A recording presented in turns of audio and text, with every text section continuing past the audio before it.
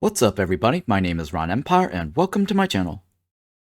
Welcome back everybody and good morning. Today we're going to check out Night is Coming. This is the released version, early access, and it's out today. So you guys should be able to buy it and check it out for yourself. Thank you so much Wild Force Studio, the developer, and publisher 101 XP for the game key. They also have the Night is Coming Wrath of the Woods still available, which is the free trial version. I believe that is similar to the demo.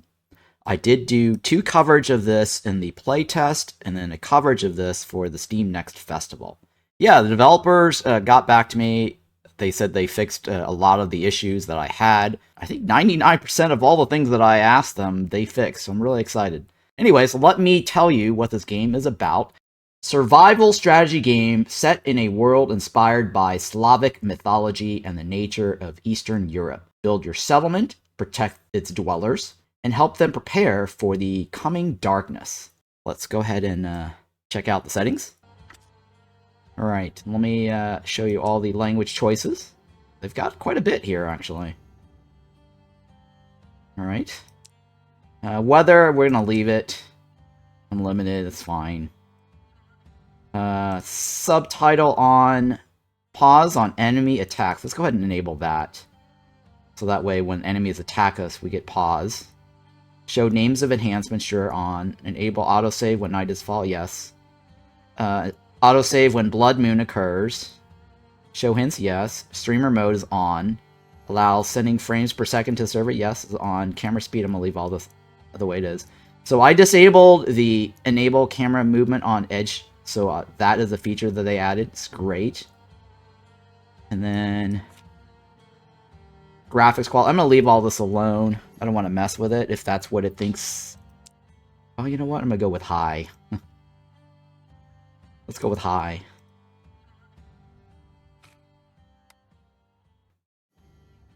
The reason why I'm not going ultra is because I am also streaming this and I don't want any frame rate drops. Hey, thanks for that follow. Appreciate that. Alright, so VSync on. Frame rate 60. Yep, okay. Let's leave that. And then I've got the music down. Voices are up.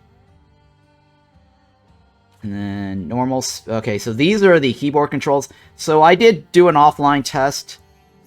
The keyboard settings seems to be, or rebinding seems to be bugged still.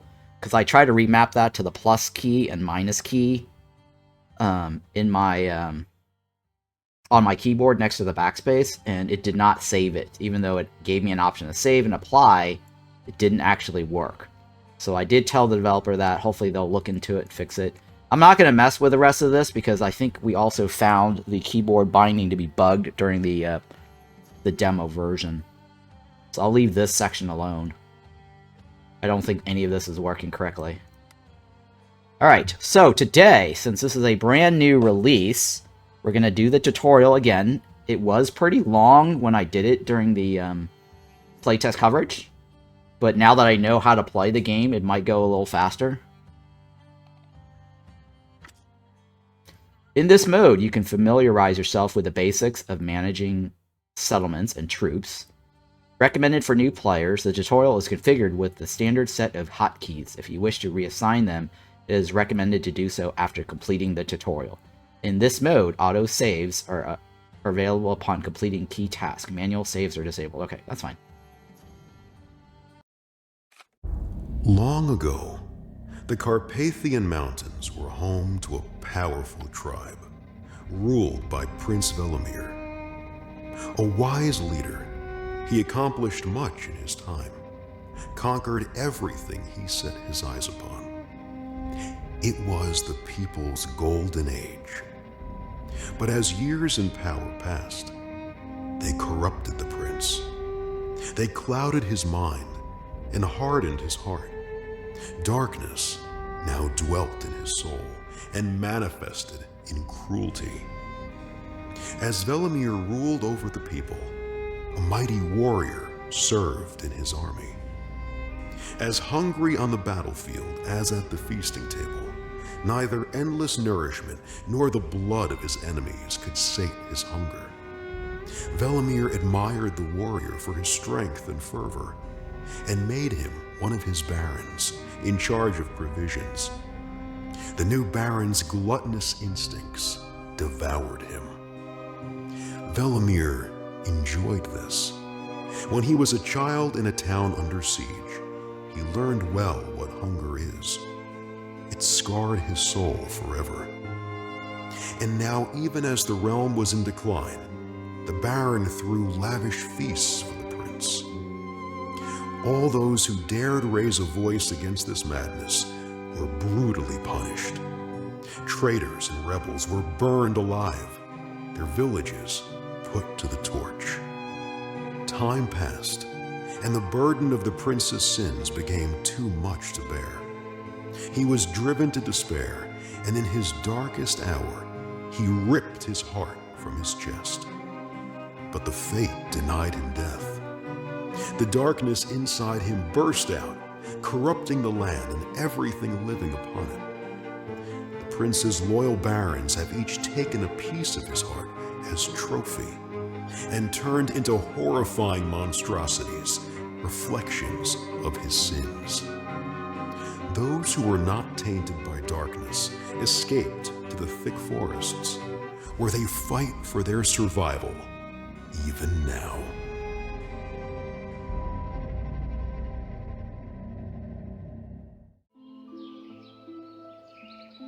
Alright, the lands are filled with darkness, great chief. People are fleeing into the forest to escape Velimir's evil minions.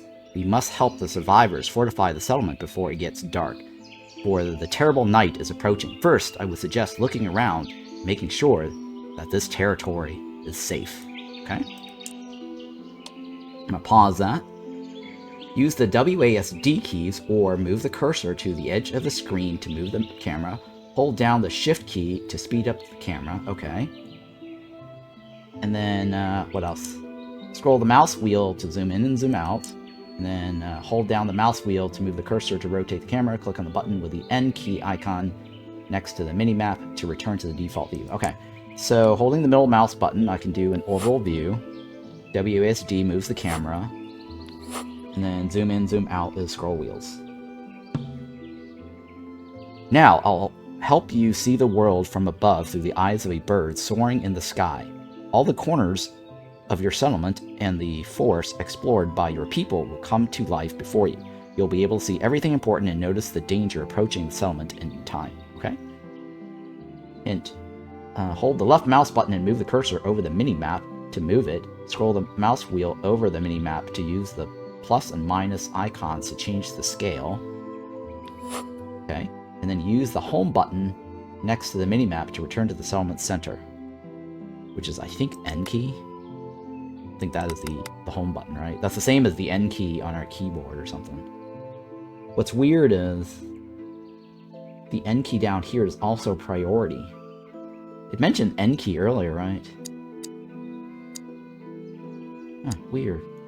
Alright, well that's fine. This is the reset. No, that's not jumping.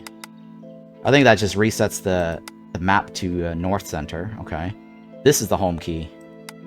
Yeah, alright, so that jumps to the settlement. Cool.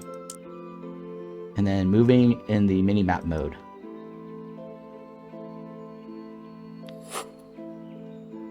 Okay. Hold the left mouse button and move the cursor over the mini-map to move it. I did that. Scroll wheel the map. Yes, I did that. What is this? Click on the filters icon. I think this is it, right? Or no? Filters, this one. Click on the filters icon in the shape of the road sign to configure which resources and objects to display on the map. Okay. Sure. Let's zoom in, zoom out. Very nice, okay. And then that's it, right? You'll be able to understand this on your own later, okay. And then enable interface settings. Where's the interface settings? Was it enable interface settings? What, I missed something there.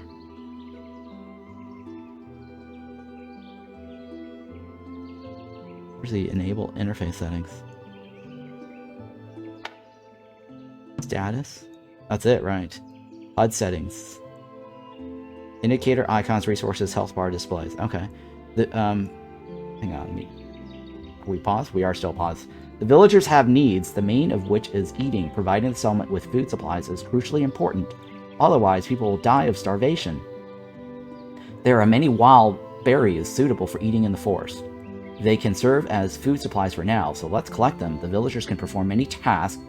You just need to tell them what to do. Let's send them to collect berries. Okay, let me close this out of this. And then hints. Click on the gathering button with the pickaxe. That's this here. And axe icon. That's the on the central panel on the bottom of the screen. Or press X, then select plants by clicking on the corresponding icon or pressing 4. Okay. To change the brush size, click on the icon with the cursor on a circle. Then in the pop-up window, hold left mouse button on the slider and move the mouse left or right. Okay, yeah, that's fine. So let's do the gathering plants. And then this is the berries over here, right? And then we want to choose berries. Oh, and it's automatically set. That's fine. Let's choose this berries. Now there's a brush size. I believe it's roll? No. Where is it? I think it's this button right here, right? There we go. And then I can change the brush size to be larger or smaller. Okay. Go with smaller. Hold down the left mouse button, drag the brush over the berries to collect the resources for gathering. I did that. You can leave only the icons of the resources you want. Select check. To cancel the selection, you can drag over the resource while holding the right mouse button, or use the cancel button. Okay. Close this. What else is the hints? Settlers automatically execute orders to reduce waiting. You can change the game speed. Use the arrows at the top of the screen, or press E, and then Shift E to slow down, or Q to reset the normal speed. Spacebar to enable or disable pause. Keep track of how many resources you've ordered to collect. Sometimes it's best not to mark too many resources for collection. Yep, okay. And then, let's see here. I think I did this already, right? One more time. Just to be sure. Draws. Yeah, the blue thingy disappeared.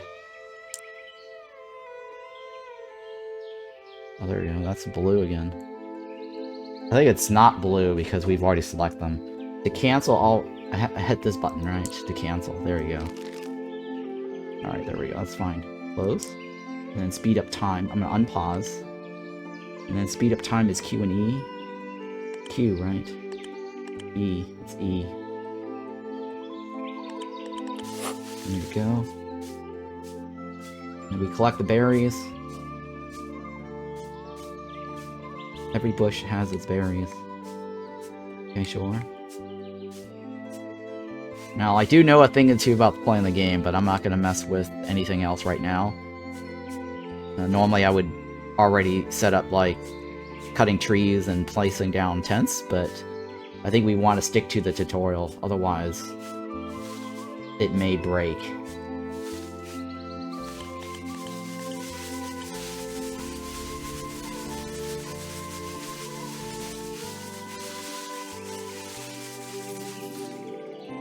Alright, the night hag is incorporeal only as long as she has her well. Destroy it and you can hurt her, okay.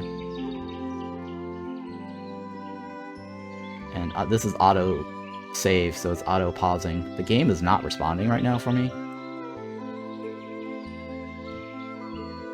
So I don't know what's going on here.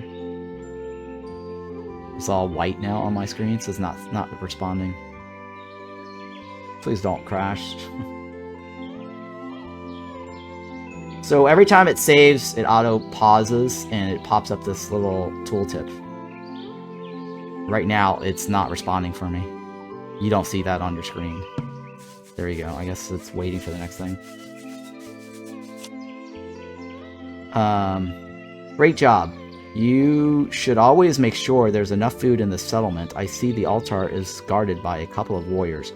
Unlike ordinary settlers, they are under your personal command and don't do anything without a direct order. I suggest they scout the area to find new resources. Hey, thanks for that follow. Appreciate that. And make sure that no one is planning to attack the settlement, okay? To select a warrior, click on him with the left mouse button to deselect. Click left mouse button on the ground or any other object. Okay, so select, click is deselect. To select all troops, press F1 or click on the all troops icon in the bottom right corner. Okay.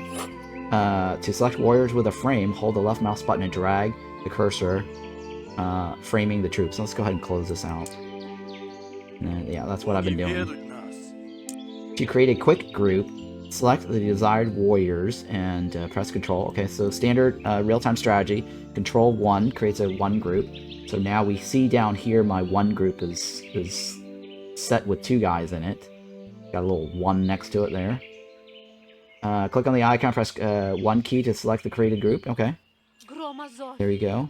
And then you can assign quick groups by Control together with the keys 1 through 5. Yep, I just did that. To select the warriors, and then right mouse button in the desired area to issue orders to move. Okay. Send warriors to the specified area. This is the specified area over here, right? Here we go. 1 key.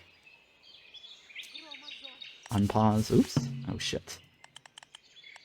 The warriors have found copper ore deposit. It will be useful in the future for buildings construction. The sunset is almost here. Chief, we need to build some shelters for sleeping. People need to rest at night. Sleep is no less important than food. If people sleep on the ground, they won't get rested and may fall asleep during the day while working. By the way, we'd better place buildings next to the altar. This way it's easier to protect the settlement. Okay? Alright.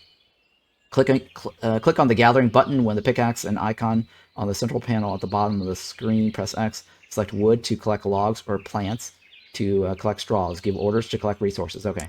So now we gotta collect straws and logs. It's wood.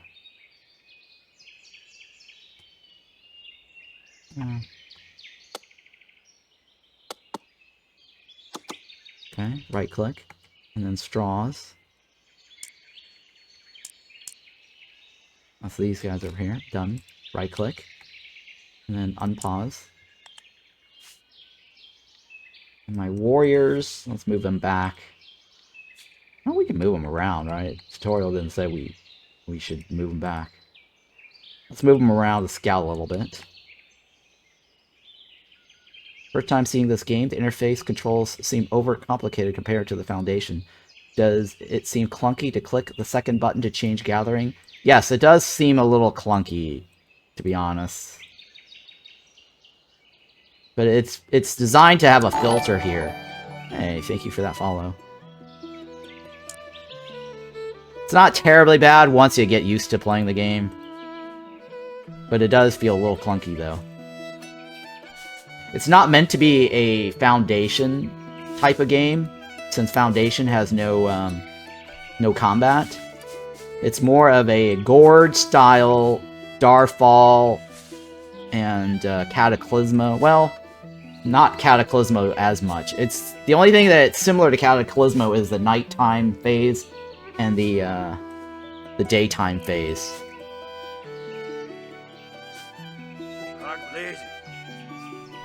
Somewhat, you know, they are billions and diplomacy is not an option. It's more of a smaller scale type. More Darfall and Gordish.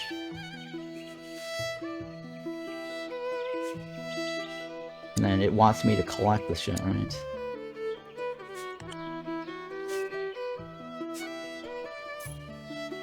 Let's zoom in on these guys. You're getting the straws, right? And my resource is on the left here, by the way. So at the population, if you roll your mouse over this icon, it shows you how many are workers, settlers, and how many are warriors. Settlers are used to convert to warriors. And right now, my maximum population count is 7, based on the little circle spinny wheel. So, well, they'll probably explain this to you, but since I know a thing too about the game, when the circle is not complete, that means you're not at population max count.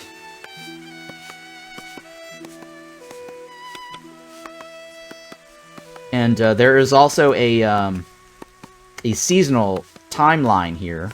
So we're currently in the spring time. And this right here is basically the clock, time of the day. Very Darfall-ish like.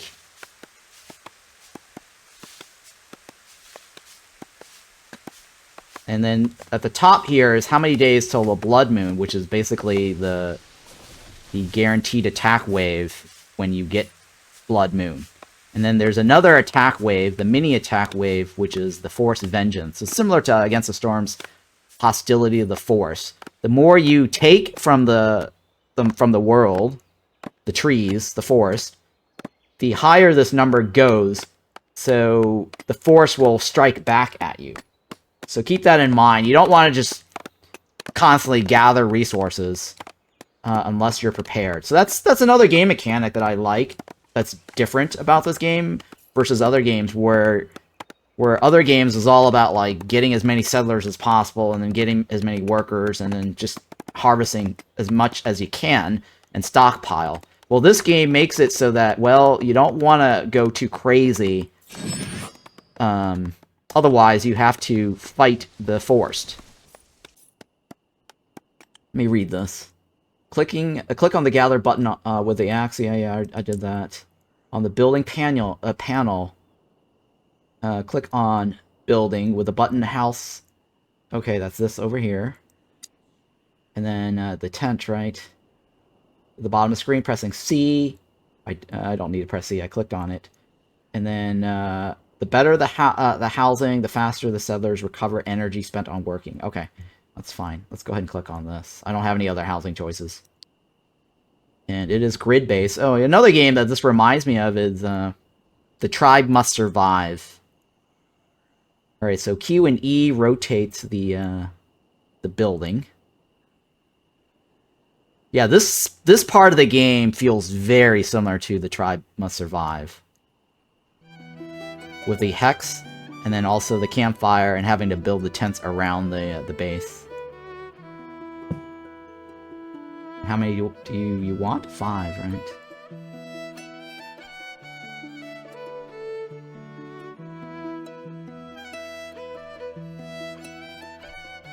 Oh, it doesn't want it to be too close. Okay. I get it.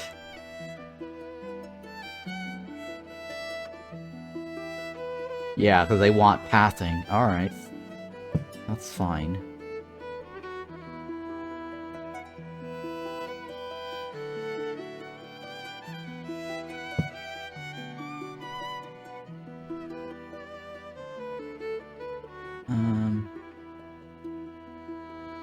Sure. That's 4, right?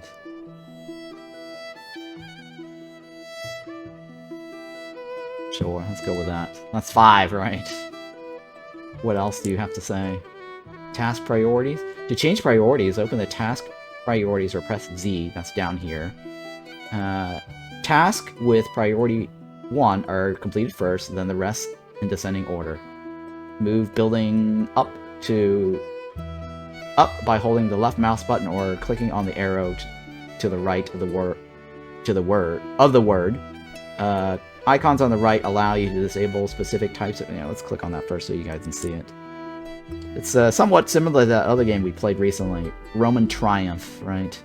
They do have a full-blown Grimmwood-style priority system, but right now the tutorial is just showing us a auto mode. This is the auto priority task list.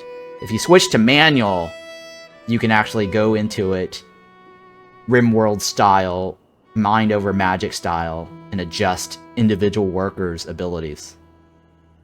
So right now, let's go ahead and do construction. And then obtaining resources. Close out of that. What does it say? Move building up. Where's building? There's no building. It's construction, right? I think the word move building up by holding the left mouse button, which is construction. They should rename this to say construction, because that doesn't match the word construction here and in that diagram that they've got. So this should be renamed to the word construction. By holding the left mouse button, clicking on the arrow to the right, icons to the right allow you to disable in all types of work, except the selected one. Settlers will ignore tasks with the disabled priority. Okay, so we don't have any disabled priorities right now. These are the icons along the side. And what's this icon do? Oh, that disables everything, huh? Okay, well, we're not going to do that. Let's go ahead and say okay. And then unpause. And then Z key to minimize that.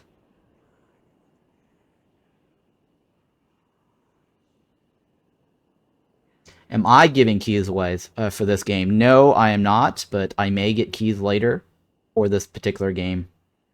The games list does not include this game at the moment.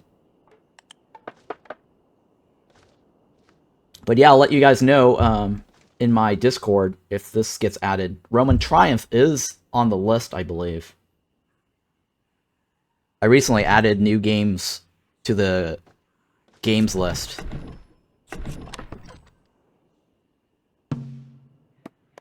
Imagine Earth is on the list, Lens Island, Synergy, and High Sea High Profits. Okay, now the survivors have a shelter to survive the night. I hope it will not be the last for us. By doing construction and gathering resources, we've awakened the forest creatures. This was unavoidable. There's going to be a battle tonight, and we must survive, okay? Force Vengeance. Watch the Force Vengeance gauge in the upper right. If the value exceeds 100, the monsters will attack at night. Each 100 will make their attack stronger. The gauge fills a little each time you harvest resources or kill forest inhabitants. Select all warriors and guide them to the specified area. The 1 key. Right click. Warriors automatically attack nearby enemies, but selecting several warriors and giving the order to attack one enemy with the right mouse button would be more effective. Make sure none of them die. Wounded warriors have a health bar above their head, okay? Dark shards fall from most enemies after they die. To pick up a shard, you will need to touch it with any allied unit. The shards lie on the ground for several hours, after which they disappear. Okay, so these little dark shards is similar to the crystals, the mana crystals in, what is that? Diplomacy is not an option.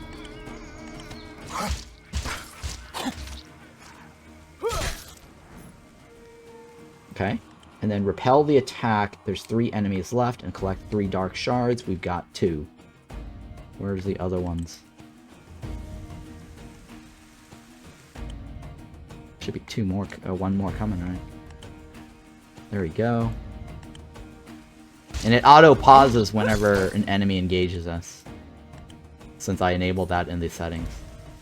Dark shards fall from most enemies after they die. Yeah. Okay, we already saw that. Part 2 of the hints, or 4. Select a warrior to see his abilities. A troop panel will appear at the bottom right. At the top, available orders on the right. Combat parameters at the bottom left. Ability icons. Some available with the with level increase. Some abilities, such as prayer, spend spirit strength. Others are free. If there is an activatable ability in the group, it activates for everyone. Click left mouse button or use right mouse button to automatic application of free abilities. Okay, so basically which one is free?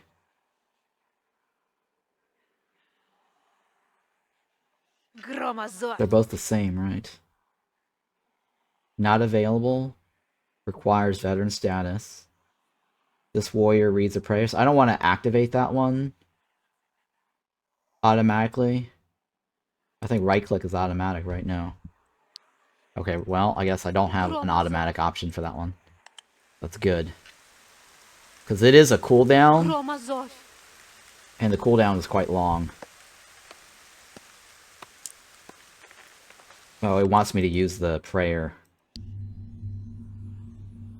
Bestiary stores information about killed enemies, updated as you gain victories over them. To open it, press the Bestiary button with the image of a book in the bottom central panel, or the O key. That's this one right here, right?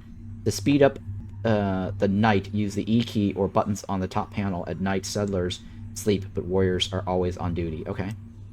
Study the bestiary, wait for dawn, and wait for morning. Okay, so that's 6 minutes. Alright, I'm gonna go ahead and unpause, and we can study this.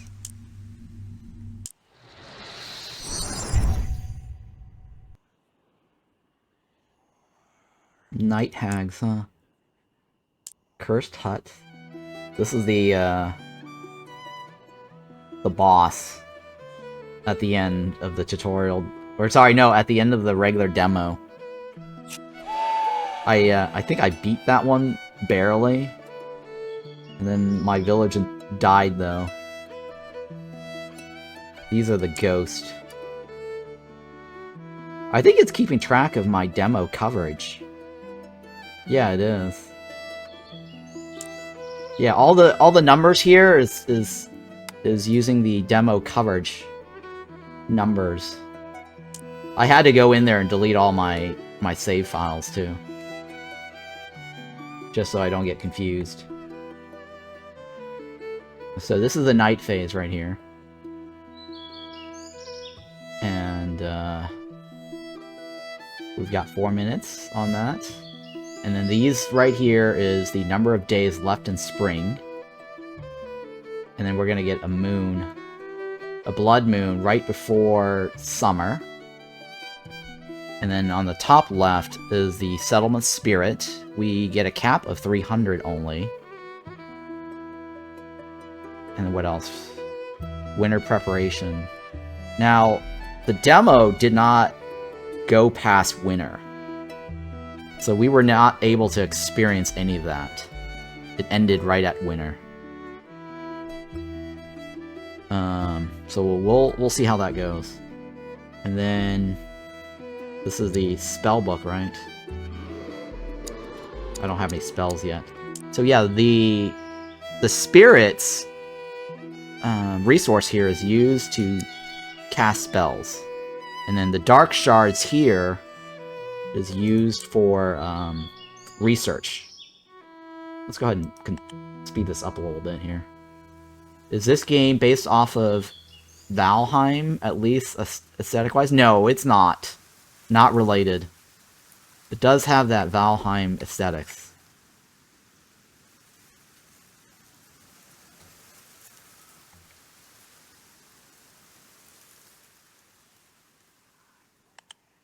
Alright, and then the warriors hang out at night. And then we've got settlers sleeping in their little tents. Very, the tribe must survive. Epsephorin tribe must survive does not have warriors. Or no, does it? I can't remember. They have hunters. They have hunters. Alright, let me pause this. The sun has risen. The beasts have retreated. Let's not waste time, great chief. We must strengthen our defenses before the next attack. But first, we need to build warehouses to store resources closer to the settlement. Otherwise, the workers will have to constantly go to the forest for them. This is very inconvenient and time-consuming. Sure. And then, hint, place warehouses close to each other if you want to combine them into one warehouse. It is enough for them to touch one cell. This allows storing more resources and setting common settings for the warehouse. Right, okay. Sure. Double-click on the warehouse to open its settings. Uncheck the boxes to the left of the resource. I'll read that later after we construct the warehouse. Let's make the warehouse first. So the way it works is that you can set up a warehouse, and by combining the warehouse, by having the warehouse touch each other, you're creating a bigger warehouse.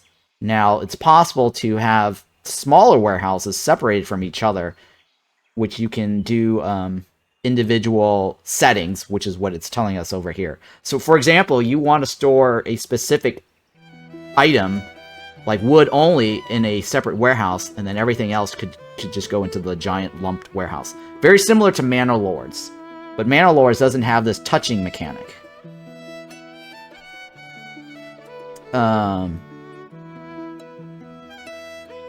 So let's do it over here. And then if we have it touch each other, it's one big warehouse.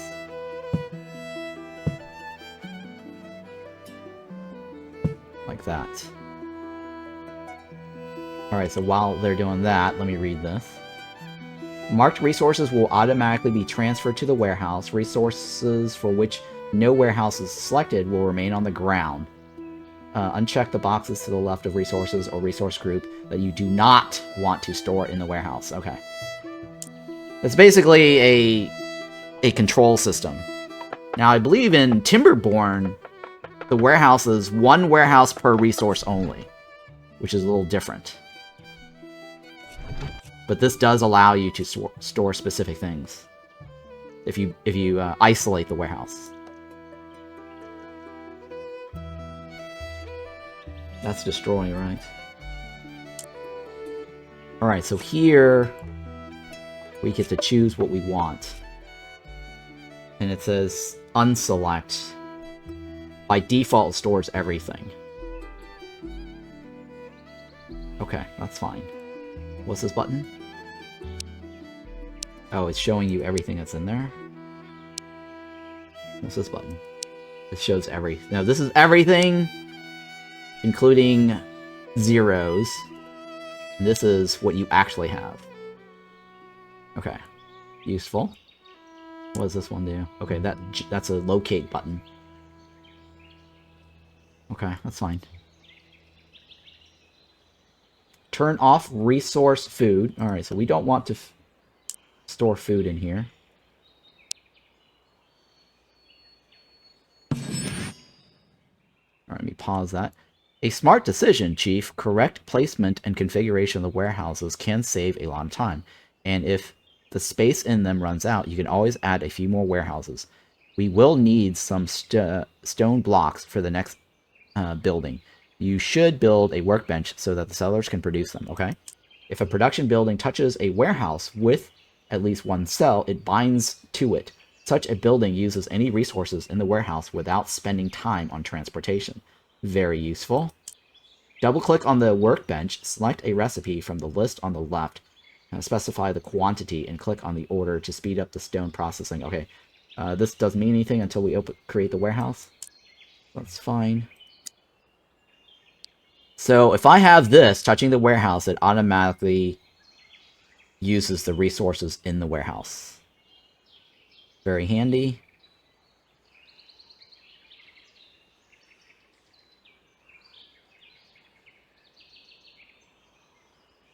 Is that gonna work? Oh, it's actually gonna work. Oh, it automatically does it for me. No, it's not actually touching. I think all the green squares have to be available.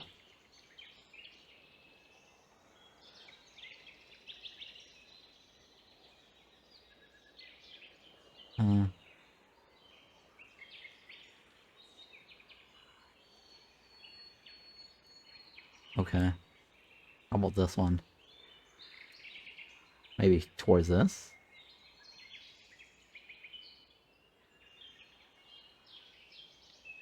There we go.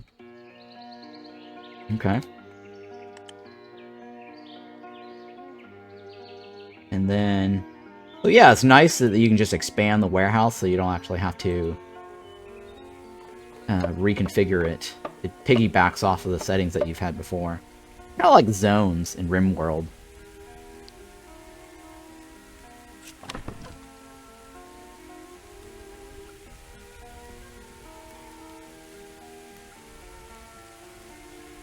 Alright, I don't want to do anything else that didn't tell me to do. Let's go ahead and harvest this. And then we need to produce stone blocks. Click on that. Down here, how many? 2. 1, 2. Order. There's also a do until down here as well.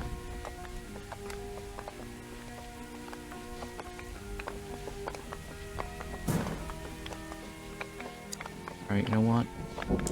Gather a little bit more trees.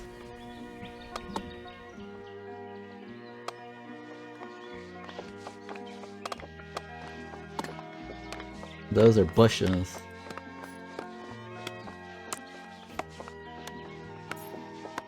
And then let's see here, who's working on the stone crafting? Okay.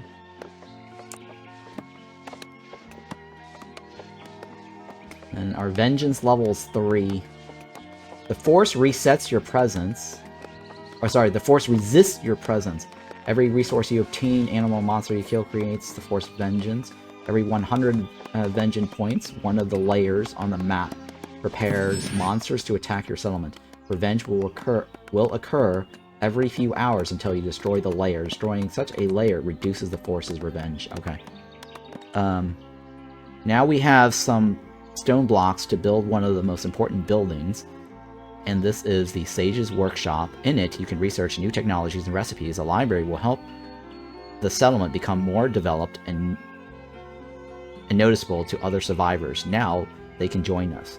Open the construction panel and select the Sage's Workshop. You can give the construction order at any time. Construction will continue as required resources arrive. If there are none nearby, look in the forest. Okay, that's fine. Sage, oh yeah, let's close this. Wow, this building is huge. The Sage does not need building materials, so I'm not going to place it next to this.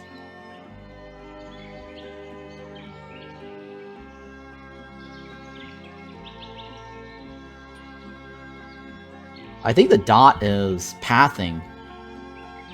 I was looking at that, I was like, why is there dots around it? I think you need the dots to allow pathing.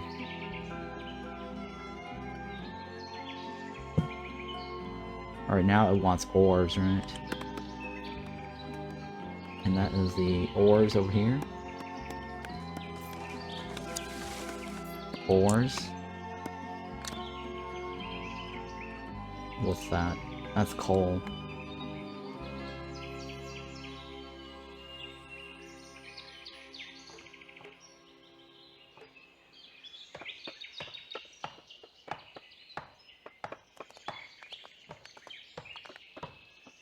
Alright.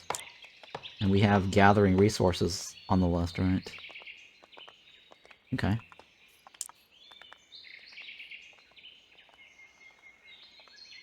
So yeah, I disabled edge panning because one of the issues that I found when doing the Steam demo coverage was that when you hover your mouse along the buttons here, it kept going off the screen like this. Or it kept shifting my view because the sensitivity for the edge panning is through the buttons, and I think developer needs to fix it so that edge panning can't be executed around this box. So that's one of the reasons why I disabled edge panning, and also along the top here.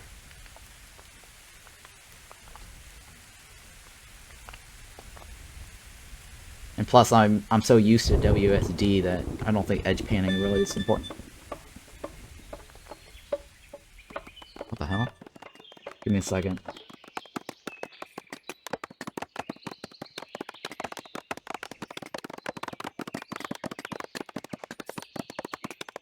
Jesus Christ, I have like that alert sound is like my phone telling me there's an earthquake alert.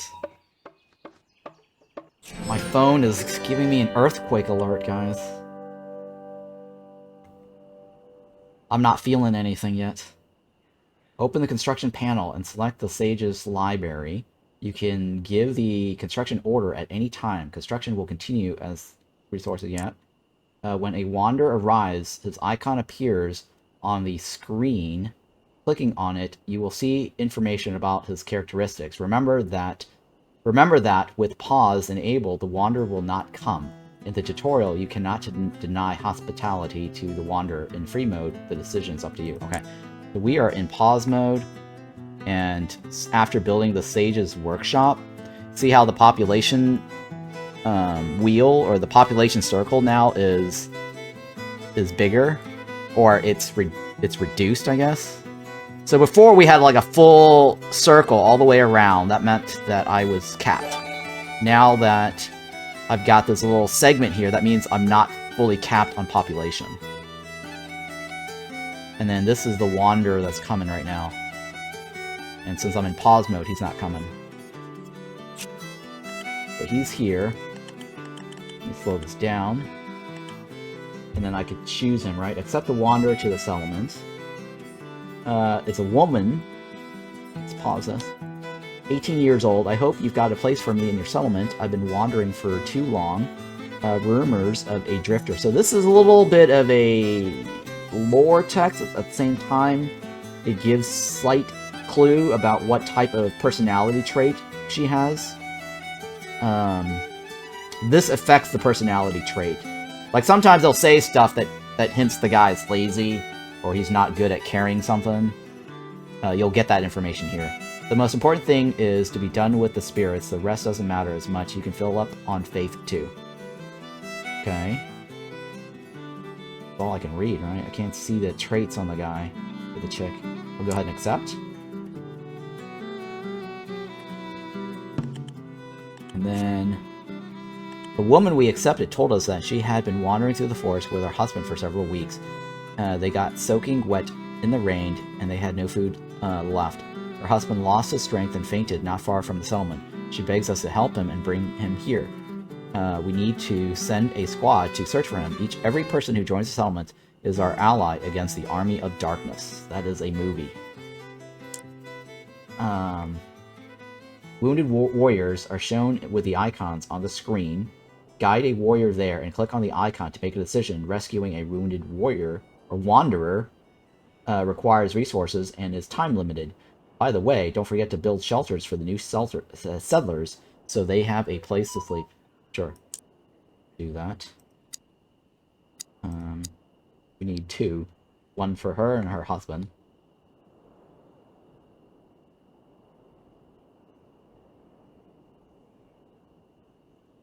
Sure, I guess they can have the backside.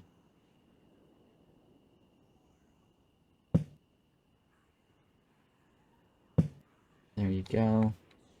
Now we gotta save the dude. Where's the dude? He's over here. Scary. Yeah, I get a lot of Gord vibe from this game. I'm actually liking this more than Gord. But Gord has some values. I do like the voiceovers for Gord and the storytelling.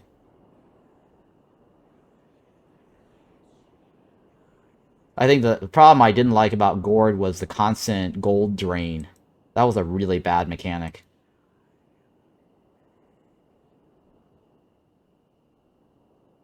But they did have, like, the inventory item stuff, which was really cool. Okay, so you find a wounded man in the woods. A quick glance is enough to understand the seriousness of his wounds. If you don't help him, he will die. You will never see this man stop yawning. Oh, work again? Sure, I could do some work, but first I'd like to take a nap. Rumors of a drifter. How do I help him? Save the wounded guy? Choose? I can't choose this, right? I can only use berries to give him. Alright, that's fine. Okay. Wounded warriors or wanderers are shown with icons on the screen. Yep, I already read that. The spirit of the settlement is important for unlocking production technologies and using spells. To speed up spirit accumulation, enable rest mode by clicking on the rest mode button with the image of a beer mug above the bottom panel. This right here, right? Rest mode increases spirit growth by 1.5 times, but settlers temporarily stop all activities. This mode does not work at night and during an attack. Okay. And then turn on rest mode, which is this one, right? And then unpause. So the yeah, we read that. When you have accumulated enough spirit, don't forget to cancel rest mode so the settlers can return to their affairs. To do this, click on the work mode button with a hammer image above the panel. There. Or no, work mode, sorry. Pause. To change the production mode, open the workbench window, select wood, blah blah blah blah blah, get more logs. Oh, okay, it's talking about this here. Firewood priorities, we already know that. Continue, set priorities based on the current task. Only one person can work at the bench. Okay, to change priorities, yeah, we already know how to do priority change. Campfires consume wood fire, but raise the settlement spirit for 8 hours after lighting it. Be careful, rain can extinguish them. At night, campfires drive away evil spirits. Oh. At night, campfires drive away evil spirits. In winter, campfires will warm residents if there is no warm clothing. Okay, that's very useful to know. Now there are more residents, there'll be more troubles. You need to set priorities wisely to set up settlers' work. The settlers will always do more urgent tasks before less urgent ones. I think we should make a fire, even though the evil spirits are not afraid of it. Light and warmth can raise settlers' spirit. We need to set up work of the settlers so that they aren't in each other's way. Wait a minute, this kind of conflicts the other tutorial, right? It says that the campfire drives away evil spirits. So which is it? Right? At night, campfires drive away evil spirits. But over here, it says, even though the evil spirits are not afraid of it, light and warmth can raise settlers' spirits. Why would you give me two different conflicting information? Right? It really is bizarre. They need to update that. Which is it? Let me see if I can post that as a feedback issue.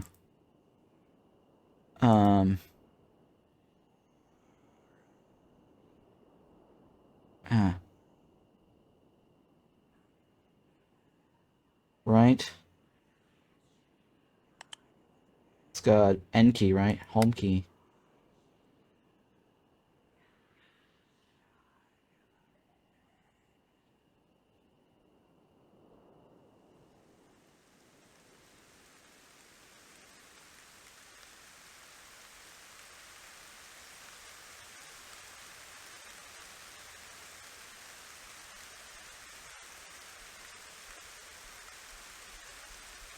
Alright, enable the maintain minimum.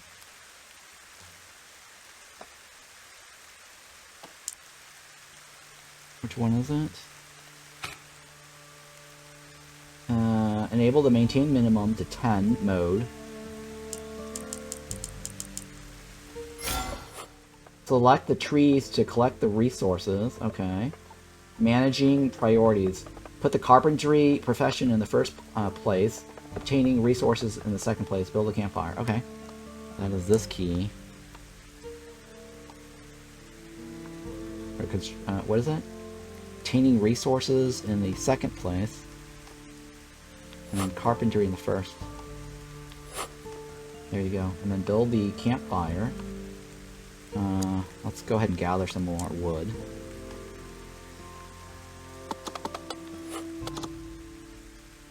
And then close. And then we build a campfire. Okay, the campfire cannot be on top of that area. That's fine.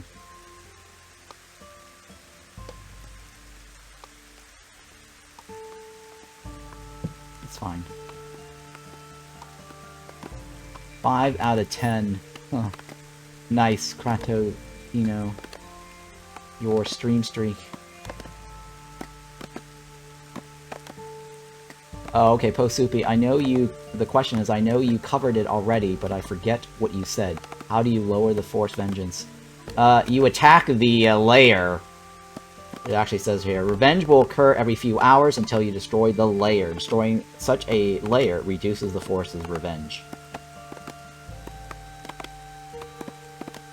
The Force resists your presence. Every resource you obtain, animal or monster you kill, increases the Force's revenge. Every 100 revenge points, one of the layers on the map prepares monsters to attack your settlement, and then you have to take out the layer that it's coming from.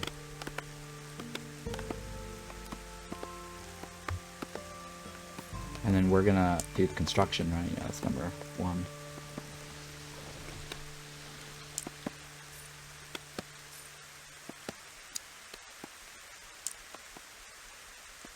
We're at 20 though, right? It's not... We're safe for a little bit. Kill layers. Yes, that is the answer. So now we are max population again, which is 9. To increase the number of settlers, increase your settlement's level. Okay. And the level is here at the top.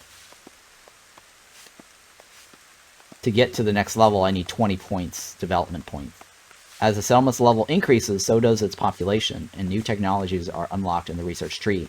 Development points can be earned by constructing buildings, researching tools, or tool upgrades, and unlocking certain technologies. Left click to go to the altar. That's this over here. Zira. Wow, 40 stream streak. That's a lot of watch hours. Thank you for hanging out. Appreciate that.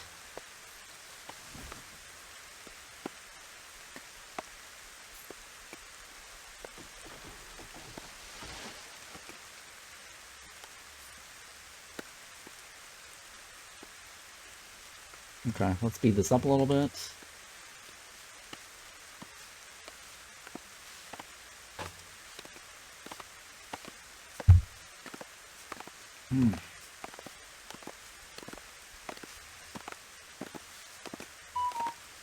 Jesus Christ, I'm getting a lot of text alerts. Give me a second.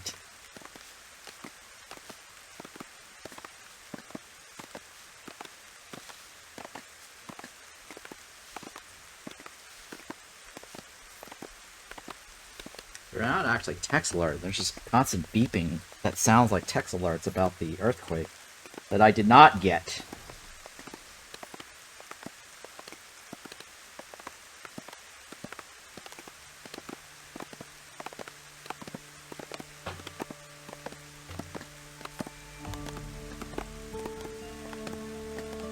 Alright, so campfire, right?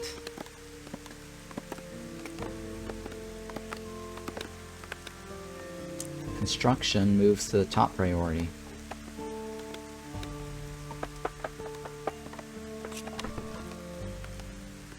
And then we have a minimum of firewood. Carpentry. Didn't I set the carpentry?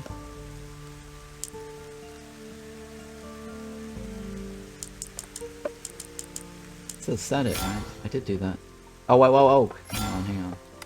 That is already there. The wrong one. Hang on, pause. The settlers are full of spirit. It's time to think about about the army. To train the settlement in combat skills, you need barracks. I remember our warriors discovered copper. We need to send workers to mine it. You'll also need coal for smelting. You can get it from logs or find deposit in the forest. Okay. To produce rods, you need copper ore and coal. Coal deposits can be found in the forest next to the copper. You can also use workbench to get logs, or to get coal from logs. Okay, yep, sure. Stone blocks, I need 2, and I need metal rods. So let's get some stone ores here. That's coal, right? Copper. We already have that. Where are the stone blocks?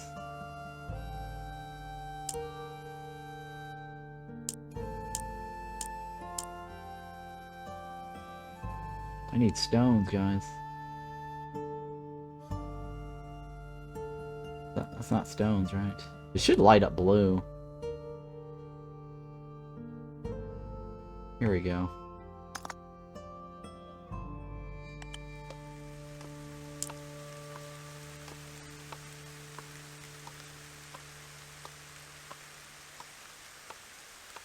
And then this right here.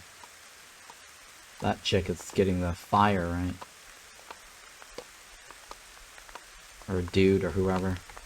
Chick. That chick is getting firewood. And then we need to get the barracks. Okay, let's speed this up a little bit.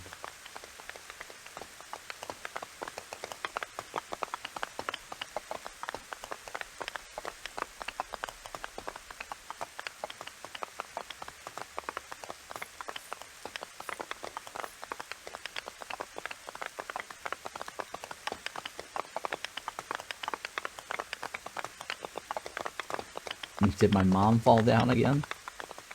I don't know. Help, I can't get up. Alright, so we gotta get metal rods, right? That's this here.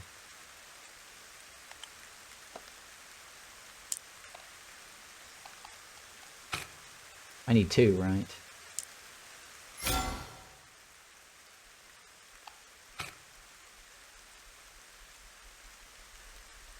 And that is set minimum to 1x. Maintain minimum. It should. Why is that not already on the list?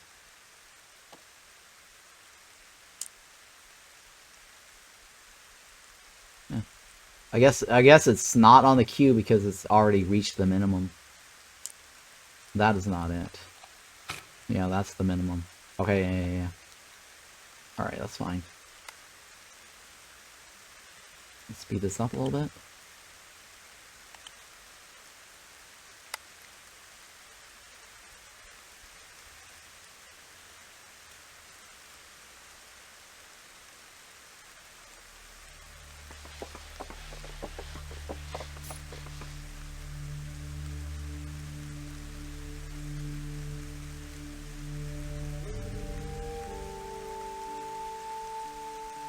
And what else? Stone blocks, right? I need to get 2 stone blocks.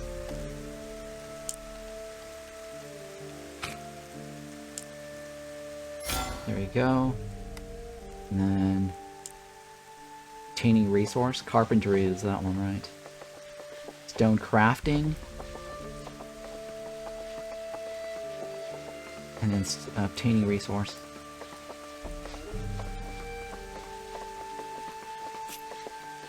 I think this is considered creating the metal might be this one.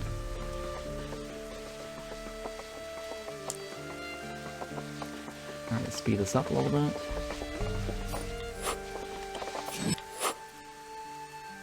To produce rods, you need copper ores and coal, which I have. Barracks are needed not only for training, but also for retaining warriors. Since barracks don't interact with a warehouse at all, it's best to build them further away so they don't get in the way of future buildings.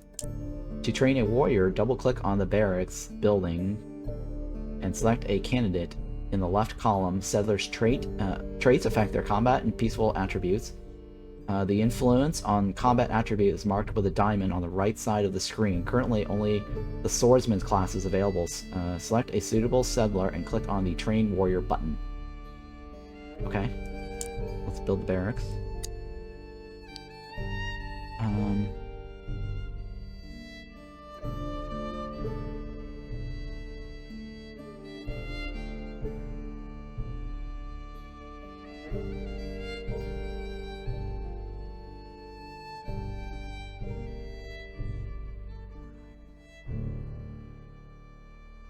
Alright, let's go with that one.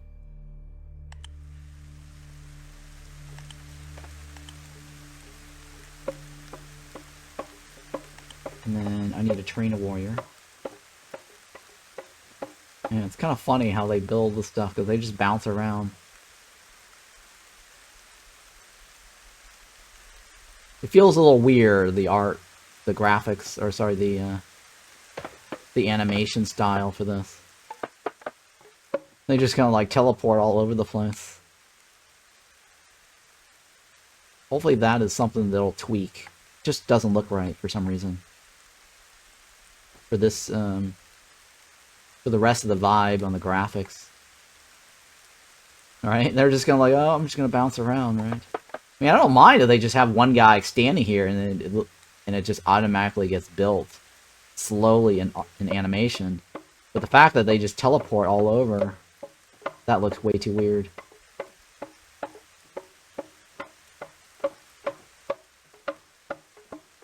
That's my feedback, anyways.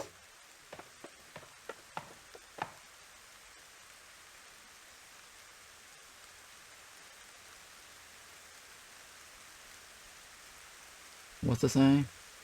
Available workers. Warehouse is full. Oh.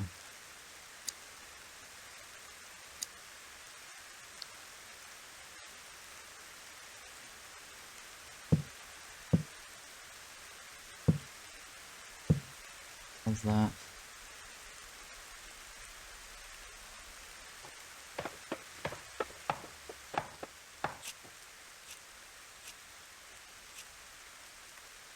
In the barracks? Still needs stones. I think it needs one more, right? It said to make 2. Turns out I need 3. I think they must have rebalanced it at some point. Yeah.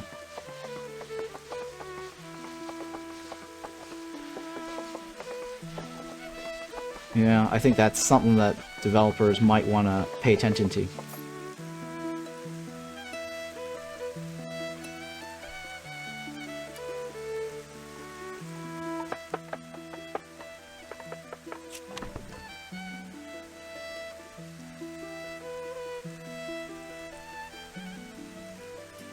Alright, so now training the dude. Pause this. We want to train 1 swordsman, and who do we want? She's got Spirit, which raises the critical hit chance. But Spirit also lowers her health. See how that Spirit trait affects the stats? This guy's Focus, that means he's got more damage, and he's got more Spirit. This guy might be a very good candidate. This guy's got more health. This guy's got, what, more defense? This guy's terrible. That guy's Focus. This guy's terrible. Fragile. Let's go with Focus. And then we can only do Swordsman here. And our army size. Wow, it actually goes up to 200 now, huh? No, that's not correct. I don't know. They must have changed it. I think this is only in the tutorial, because in the regular playtest and also in the demo, the army size was capped, and you had to research to increase the army size. Training a warrior is irreversible. You cannot turn a warrior back to a settler's. Okay, good to know. Unpause. That might be a tutorial-only feature. I don't know yet. We'll find out.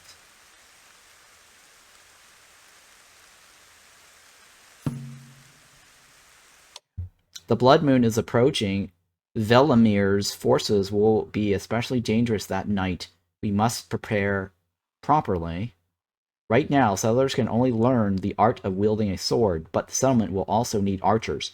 We need to check the sage's workshop. There should be information there that will help us, okay? Hint, double-click on the sage's library building. Double-click, right? Double-click. Exchange spirit for technology points to develop production technologies, or darkness shards for defense points for combat ones. Oh, they changed it, huh? Oh, no, they didn't. It's the same. Spirits. Spirit is produced by settlers, and darkness shards remain after enemy deaths. Acquire 1 technology point for spirit, and 1 defense point for darkness shards. by clicking on the corresponding button, okay? To research a combat technology, click on the technologies button with the drawing tool image or with the B key and switch to the battle tab. Technologies are unlocked in the settlement level as the settlement level increases. Find the class archer technology and research it. Okay. Warrior classes differ in cost and occupy space in the army. Archers require more space than swordsmen. Require more space than swordsmen, have range attack and high damage, but weak health and armor. Don't turn all residents into warriors. The balance between workers and defenders is important for the settlement's survival. Okay, fine. Let's go with the sage. Double click. And then what does it want me to do? Buy 1 defense point. Okay, so I have enough shards here. I'll buy 1 defense point. Then research combat technology archer. And then train 2 archers. That is this one right here, right? And that's this button here. And it costs me 1 defense point, which I have. Research. Okay. I remember the tutorial was bugged because we just bought the defense point and they didn't fix the tutorial. We were exploiting this in the tutorial when we did it. So usually when you B key, right? This is the B key. And you go here. Usually when you buy defense points and it costs the dark shards, we have 10 dark shards, it will consume the 10 and you have to get more. So in the tutorial, when I did it the first time, you can spam this. You see this? This is not normal, this is a bug, and I don't know why the developer didn't fix this if they actually watched my coverage of the tutorial. I'm gonna abuse this while I can. But this is not normal, you're not supposed to be able to do this.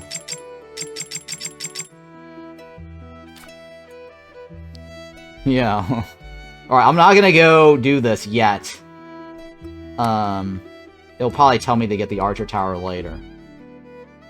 But we're just abusing the defense points for now.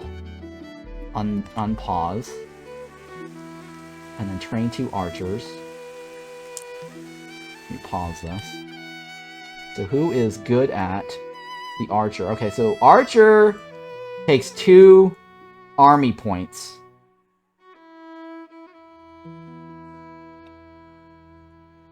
And then archer, crit chance, low health, high health, inner fire, defense, sensitive to cold, reduces defense, focus. Alright, we want a good focus archer who does damage and crit hit chance. Yes. And who else? This guy's got health, right? Well, considering the archer should not be taking damage, I will take this because this guy gets crit chance, right?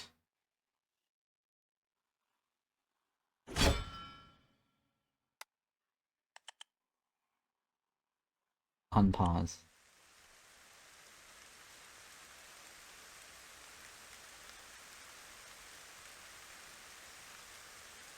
Okay. Hitting. Create a group of warriors and send them something. Okay, now all we do is wait for the blood moon to come. I can see a barely noticeable red trail leading to the forest.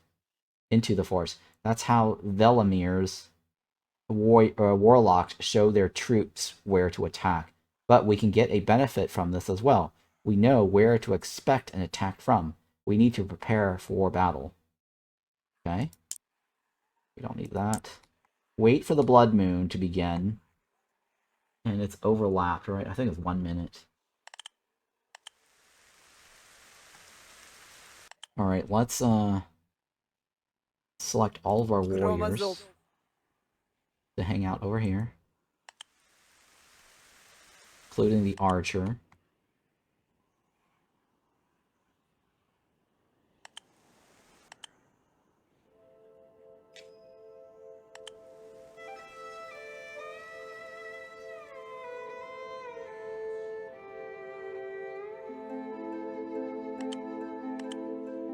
Боги ведут нас. This is the warrior. Мрак не пройде.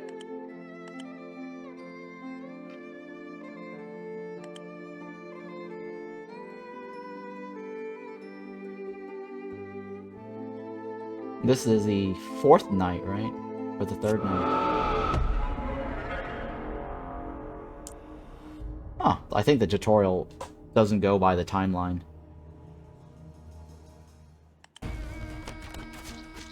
I think the tutorial is slightly off.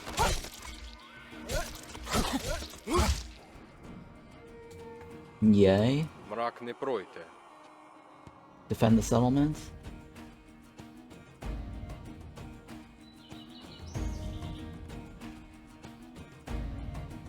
From what?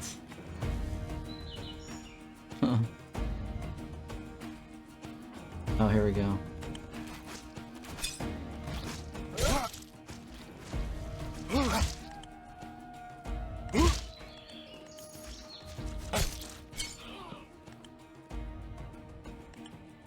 Night is coming.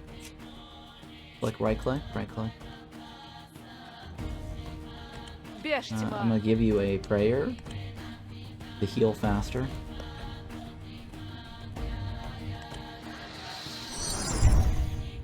Where are my archers? Мрак не пройде.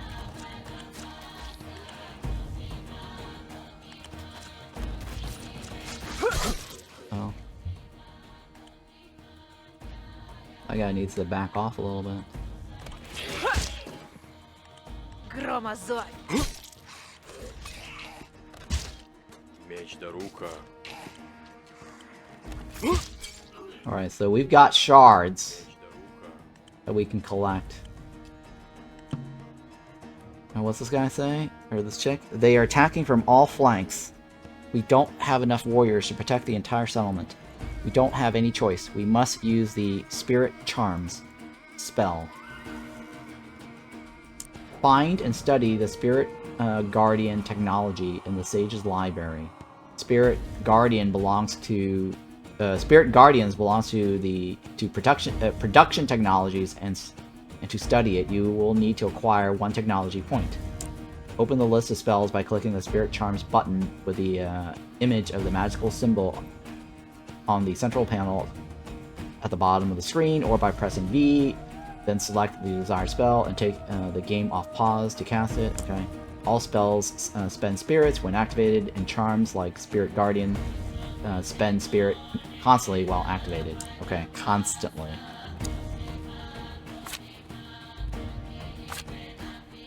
This one right here, right? This costs 50 spirit to spend. Not enough technology points. Let me go get it. Research. So basically that converts spirit, which is what we have here, to this. And then we bought that, or activated that right now. And then now we gotta hit the activate button here. Right here.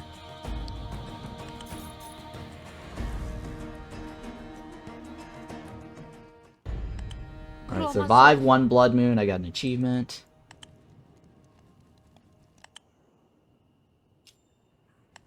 Громозов. Okay, disable the Spirit Charm spell. All spells, when activated, and charms like Spirit Guardian spend spirit constantly. You can disable the Spirit Charm by pressing the V key and again to click on the desired spell. Alright, so let's disable this.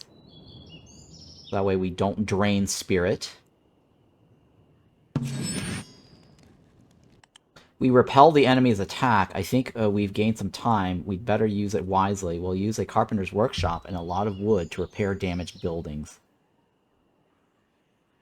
A lot of wood, okay. It's best to build a carpenter's workshop next to what? Yeah, we already read that.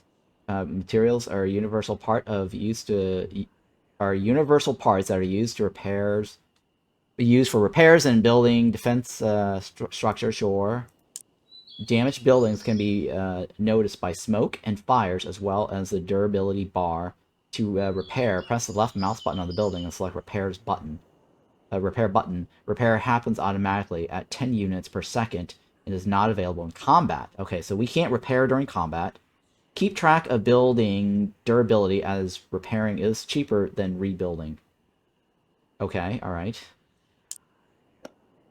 This one right here, right?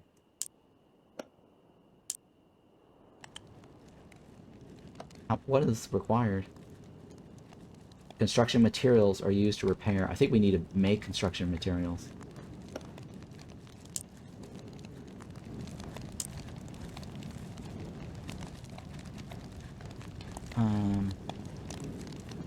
Build carpenter's workshop. And then accumulate construction materials. And repair all... Okay, carpenter's workshop. That's this here, right? It's not the workbench.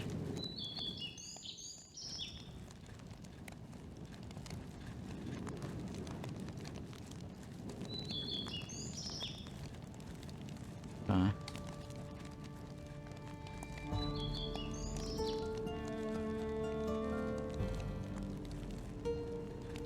Is it touching? I don't think it's touching, is it?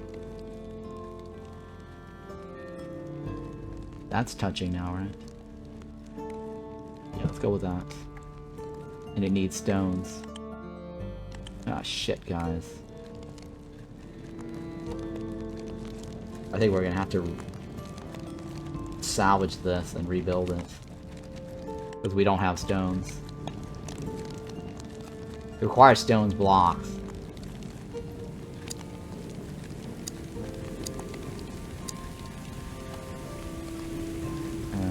Right click. Open production menu. Can we make it? I don't know if we can make it. I don't know if that's gonna work. It's not destroyed. It's only durability 1, so we should be able to make it.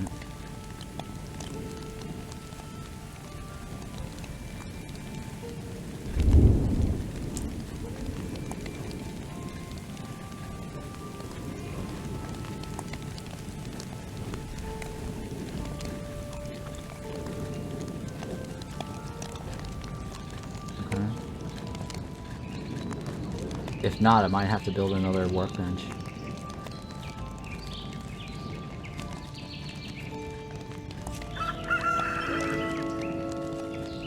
There you go. Alright, so it is still working.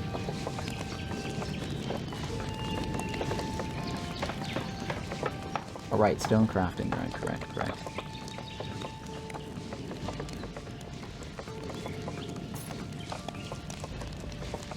And then... how many more? 2, right? 2 stones.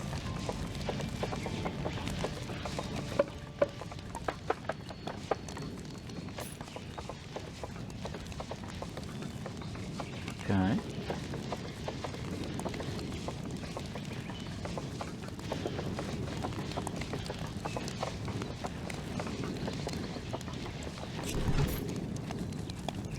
Alright, so now let's pause this. And then accumulate construction materials. Let's open this up. Construction materials, that's this guy here. How many do you want? You want 12? I'll take 16. And then we need more wood.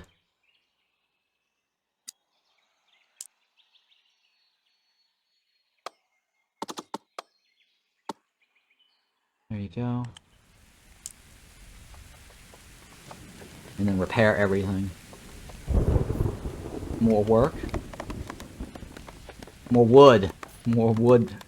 More wood, I think you meant to say. Yes, me lord. More wood. More wood needed, sire. That's control 1. More wood needed, sire. It's like every game you need wood, right?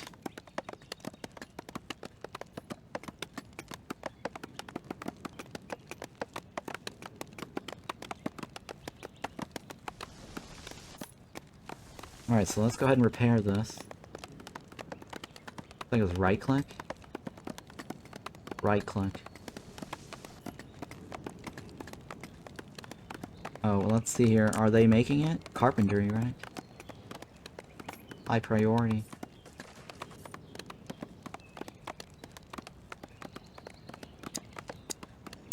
Carpentry should be at the highest.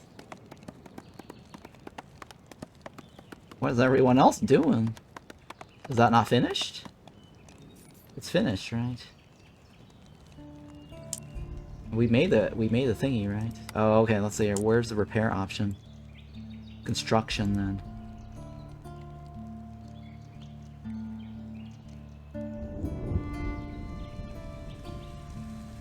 This construction should be on the this repair, right?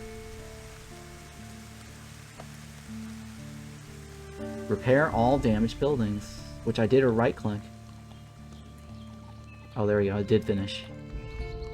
Waiting. Oh, is this one over here? Oh, yeah, I forgot to hit this one. That one. What do you need? You need 10 units. Oh. We didn't make enough. We didn't make enough.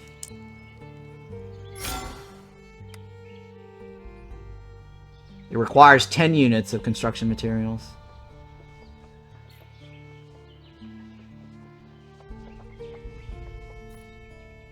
It's a good thing I know how to play the game. I can only imagine going through the tutorial not actually knowing some of these little details or nuances. It can be really frustrating going, how come stuff is not working? Like that whole stone block thing.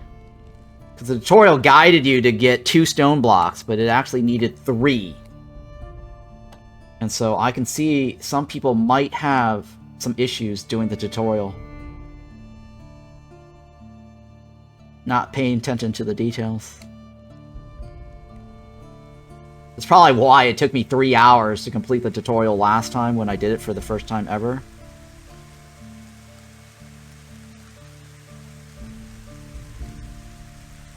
Alright, let's speed this up.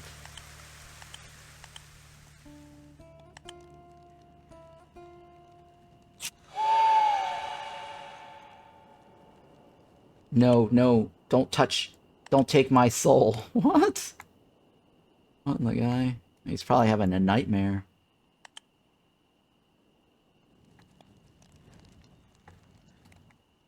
There's no one coming, right? What's over here? I think that's just berries, right? What is that icon? I think that's just a berry icon. Do I have enough food? Yeah, I do have enough food.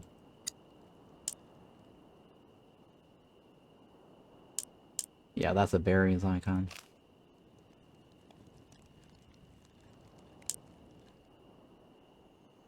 Alright, let's go ahead and speed this up a little bit.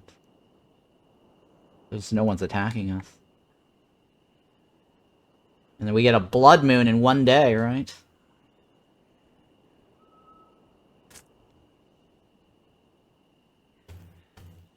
Go ahead and speed this up some more. It's gonna be a long night.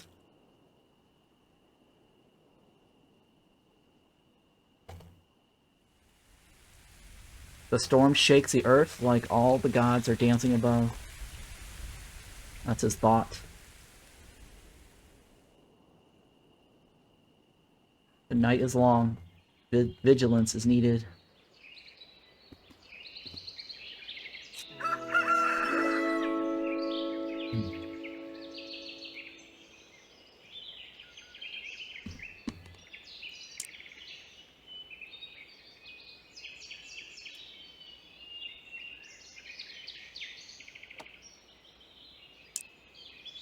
Oh, it's automatic, huh?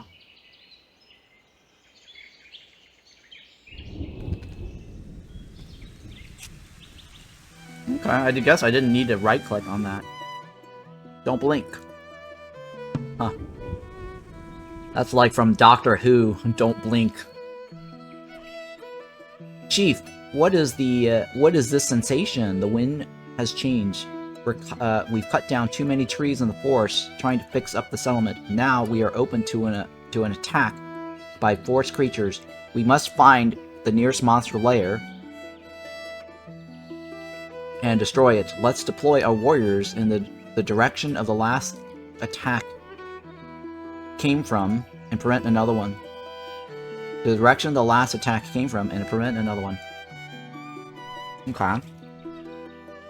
Destroy the enemy's lair. Scout the marked area. Destroy the enemy's lair. Well, we technically don't need to.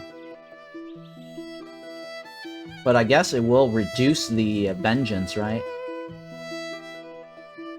We're not at 100%, so they're not really attacking us. This is like a preempt strike. Or the tutorial's off-sync. When Forced Vengeance accumulates above 100, creature will attack you from the nearest layer. To prevent the attack, destroy the layer before nightfall. It will be highlighted in red. Usually, a vengeful layer has to be searched for, but now just send warriors to the specified area. Send all warriors, as the defenses may be strong. Enemies automatically attack warriors as soon as they notice them, while settlers are attacked only at night during a force attack or blood moon. During combat, you can pause and withdraw the wounded. Clicking on a layer allows you to learn about the number of its inhabitants and its solidity. Okay. Close. And where do you want me? This direction, right? To the right. One key. Бронизов. Let's scout it out. Oh, let's collect all of our shards. We forgot to do that. Not that I need it. Since we exploited the thingy.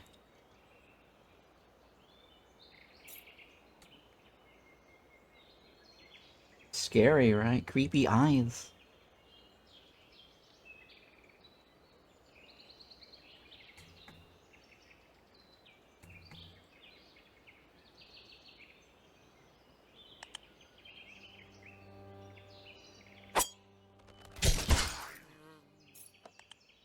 Alright, so there is 3 out of 9 in there. Tis a scratch. Мрак не пройде. Беш тьма.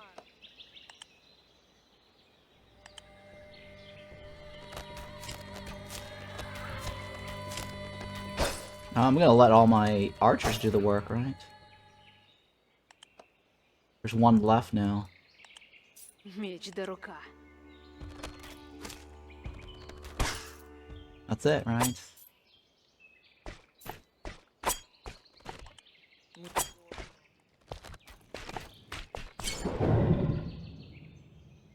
Fires don't stop, keep something, something, something. We managed to prevent the attack. If it weren't for our determination, an entire army would have descended on the settlement tonight. The more we develop the settlement and gather resources, the stronger and more dangerous the enemies become. It's an ancient idol dedicated to Purin in the layer's vicinity. This place has great power. The right offering can grant a warrior the god's blessing. However, a mistake will lead to terrible punishment. The desires of the gods are fickle, and it is impossible for a mere mortal to predict them, but the reward is great. We must take the risk. Idols can be found in the fog of war by small green fireflies. While fireflies don't always indicate idols, such places are definitely worth checking out. What's this? To make an offering, approach the idol and click on it. Select the offering and the warrior. Then press the Make Offering button. If the god does not accept the offering, the warrior will take damage. God's preferences are constant, but chosen randomly. A new warrior will be able to make an offering after the specified time. Okay. So don't get stronger to avoid the force getting stronger. Game solved. Right. Мрак не пройде. It's a little balance.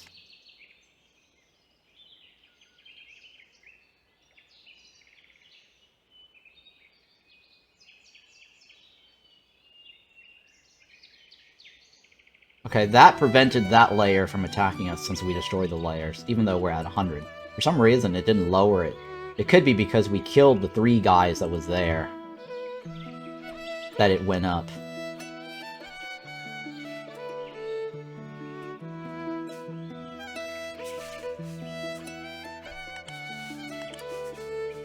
Alright, so we found the idol. Bring the right offering. Okay, while wandering through the forest, you discover a strange pillar vibrating with energy. According to legend, the spirits that dwell in these places bestow their power upon some warriors while crippling others. Let's touch it. And then who do we want?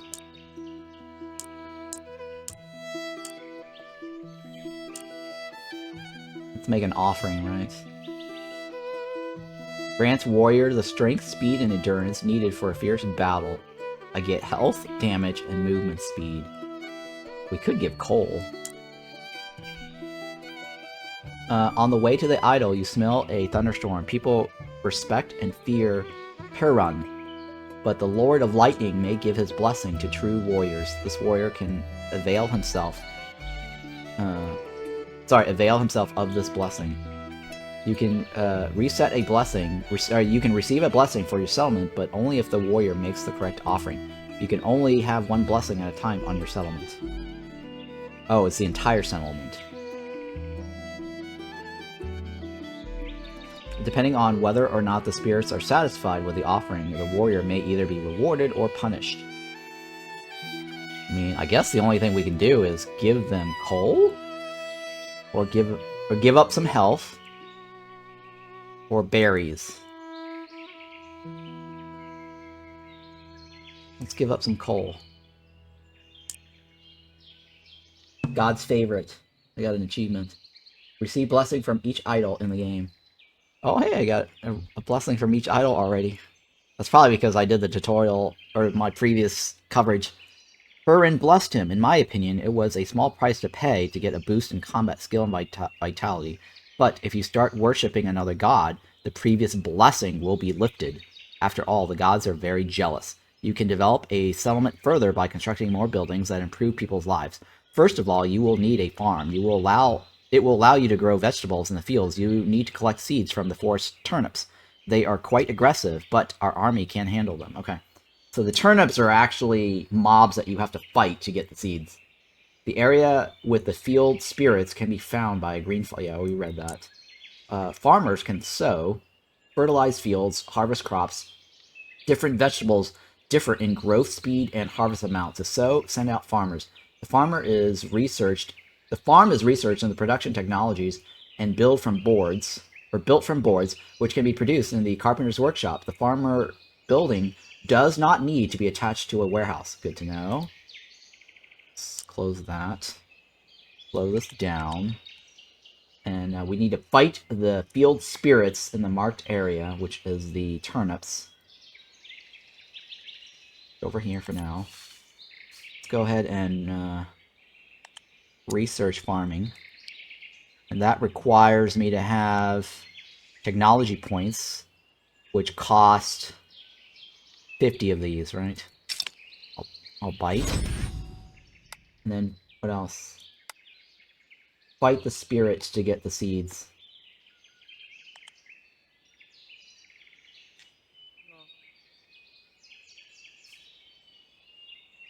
That's the little turnip mobs.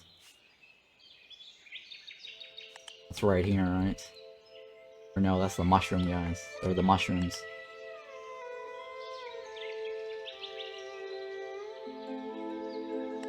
Боги ведут нас. Меч да рука. Громозов.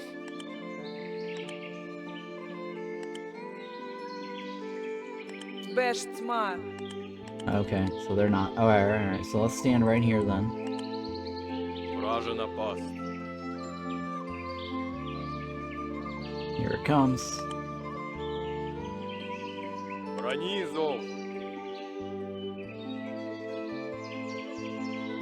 Here we go.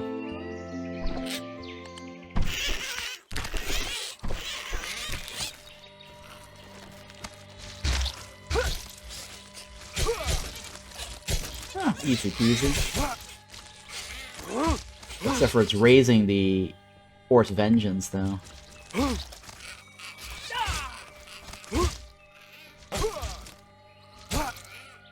Alright, so now we have turnips. Брони зов.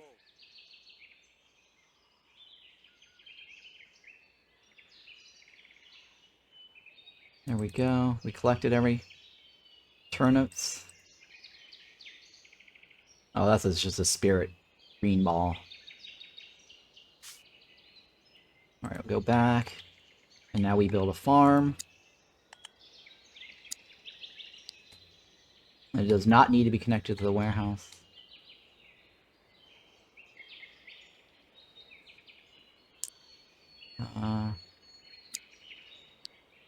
E key, or E key, right? E key.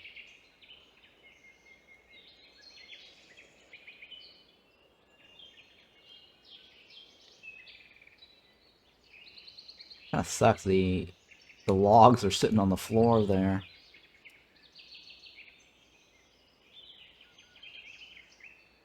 Alright, so the reason why I'm trying to build as close as possible to this here is because when that activates, it creates a bubble. It's like a shield.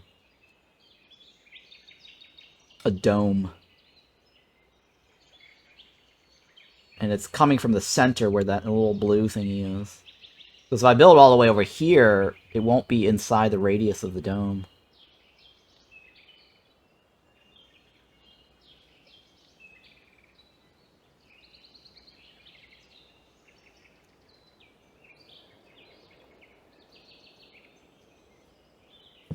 Okay, let's go with that.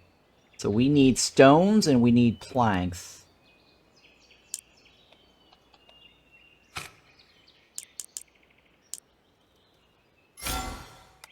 And how many planks? 4? Let's make a couple of extras.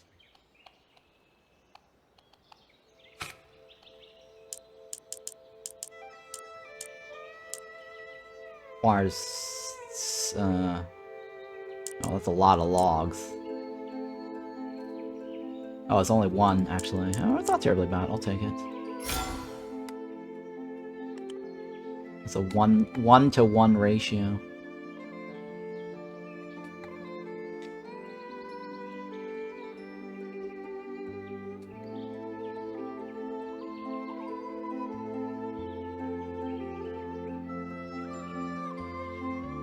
Okay. Doing good so far.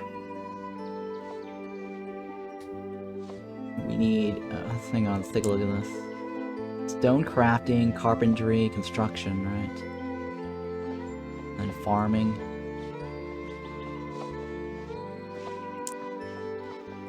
This looks fun? Yeah, it's fun. I enjoyed it when I did the coverage.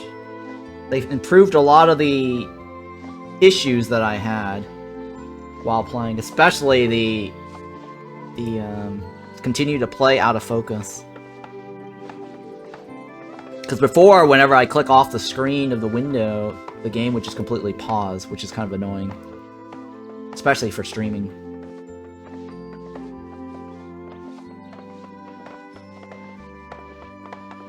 I wonder if they still have the demo for you guys to play, or the tutorial. Or sorry, the trial version, right? Yeah, the trial is still available if some of you guys want to pick it up. It's not linked from their store page, so I will link it to you here. That is the trial version, which is the same as the demo that I covered. You'll get to play the tutorial, and I think like the first map for like up until winter. And then the game is now officially out. Let me give you a link for that. Here is the link to the store page. It's finally out. It's 15% off. It's $21.24.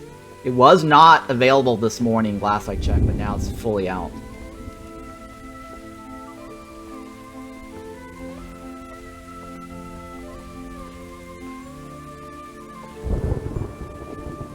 I definitely recommend this game. I've enjoyed both of my coverage. Yeah, we'll check it out after early access, so it's in forever as always, I guess. I don't know. Maybe I mean, they did the right thing going into early access, because the problem with Gord, when Team 17 and the guys who did Gord, they went directly full release, and Gord had so many bugs, so many issues, and they basically screwed up. They could have had a better launch if they had it in early access for people to give feedback to fix it. And they had like 500, 600 bugs too, by the way, because the developers admitted in one of their blogs or posting saying, "Oh, we just fixed like 300 bugs," and then they said there's 400 more to go. I'm like, ridiculous, right?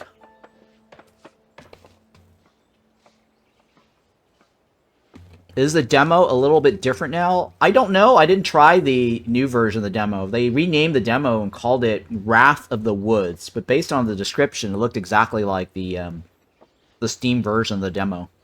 I didn't try that version.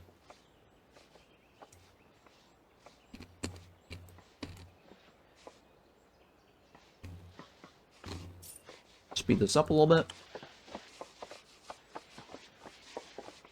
But wasn't Wrath of the Woods the old name? Oh, yeah. They had a name for it, and I guess they removed the name. And I guess they decided to call Wrath of the Woods the trial version. It was basically a demo version that they called Wrath of the Woods right before the release. But yeah, at one point, Wrath of the Woods was tagged as the name of the actual old game, or the game that's launched now.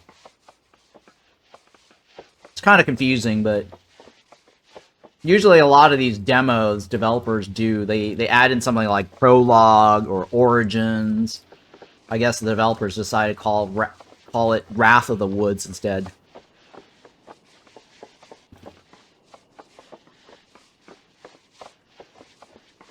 Which version am I currently playing? I'm currently playing the released early access version. This is the latest version. I just got the key this morning. And I've been talking to two of the developers. And the publisher sent me the key, and they sent me a message, too. Saying, please try to stream it as soon as you can. Hype it up. That was the message. Thank you so much for your support. Hype it up. The general gist of the email.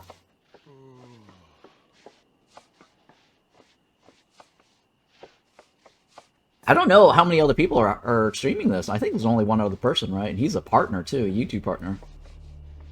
Oh, there's more people now. I think there weren't a lot of people streaming it this morning because I actually got a legit key, like an advanced key copy. I think more people are streaming it because they're actually buying it because the game is officially available for purchase. So we're starting to see more streamers because I think they didn't get a key. They just probably bought it.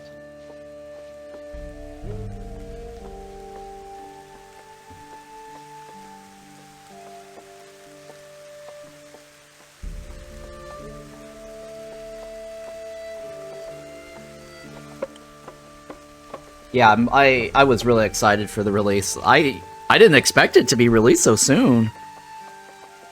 Or early access. I thought it was going to be a while.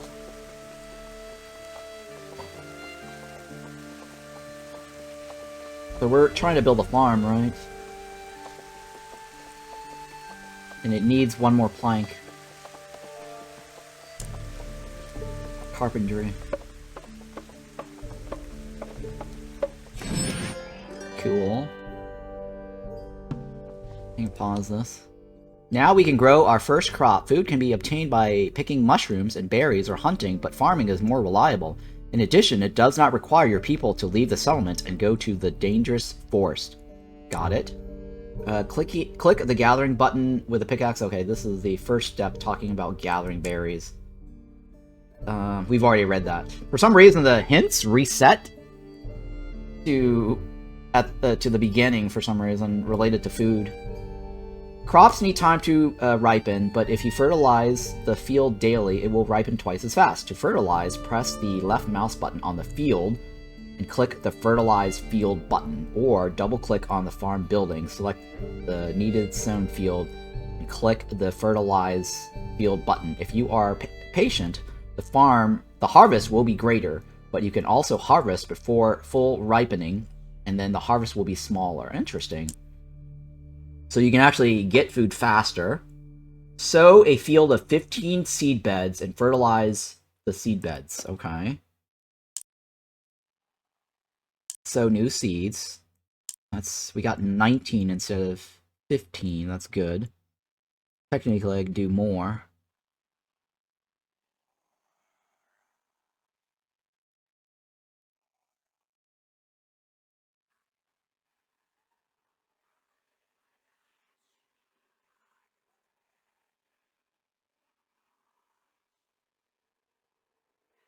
So let's go with... Yeah, let's just go with the whole thing. 19 fields? Oh, they did not cancel.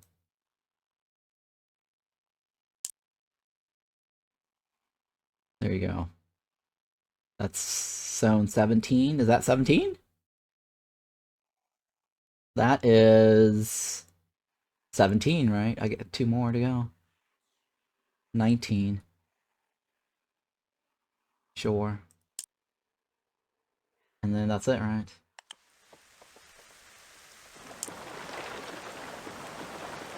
It's on sale for $31 now. Not $31. It's on sale for $21.24. Unless you're talking about some other currency. Or at least US dollars, it's $21.24. Where's the fertilizer? There we go.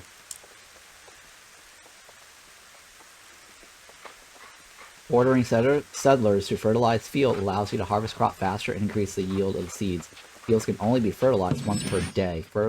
Field fertilization is only available if a farm has been built in the settlement. Okay. Cool. There is a spell that allows crops to ripen almost instantly, but the settlement is not developed enough for such magic. Let's change that. The settlement develops through the construction and improvement of buildings, improvements of tools, some technologies during the tutorial can improve the sage's in the sage's library, blah blah blah, double click on the library, blah blah blah. Yeah. Alright, I already know that. So let's research. You can click on the sage's library, or you can click on it down here with the B key. So you don't have to click on the sage library. And then spell fertility, right? I don't have the points, but I will get it from the top. There you go. And then upgrade the building Sage's Workshop. Oh, right click. Upgrade. Build the upgrade. Okay. Apparently I was able to purchase that without an upgrade. Interesting, huh? I think it was bugged, guys. I was able to click on that without upgrading.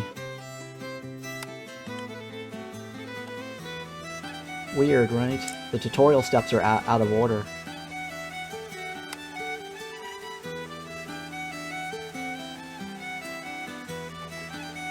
Develop the settlement to level 2. We are at level 2. Upgrade the building Sage Workshop. Yeah, something along the lines got adjusted, I think. So the tutorial's not in sync with the actual progress.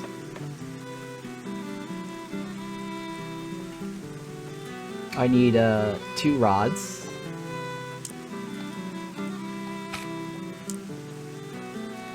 I'm gonna make some extras.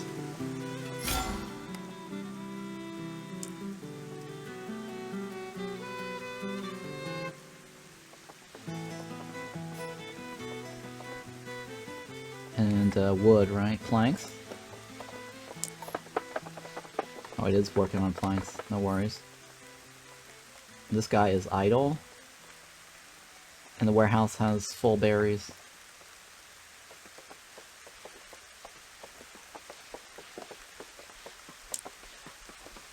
Oh, my warehouse needs more storage capacity.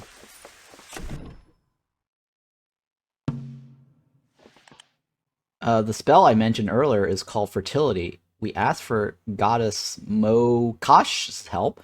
She has the power to make all the fields ripen in the blink of an eye. You won't be able to use this spell very often, but for now it will allow you to get a quick harvest.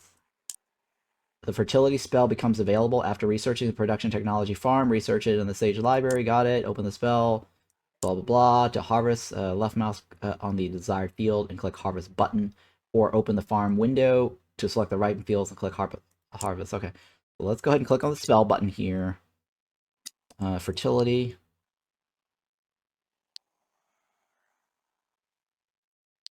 Right. I think I need to unpause it. I did that already, right? There you go. Automatic. And then harvest the 15 bed. Fully ripens. Crops fully ripen, right? Okay. Beautiful. Yes, I will play more after the tutorial. Yeah. What a wonderful harvest. Now we need to take care of preserving it. When people are hungry, they will eat food they see, even raw materials, or raw meat. Wait, when people are hungry, they will eat any food they see, even raw meat, but it's more efficient to prepare meals for the entire settlement. To do this, we need to build a tavern. Got it.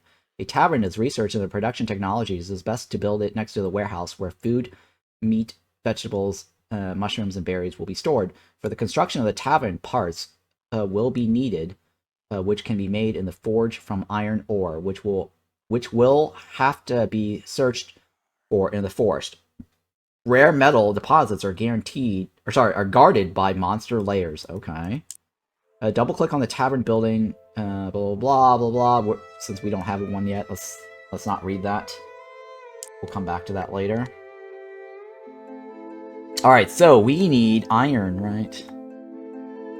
I'll slowly unpause this. There's hotkey 1. Get my guys to go look at it.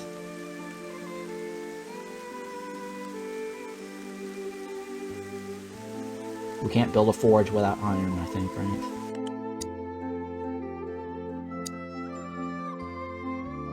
Oh, we can build a forge. Mr. LaForge.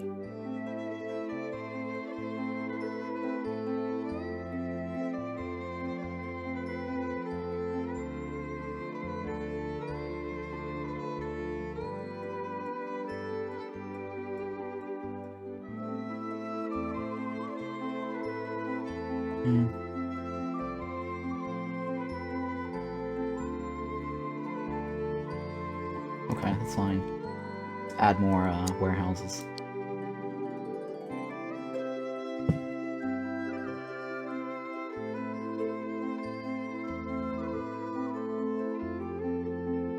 It won't do the diet. Oh, I see.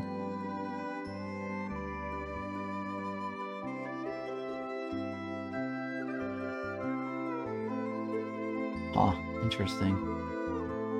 Warehouse is a 3 unit, right?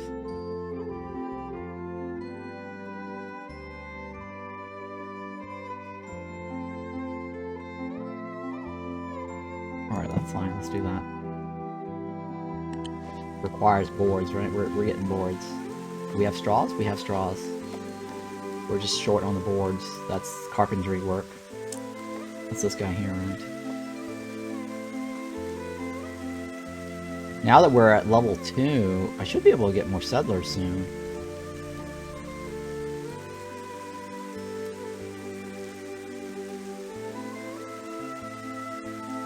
We have 4 houses, or 4 settlers. 1, 2, 3, 4, 5, 6, 7. Alright.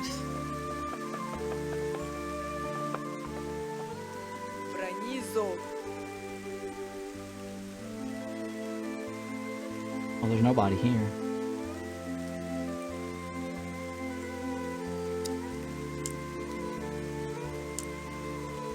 Which one is this? Probably that one. Oh, hang on, let's just select all of it. Ah, so this icon, not this icon. Got it. What's over here? Copper? Do we need more copper? No, right? We already have good amount of stones. I don't need to collect all that right now.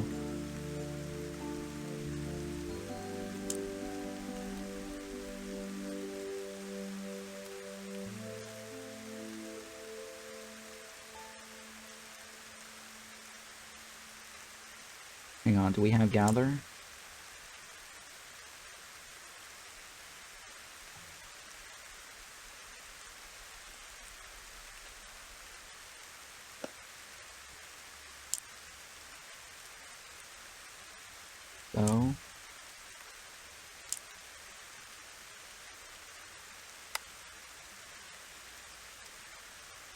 So we get more turnips again. That's the seeds, right? That's seeds.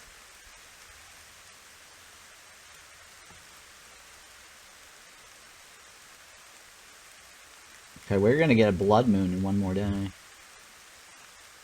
I don't know if it's tonight or the next night. I think it's next night, right?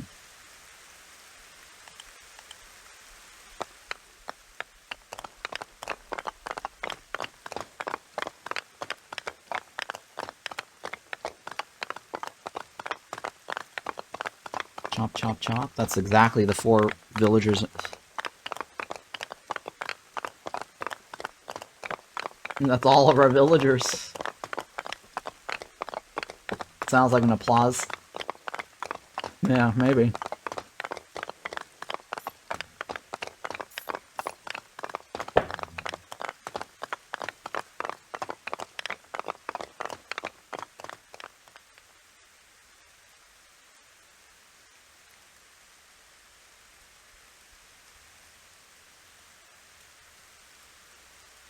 That warehouse.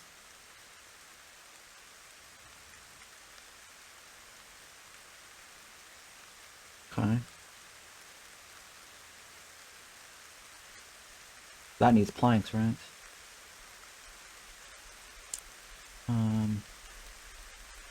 Crafting? Obtaining resource. Do we not have wood?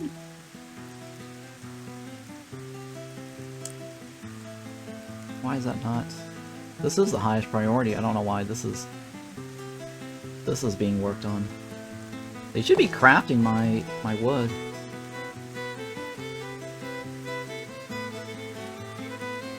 Yeah.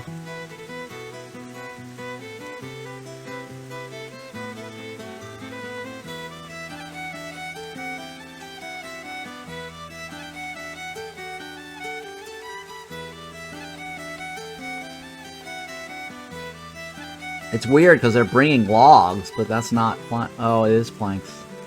I guess the artwork makes it look like it's logs.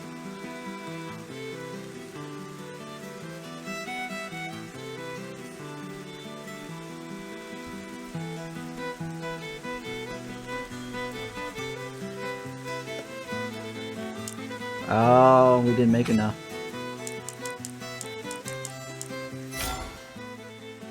There we go. That's why.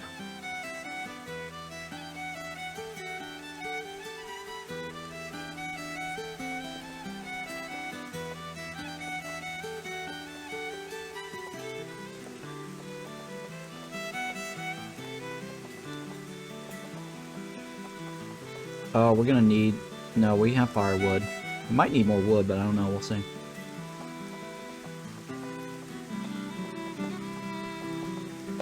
We might need more coal, though.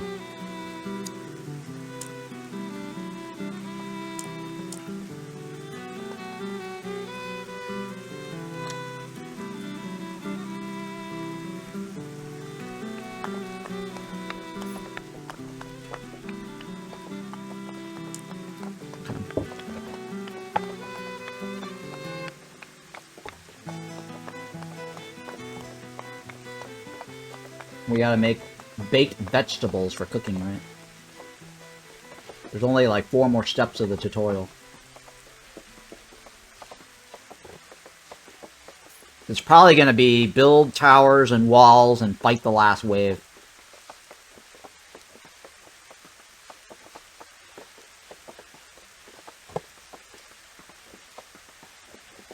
I think that's the end of the tutorial. Yeah, the tutorial is probably going to take 3 hours. Jesus Christ. That's how long it took last time when I did it.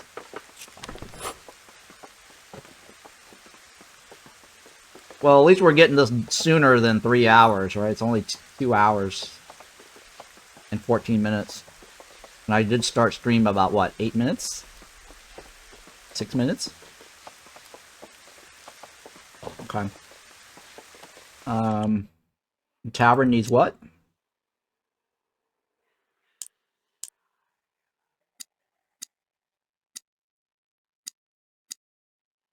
Oh, I think I might have to research the tavern.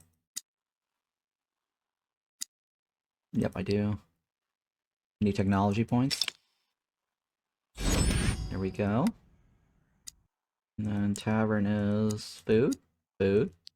And tavern needs 2 cogs and something else. Whatever that other item is.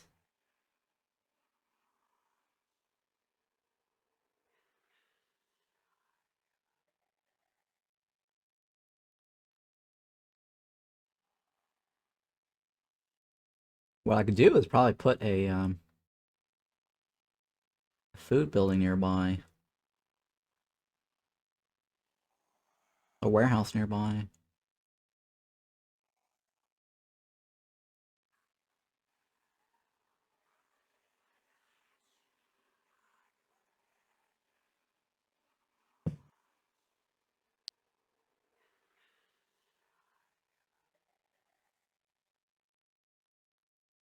Oh. I guess that is the entire thingy, right?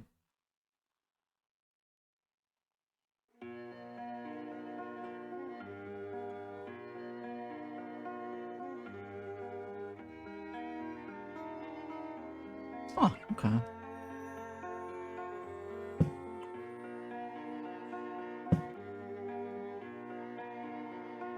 It's good enough for me. That touches the warehouse, I think. Alright, so that means I need that orange cogwheel and something else. And 2 something else. What's that other item? What is this?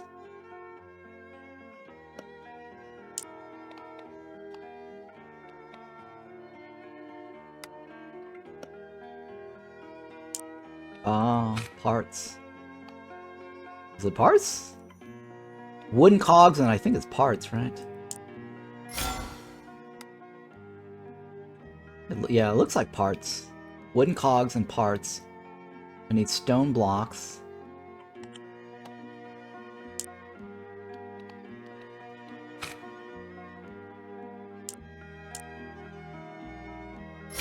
And what else? And then straws, which we already have. Okay.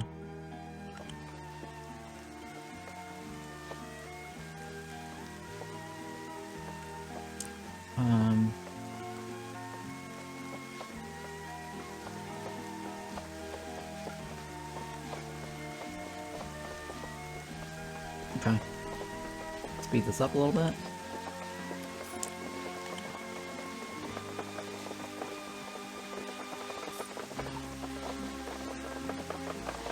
Yeah, I think my current complaint is, or just feedback, not really complaint. Improvements to that construction animation.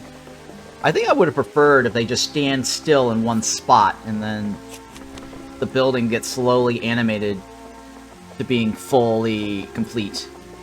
The whole bouncing around thing is just way too weird, and it doesn't fit the vibe of this game style. Need more beavers. Yeah, they just stand there and then they just like whack their hammer and then it slowly animates being built. But bouncing around just looks too cartoony. It takes away the realism. Yeah, it looks too comedic, right? Like, I can't take that seriously when I'm playing this game where monsters are attacking us.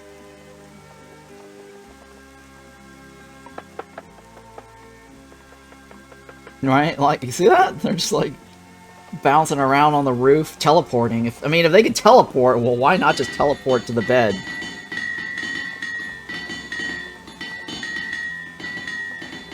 While you're at it.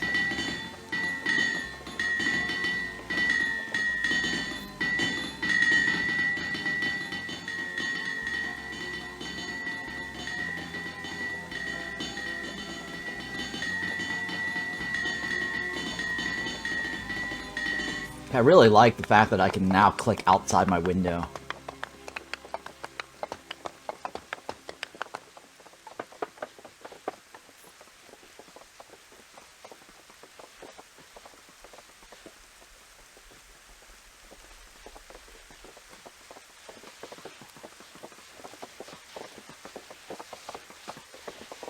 Alright, we're still waiting on the tavern, right?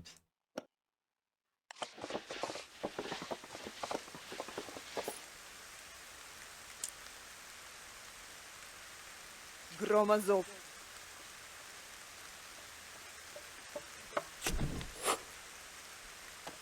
Alright, so select baked vegetables for cooking. That's this guy here. That's it, right? First time chatter, but somehow still takes ages to get anything done. Oh yeah. Oh, exactly. Everybody is running around like a Benny Hill show. Yeah, yeah, that's a very old show too. It's hilarious. Alright, hang on, let me see it. Good. Now that the residents are provided with shelter and food, you should think about how to manage the shelters settlers more effectively. You can give orders not to individual people considering their strong and weak traits. Oh yeah, yeah, it's going to teach us the advanced priority system. To switch to manual mode, toggle the switch on the task priority panel at the bottom of the screen, or click on the manual control button on the hammer image on the central panel at the bottom of the screen, or press N and then toggle the switch in the open window. Yeah, it's this one over here, or this one over here. And then what else? Take this off. Take this off. Click on this. And then this is the part where I was saying it's like RimWorld and Mind Over Magic. Increase profession preference of any settler. So hunting. This guy likes cooking, right? I think, which is it? The highest? What is high? Increased priority is left mouse button. Right click is decrease. Okay, 1 is the highest. 1 is high priority.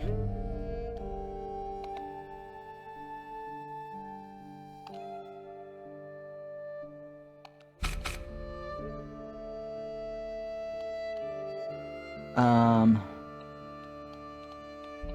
5 is middle. 2 is obtaining resources. Farming is 6. Transport's 4. I guess I'll leave it alone. I don't want to mess with it. Unpause. Settlers work more efficiently, performing favorite tasks marked with a heart, and tire faster from disliked ones blue. You can change a settler's attitude towards a profession by spending some spirit. Press the plus next to the profession to make it less tiring. The improvement takes time and applies to only one profession at a time. Increase the preference of any settler. Oh, the preference, not... Okay, hang on.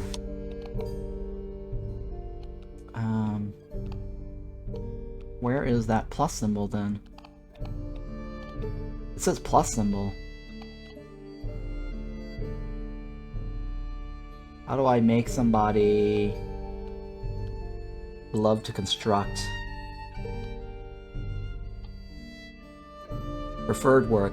The settlers like doing this type of work. He only gets half the workload when assigned these tasks. Is that it? No, is that it? Increase work preference is not a plus symbol, it's actually a play button. It said plus symbol, so I think the tutorial might be off. Or the hints. Yeah, so right here, I think it should be press the play button next to the profession to make it less tiring. The improvement takes time and applies only to one profession at a time. I need to see this here. What is this? No, it doesn't use the plus symbol. It's also using the play button there. Press the plus next to the profession to make it less tiring. That's not a plus. I think it's just the text needs to be updated, right? I think that is what the developer needs to focus on.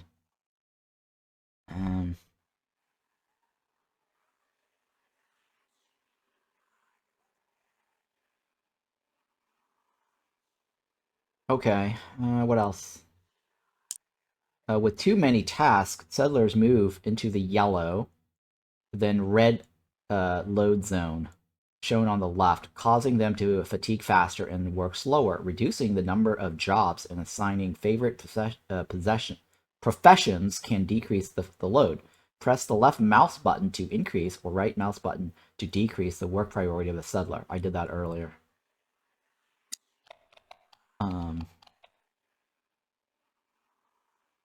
Okay, let's unpause first. Yeah, let's click on this. Reduce the load, right? So where's our load?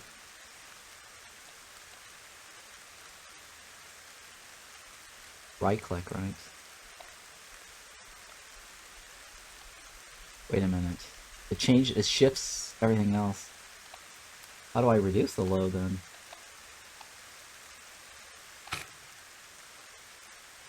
Increase work preference. Because if I right click, I guess it's shift left mouse button, right?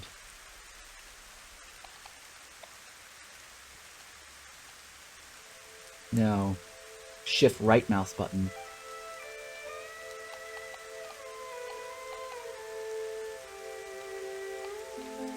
Okay, hang on.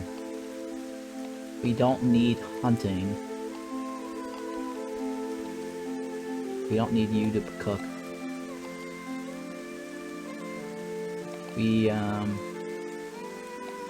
The cooking and the farming is the same person, right? No, let's enable that. Let's reduce the thingy. We don't need weavers. Oh hey, I got an achievement for that. Or completion, right?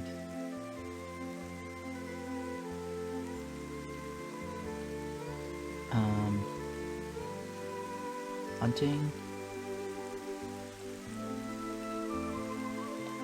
Construction, everyone constructs, everyone transports. Everyone doing carpentry, which is fine. Obtaining. And then stone crafting.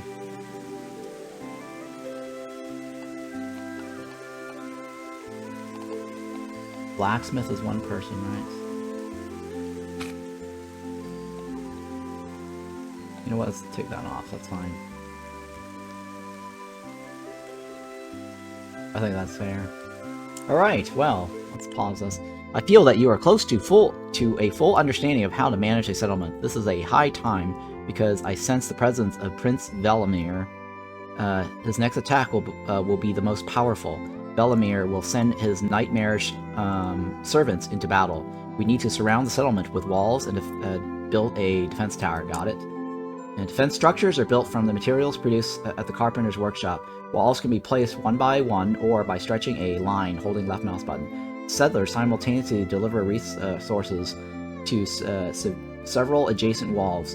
Enemy damage is distributing among the 3 nearest walls. And that's, what?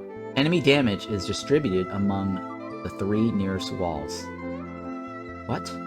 Settlers simultaneously deliver resources to several adjacent walls. Enemy damage is distributed among the 3 nearest walls. Okay. Gates allow troops to enter the fenced area, open and close them by clicking on the building and selecting the corresponding button. Gates can be integrated into any straight wall section. Okay. You can build a defensive tower by researching it in the settlement technology. On the combat tab, a defensive tower can be built into a wall or next to it. Oh.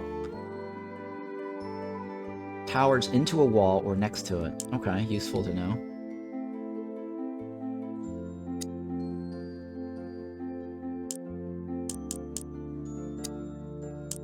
Oh, here we go. Stockade is the wall, right? Hang on, it requires construction material, which we don't have.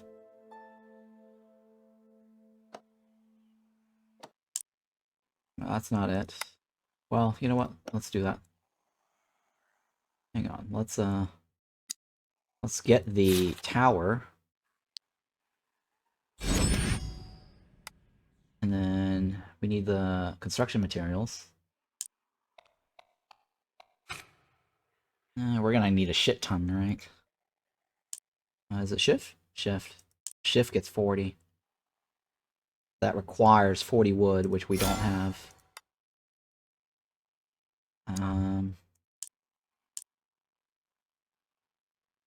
Let's see here.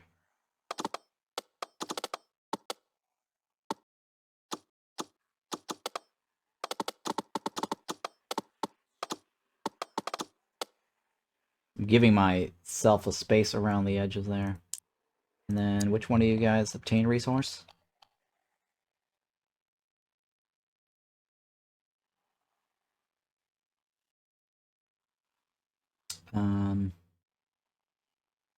Yeah, that's fine.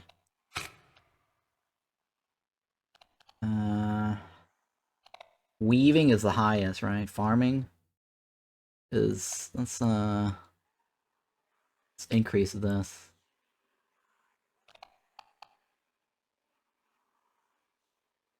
Yeah, that's fine. We'll leave it like that.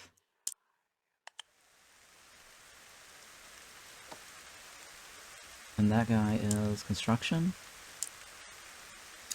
Oh, we need somebody to do carpentry.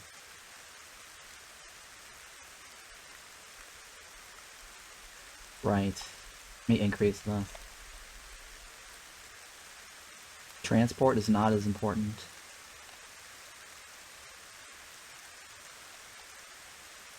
Obtaining is not as important, right? Cooking is important. Carpentry is important. Farming is next, right? There. And then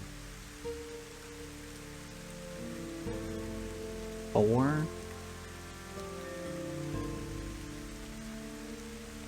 And then 5. 2 is on that one, right? Okay, there we go. That should be good. Alright. Takuna12, thank you for hanging out. Be Gone, 5 stream streak. Thank you for that. They're also jobs they hate doing, so better to put 10s. Well, I disabled it, so that reduces their load. I think we've got everything we need, right?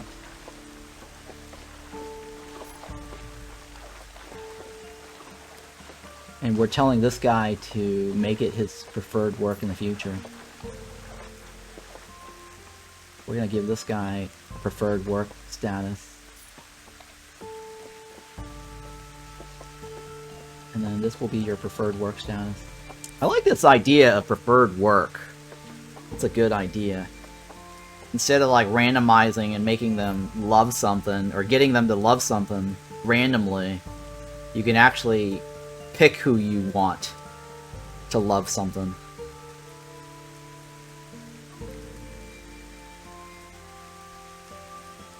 Right? This is carpenter, right? Carpentry is number 2, right? This guy. And this guy is the one that's getting the wood. You know what? We're gonna make you love it. Or no, I've already told him to do that, right? You can only do it one at a time. Alright. We want you to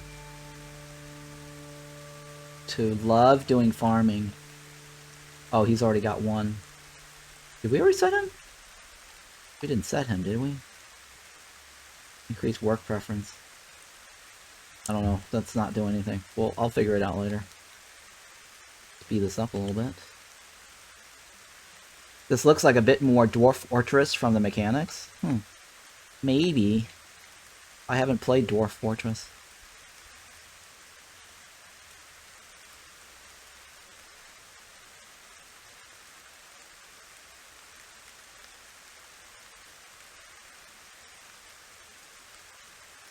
Okay.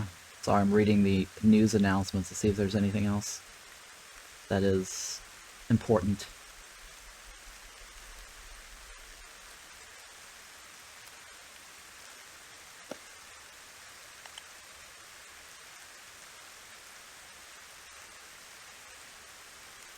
Okay, individual dudes and prioritizable jobs. Oh, okay, right. Well, it's kind of like, you know, RimWorld too, right? This is like RimWorld and Mind Over Magic. Yeah, right. So that's not unique to just Dwarf Fortress. RimWorld, Mind Over Magic. What else that has a similar concept here? Auction not included, right? Same thing, yeah. Auction, thank you. Yeah, there you go. Somebody mentioned that. Auction not included. What other games use this similar mechanic? Noble Fates, I think, has it. What's another one? It's based on individuals, and not globally. Right, this is like individuals. I don't think... I'm trying to remember if Timberborn... Timberborn does have an individual list. I just can't remember if you set that. No. Timberborn is based on jobs. Slots. You assign directly the slots. There is no preferences. So, Timberborn is a totally different mechanic.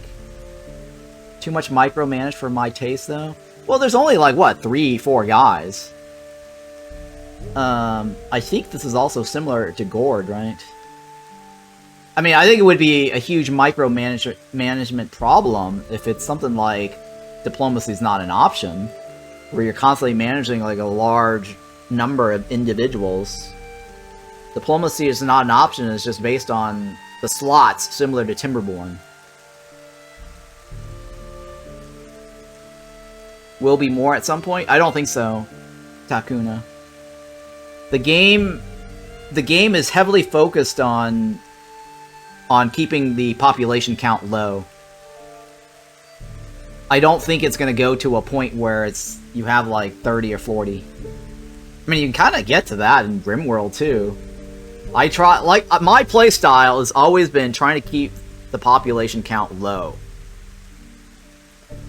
And I think that Mind Over Magic curves that with a population limit now. And they also have, like, ways to prevent you, or, sorry, deter you from, discourage you from getting too many.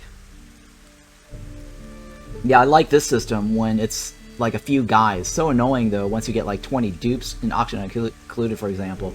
You don't have to get many dupes in Auction Not Included unless you go for achievements, though. Yeah, exactly. Like, in Auction Not Included, I don't go that high. You can, but if you've watched any of my playthroughs for Auction Not Included, I always try to keep it like 4, 5, or 6. 10 maybe at most, or 12 at most. I think a 12 is like my cutoff for Auction Not Included.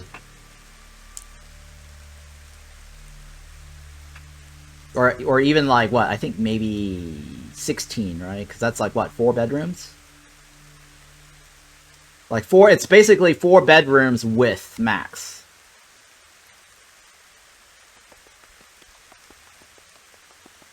Well, maybe it takes a long time, but it's also quite more enjoyable.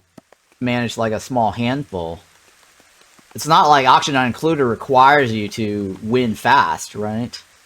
Which I've also done a speedrun before.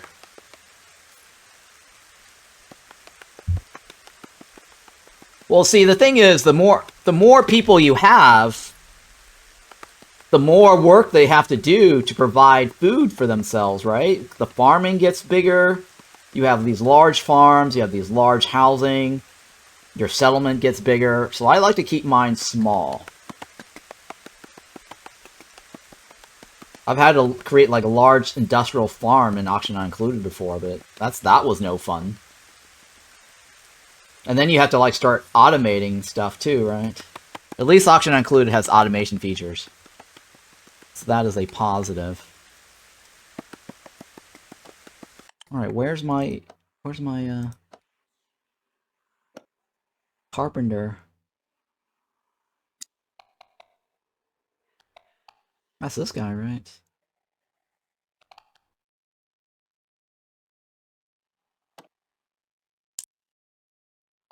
Did they already finish that? Oh, they did finish that. It's just the list is... I have to scroll through this on the side. They did finish this, after all. I was like, why is it sitting around waiting? I'll build a couple more. Alright, so let's go ahead and build the stockyard. Or stockade, right?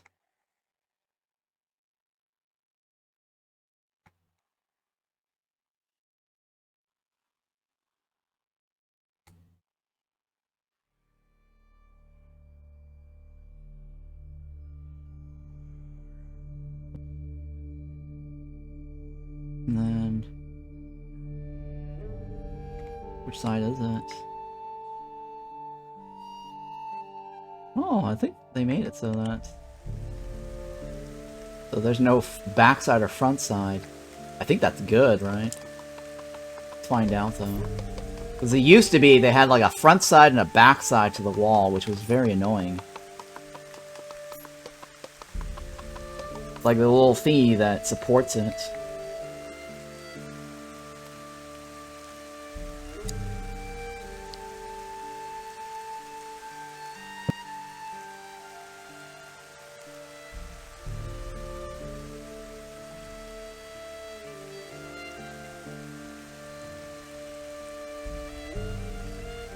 And then build a gate.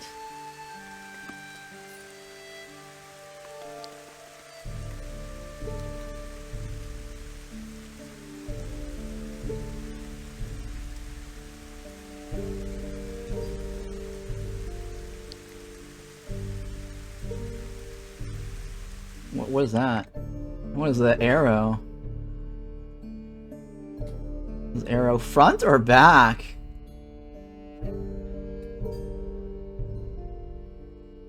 There's some art here. It actually shows you. Besides which? Which one? Which side is the outside? Or does it matter?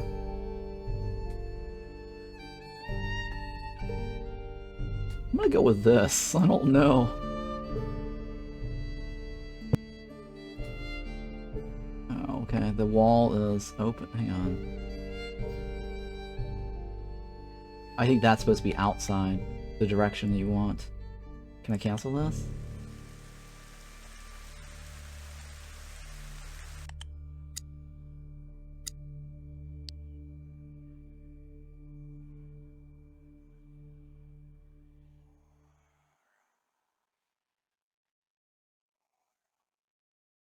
Okay, yeah, alright, so... outward, right? Outward. I don't know, what do people do with gates? Do you open the gates outward, or do you open the gates inward? What's a common gate design? Outward or inward?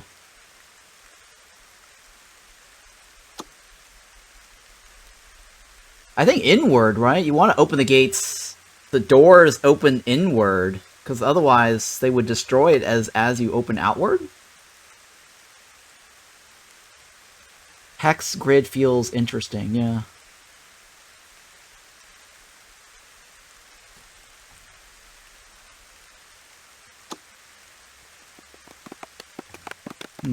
I don't know. I never pay attention to the inward-outward thing as much.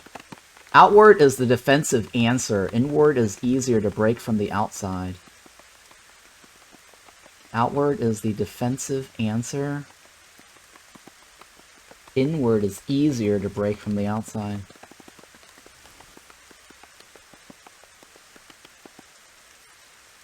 Does it? Not necessarily in this game? Not necessarily, yeah. Well, I don't know. I'm just thinking, like, what... Typically, if you were to build a real-world wall defense, do you build it outward or build it inward? Like, okay, look, if you have a door inside an apartment or a house, you always open the door inward, right? Easier to pummel through with rams. If it goes inward, if the gate is meant to be open inwards, it has less resistance to be forced open. If the gate is meant to open inward, it has less resistance to be forced open. In real life, defense gate opening outward. Right, okay. But, okay, so housing. So when you build a house and you have a door to a house, how come you always open your door inward? Isn't that interesting? Or is that the code or construction code telling you that has to be the way it is?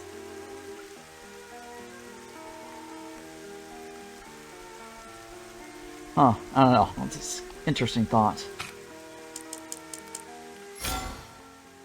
Like your bedroom, right? When you open your doors to your bedroom, it's always inward. Would be annoying with the rain, depending on the situation and door. Yeah, I agree. Alternatively, if you open outward, then anybody trying to close it while under attack will be exposed.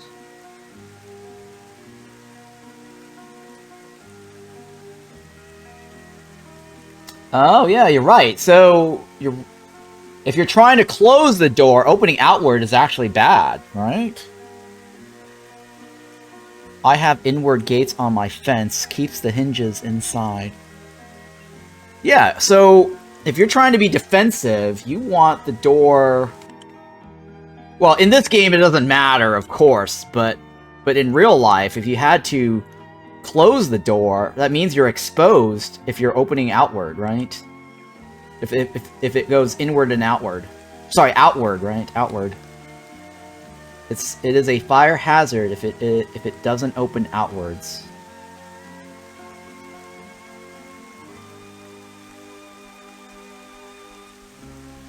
Public buildings have outward doors, probably. I don't know, I've never noticed that. A lot of shopping centers are sliding doors.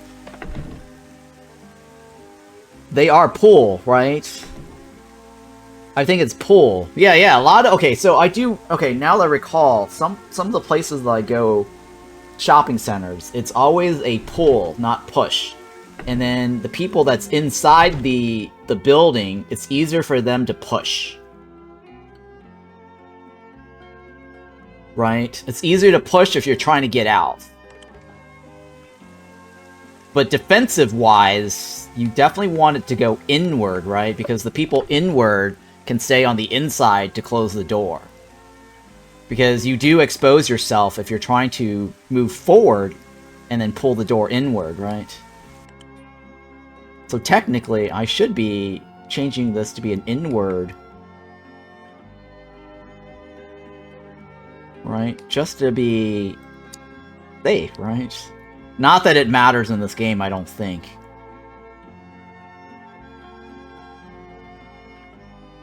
Yeah, I don't think it matters in this game.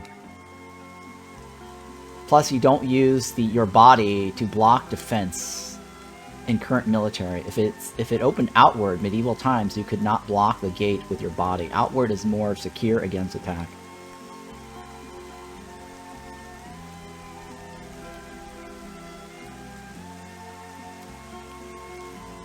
Yeah, I don't know. I don't think it matters in this game.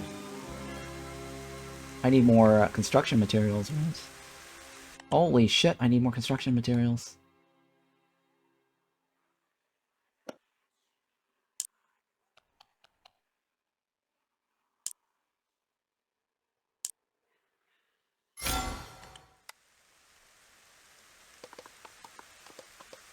So they must always open inwards, funny enough. You think about all those siege scenes where they have folks slamming the door, their bodies against the gate to keep folks out. So they must always open inwards, funny enough.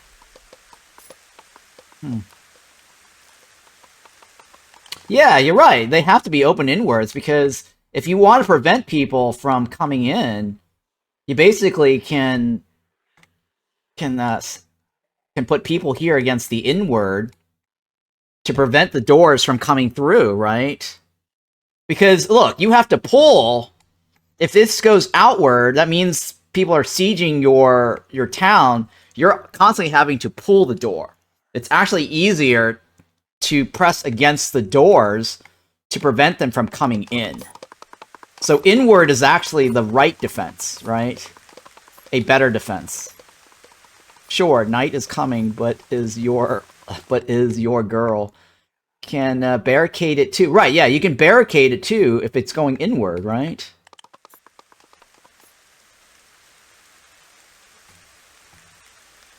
So I think inward makes the most sense, logically, if you're trying to protect yourself from zombies or whatever. Trying to get into your base.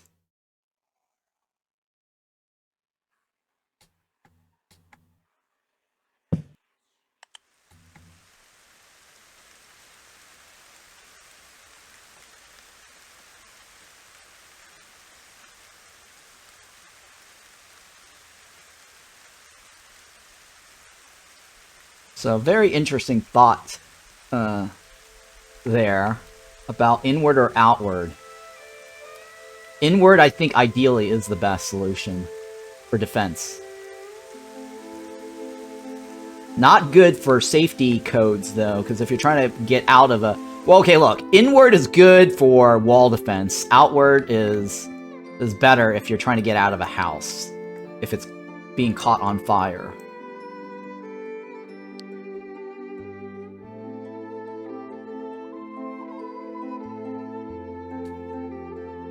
Well, it's probably because of that right there is holding it up.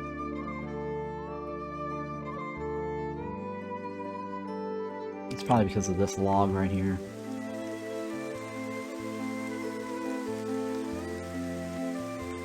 Is there a way to remove that? I think there's a way to mark transportation, right?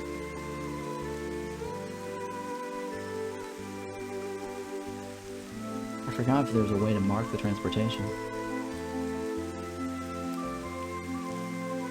Right click, no.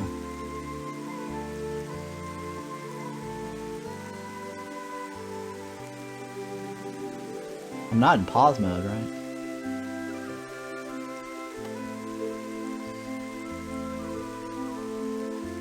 What are they doing?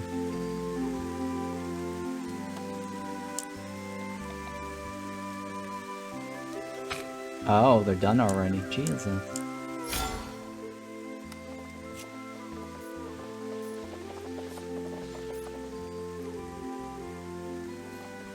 What's it say?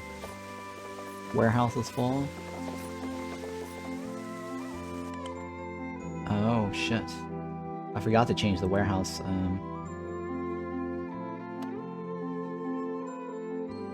where are the warehouse priorities? Well, that's still under construction.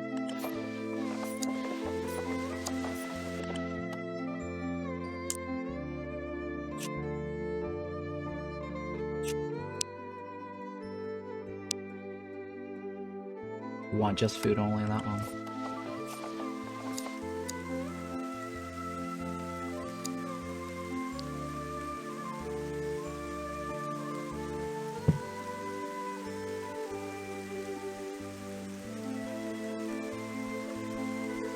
I think I might need more than the one we just made.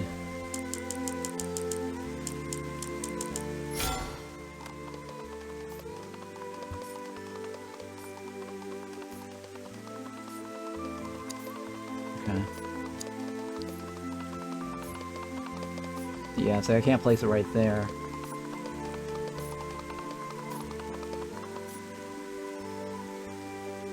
Oh my goodness. Fine, whatever. We'll curve it around. It's because this log right there is on the ground.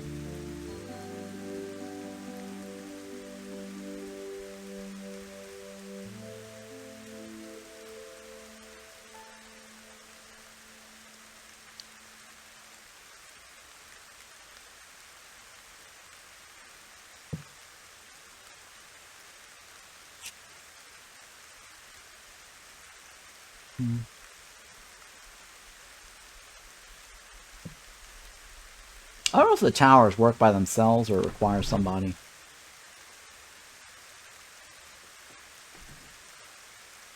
Holy shit, it's done already?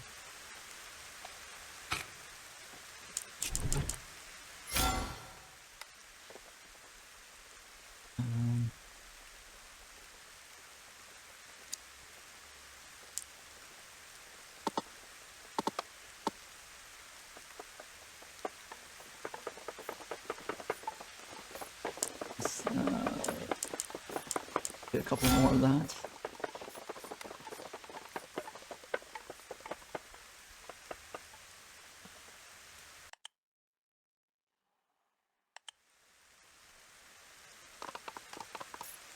Weird gap right there.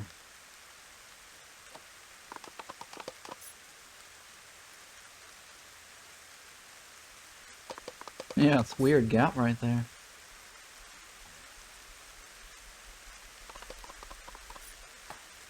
Does time even flow in this game? It's currently not, probably because it's tutorial gated.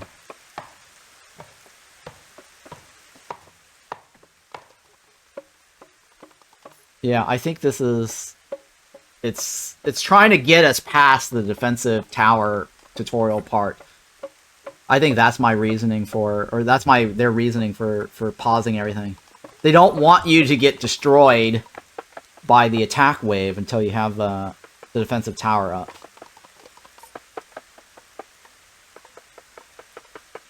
Okay, weird me out. Yeah, I've been sitting at the day one, and I've been sitting at this for a very long time. It's supposed to have night, but I think it's tutorial gated. That might be the reason why they gave us this infinite bug here. See that? It's not even consuming my dark shards. Yeah, it's not even consuming my spirits.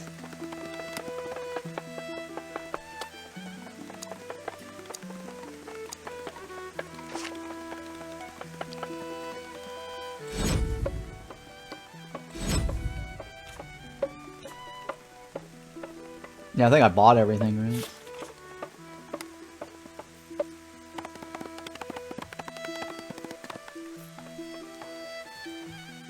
I did build a tower. What is this missing? Why isn't that being built first? Increase priority?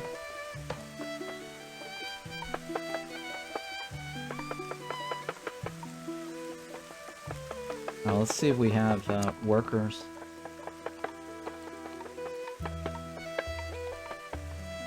Carpentry. Weaving. There we go.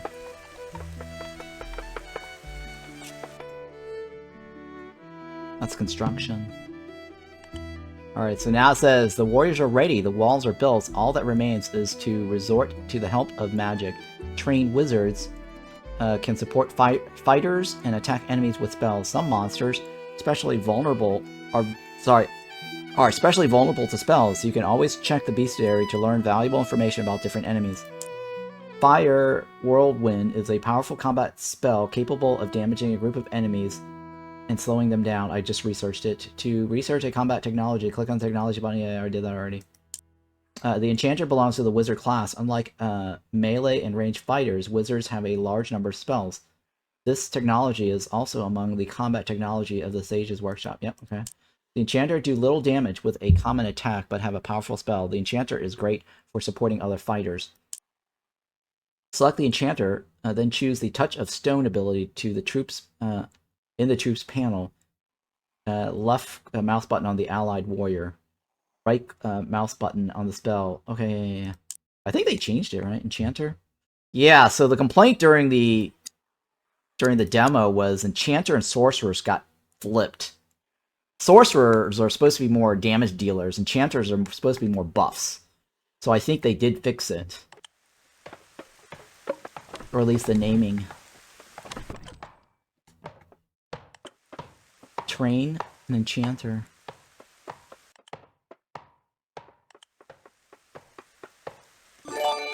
Hey, thank you for that follow. Appreciate that. The fire spell slowing, I don't like it. The fire spell slowing. Summon streams of fire that combined into a whirlwind, deals damage to all enemies and slows them down. It's kind of weird, right? It is kind of a weird mix of power. Hey, whoa, quite a big town? Yeah. It is a big town. It's because I'm in this tutorial. I don't think I could get this big town in a regular run.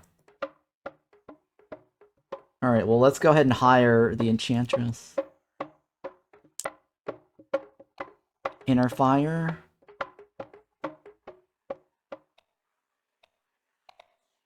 tough.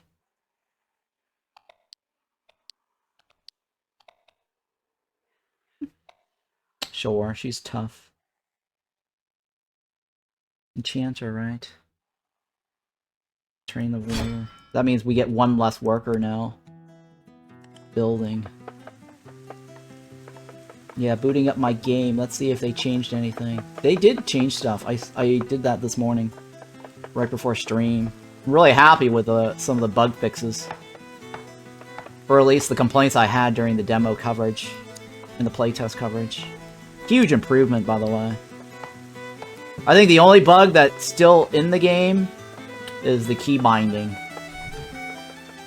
I tried to do key binding and it didn't work. It didn't save my key binding.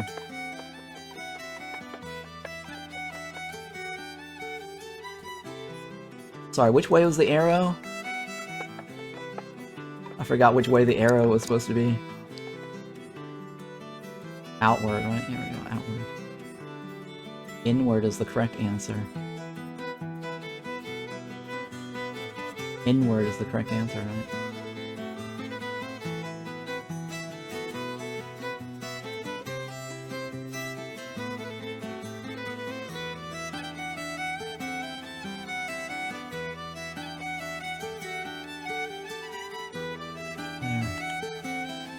There are actually 2 arrows?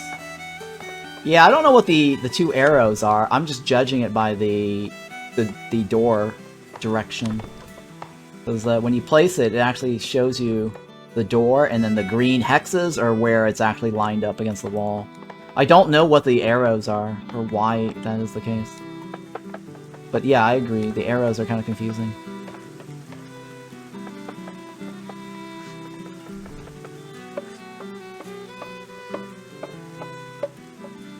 Cast an enchanter spell on an allied warrior.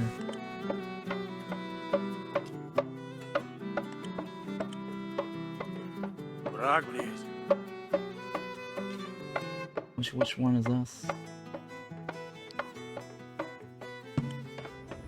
Okay, Velamir's last attack in this force is coming.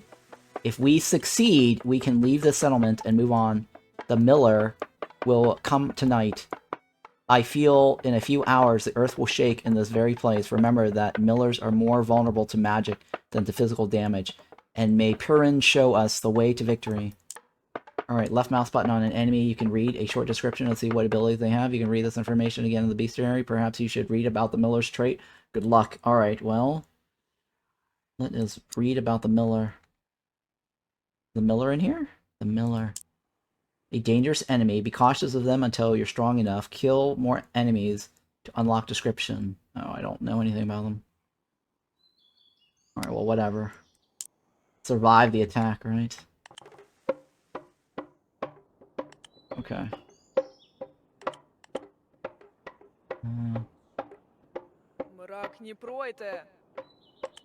don't know if the towers require people. Oh, I guess the towers are automatic. Oh, that's right. We knew that, actually, from one of our playthrough sessions. Can we close it? There we go. Closing the door.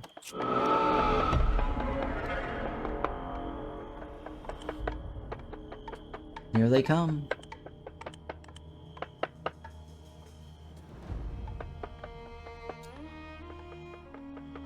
Мора близ, свет возьмет. Oh shit.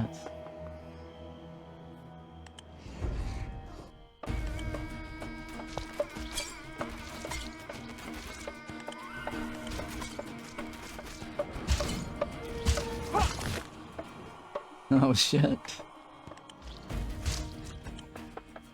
Everybody inside.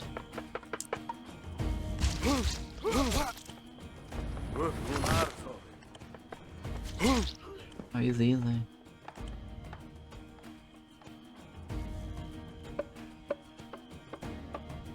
They're probably gonna come around this side, right? I don't know. We'll see.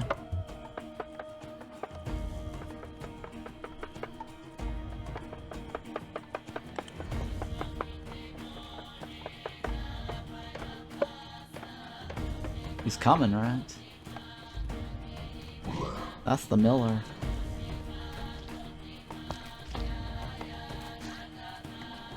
Hang on, where's all my... Where's my archers? Or did the archers go into the defense? I think the archers went in there, huh? Oh no, the archer's right here.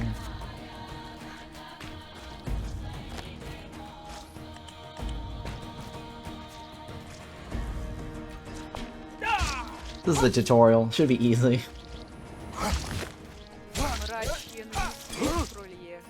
We win, right?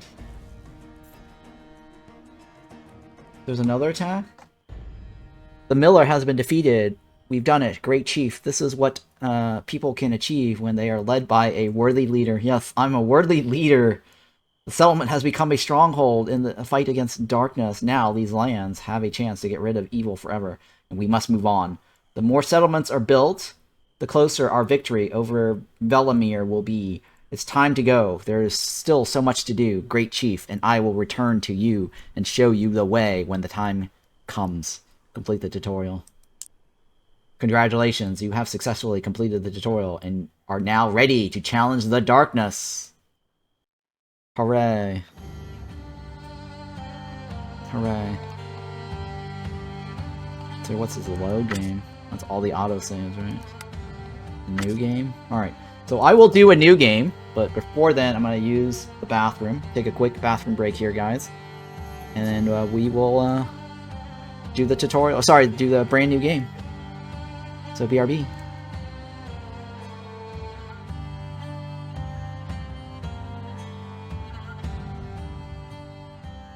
Alright, so welcome back everybody. Let's do a new game now. Night is coming. We're finally doing a brand new game. New game, choose a map. Okay, so we've got Pinewood. It says complete Pinewood to unlock. Cool. Bright Pine Forest, favorable settlement location, plenty of food and resources. Okay, let's do this. Now what else? Difficulty, sunset, dawn, twilight. Oh, that's the different types of difficulty. Let's go with sunset for now. At the border of day and night, colors deepen, acquiring a special depth. Here, the world reveals itself as it was originally conceived by the creator, where each minute reflects his pain and suffering on the path of creation. Monster health damage are high. Night attacks is medium intensity. Weakening's none. Versus this one. Terrifying strength. What about this one? Monster's health is low. Okay, what is this? Run Empire.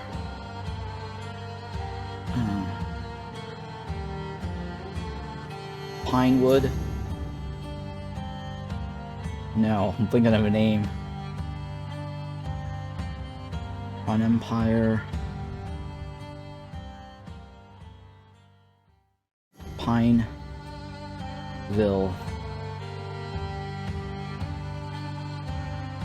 That's our settlement's name. Let's just make it one word, that way if they call us by Rotten Empire, we know. Let's just call it Pineville.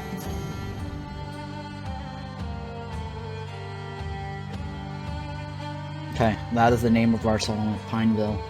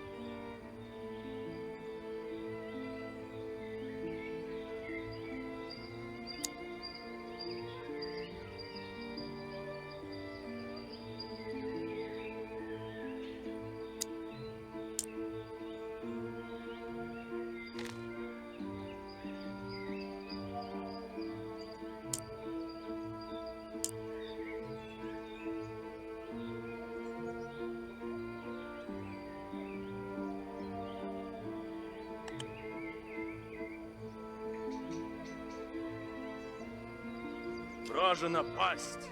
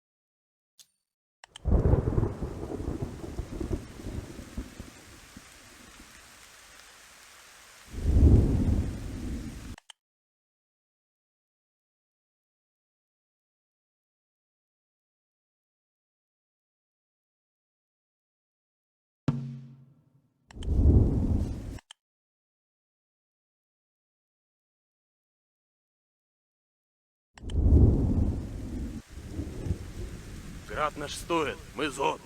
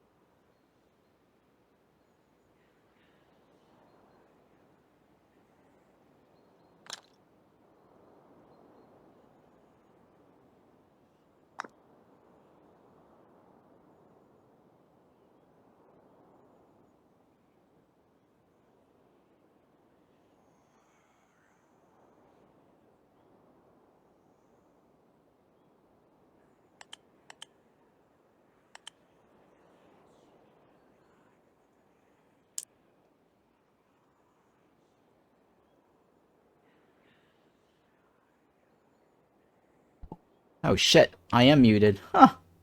Thank you for that. Sorry. I must have muted myself.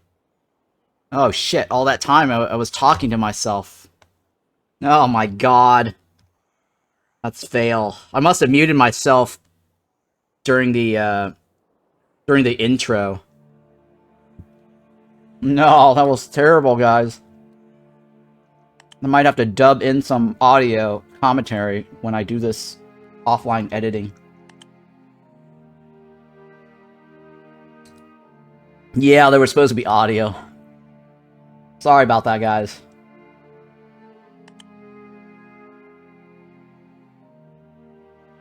Yeah, totally sorry about that. I mean, you really didn't miss much if you watched the tutorial earlier on. Build the tents, basically. And I was just talking about the blood moon. I was reading over that. Where the portal opens up and the Baron shows up on the last day of winter. We didn't actually get the Baron, that's what I said during the muted session there. So in the playtest and the demo, we didn't get the Baron. We got some cursed hut showing up on the last day of autumn. At the top here, what I said during that little brief moment was, this is the time of the day clock, and this quarter portion here is nighttime. And we have a couple of days till summer. So this first section here is green, is spring. And then all I did was sent my guy wandering around looking for copper, because I knew we needed copper. And then at the start, I think one of the quests was just to get copper and coal, or whatever it was. And we did find that with the one dude. And then I did a rush order on trying to get the tent. So they have somewhere to sleep at night to recharge their energy. Since energy is important for them to work efficiently. And then I just got enough straws, exactly 6, so they don't have to spend more time needed to get the straw. Because each of the houses were 1 straw each. So that's pretty much it. I didn't really say anything else. And I said I needed the Sage's Workshop, and I placed it over here because I said the warehouse is over here, connected to the workbench. The Sage Workshop does not need to be connected to the warehouse for efficiency. So that's pretty much it. You guys didn't miss a whole lot. And if you happen to listen to the commentary again when I dub it in the offline VOD, sorry about that. Isn't there a tent missing? No. The warrior does not sleep in a tent, only settlers. So that's why there isn't a 7th tent. Warriors do not sleep in a tent. They're always on duty, and they're always standing around during the day. So that saves you a little bit. But I will add another tent soon here, because we may get another worker showing up. You know what? I'm not. I don't want to waste the time right away. Time is of the essence. At least I've learned from doing the playtests and the demo. This game is really hard. You have to be really efficient. Which is what I enjoy about the game. Is making sure that you get your efficiency down.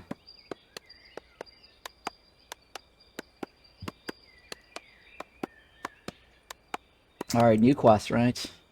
We need more warriors. Look, Chief, I found a settlement. I found settlements in the forest before, and I'm telling you, we need to build barracks and hire warriors as soon as possible. Otherwise, we don't stand a chance against the Blood Moon. Trust me, hire a warrior, and the warrior must not die.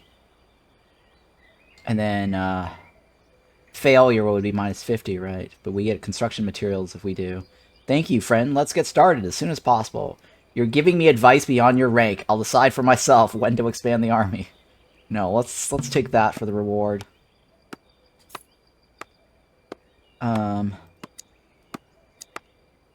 Thanks, noob. I got it from here.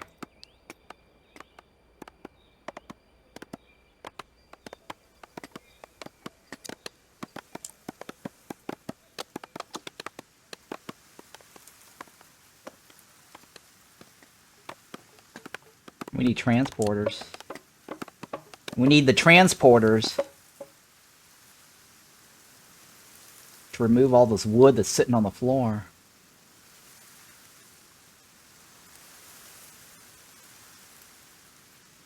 That is... Shit, how do I limit this? Shit. Let me switch to this mode here. Actually, you know, I'll leave this mode there for now. Can I... Oh, I can't change it while that's happening. Fail. I guess I could always pause it, but...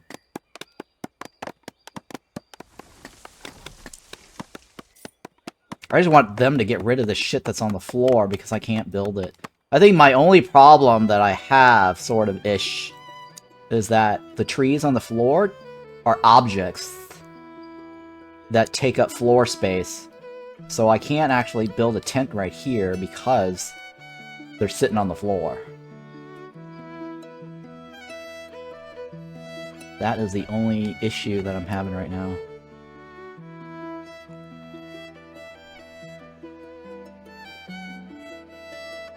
But you know what? Let's stick it right here.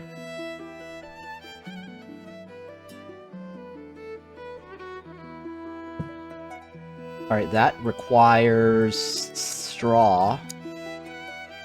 And thank you for saying something, guys. I had myself unmuted earlier. It was terrible.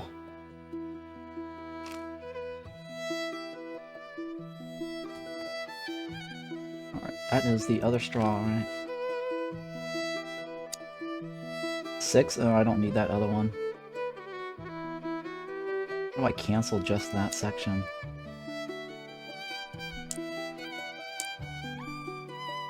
Ah, okay. There we go. This is the cancel brush. Very useful. So, if you're just tuning in and you don't know why I'm not going crazy gathering stuff, is 1, efficiency, and then 2, if you get too much resources early on, you're creating this vengeance of the forest counter to go up. Right? If you read this, it says, the forest resists your presence. Every resource you obtain, animal or monster you kill, increases the forest's vengeance. Every 100 vengeance points, right? So we're currently at 37. If we hit 100, some of the monsters will start coming out of their lairs and attacking the settlement. And this is kind of like a Against the Storm-like vibe, where it has a hostility of the forest mechanic. So if you open up the glades and Against the Storm, you try to take more resources from the glades, same concept, the hostility goes up. And everyone's resolve gets lowered. At least in Against the Storm, there's no combat. In this game, the hostility of the forest is the vengeance, and the monsters will come attack us. So the problem with that is I only have one militia guy. So I can't handle a wave of monsters attacking with one guy. So that's why you don't want to just go all crazy and go, oh, hey, I found straw. I'm just going to, like, take all of it. You know, or, oh, hey, I found food. I'm just going to harvest all the food now, right? That's not the way to play this. It's a little bit different from your standard city builder where you're always gathering and stockpiling resources, right? So, with that in mind, I'm controlling my gathering speed and my gathering rate. Sealed map failed trees, right? Exactly. Yeah, it's like the sealed forest where you don't want to take all the trees down. The more trees you chop, the higher the hostility in Against the Storm. Same concept here, basically. Which is unique. It's definitely unique. Like all these other city builders I play, like, you know, Settlements Rising or Folklands or whatever the hell. It's all about, like, gathering as much as you can and stockpiling it, right? Here, it's you have to think about it and plan and not take too much. Take just what you need. That guy doesn't even need to sleep. He will be fine. Yeah, I know, right? The guy, the warrior. Alright, well, while this is happening, I'm going to put away my food here, because I was kind of eating also during that intro. that intro cutscene. That's why I muted the microphone.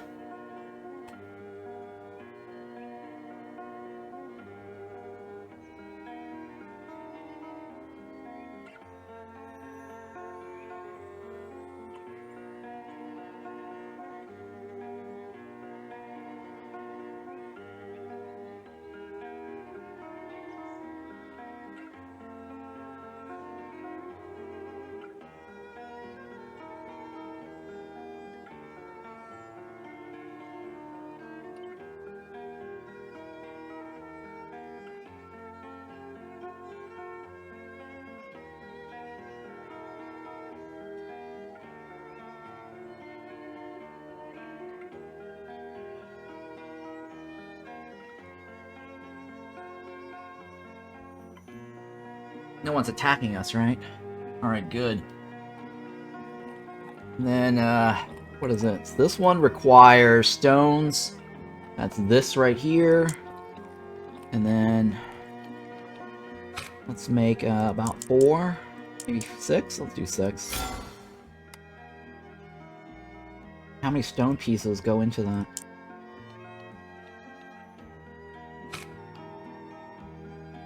It's just a 1-to-1 conversion.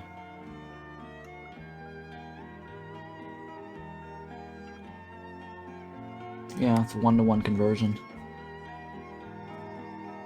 We do have enough. I'll get just a little bit more.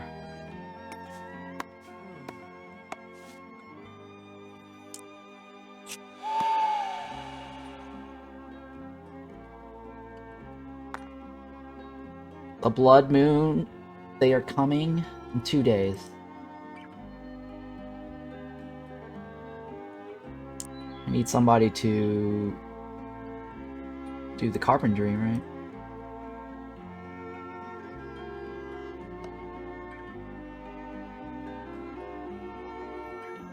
Not all work is equal. This is more necessary.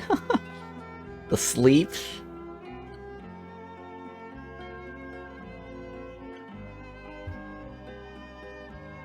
What does this say? No one to perform the action?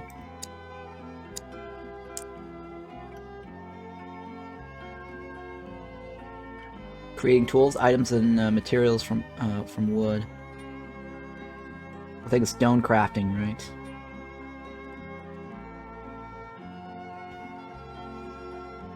Yeah, okay.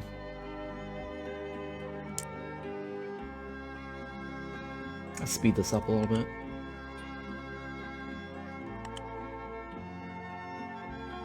I think the only thing that's missing from the game is sleep schedule. I guess they want to keep it to sleeping only at night.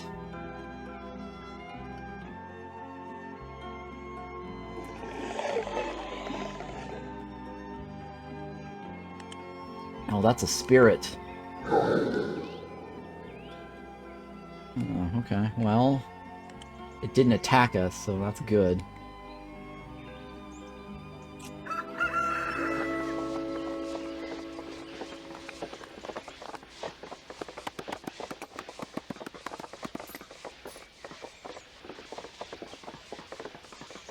Alright, what's this need?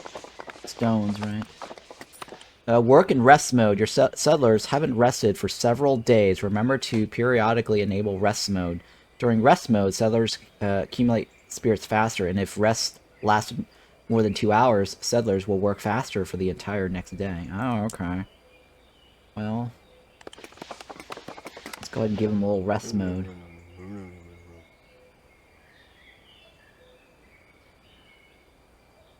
Alright, go. Get back to work. Get to work! Like Frostpunk. Saving tents by having different sleep schedules. Exactly, Takuna. Exactly. Different sleep schedules. It's kind of like that in The Tribe Must Survive. So I was saying, I guess when the microphone was muted, this game is very similar to The Tribe Must Survive, where you have to build little tents around the campfire. In this case, this is not the fire. This is the, what, altar? And in the tribe must survive, they run away from one problem only to get to another problem in the forest. But yeah, the tribe must survive also uses a Hex Base system.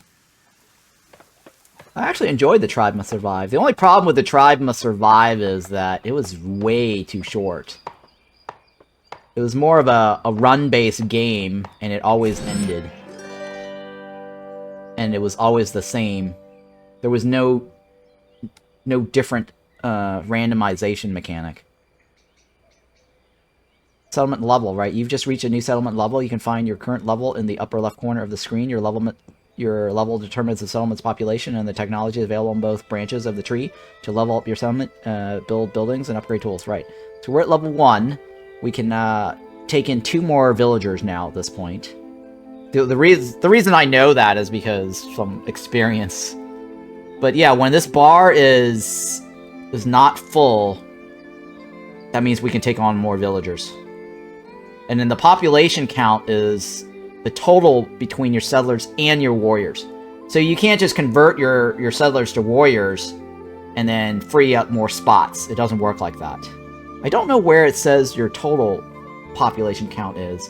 I think it would be useful if developers actually have some sort of indication to say your max count is currently 9. I only knew it was 9 from experience.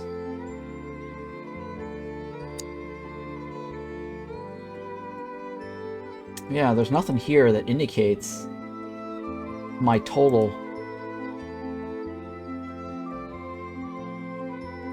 Huh, interesting, right? Population menu. This is where the settlers' current indicators reflect the condition recorded. Indicates how settlers' personality contains information about clothes and tools. Pay attention to settlers' problems. This is a section where you can choose settlers and get more information, yeah.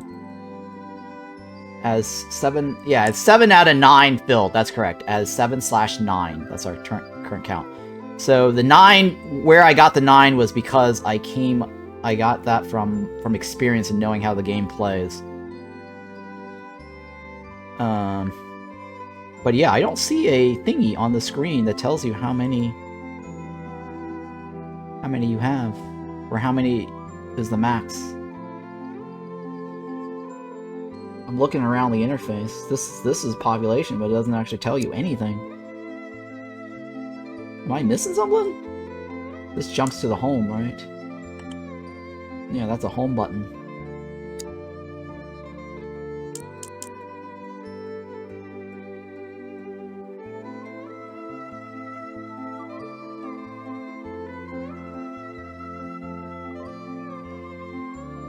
And what's this? Alright, well, we'll give him rest mode. Hooray, rest. Now we can take a break. The rate at which settlers gain spirit has been increased.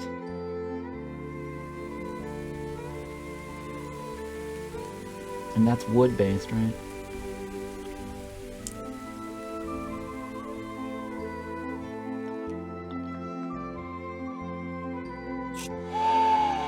Alright, so pause. We must fortify by tomorrow night. Darkness is coming. The night is getting cold. Without housing. Blah, blah, blah.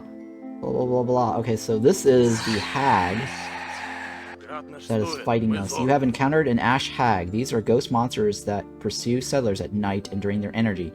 Ash hags can also drain spirit from the altar. During the day, ash hags hide inside lairs, monsters and settlers and warriors, and reappear when night falls.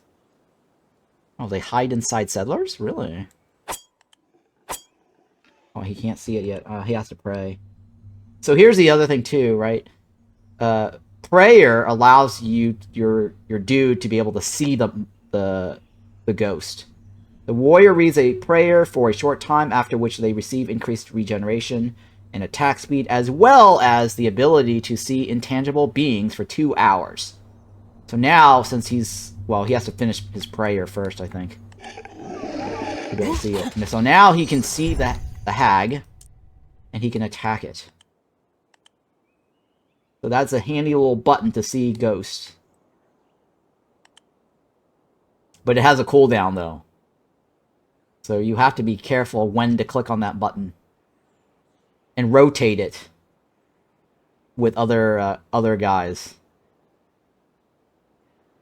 You're feeling good? And then at the top here, the spirit, there's actually a spirit cap based on your settlement's level.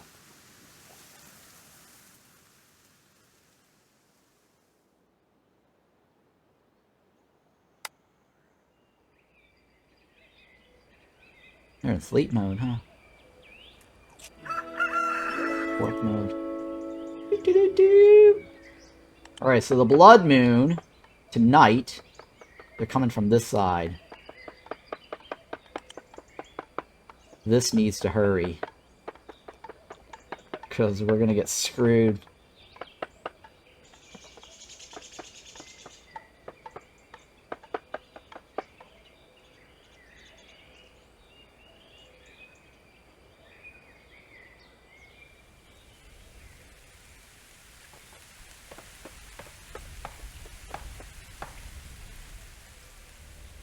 Hurry. Hang on, there's four idle workers.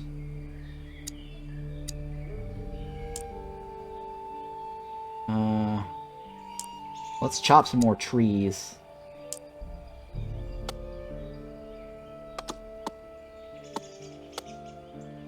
Because we're gonna need firewood. Let's build the, oh, hang on, let's make firewood. And we're gonna set it to have always 10. And we're gonna create a fire. Campfire.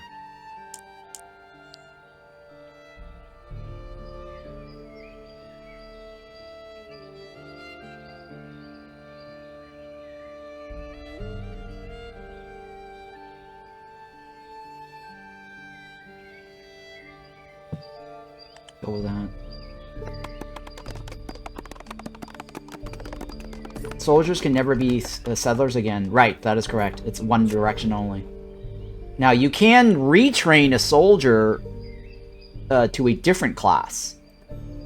Like, the militia is the weakest one, so you can actually make this guy a swordsman.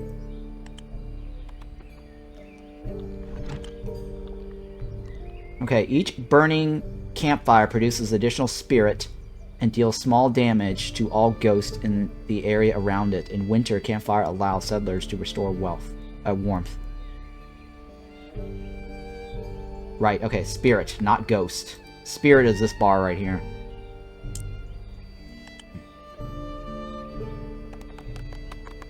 And supposedly, it should scare off ghosts.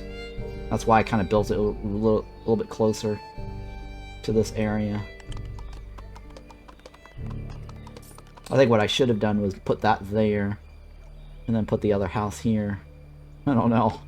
Something to learn for next time, maybe.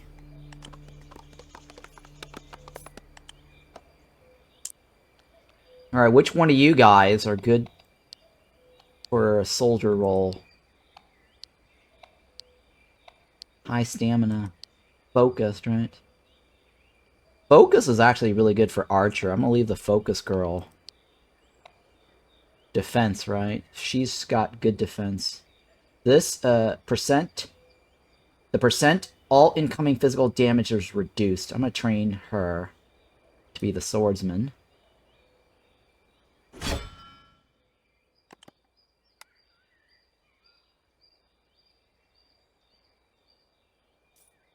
Alright, so I got my task completed. I got construction materials.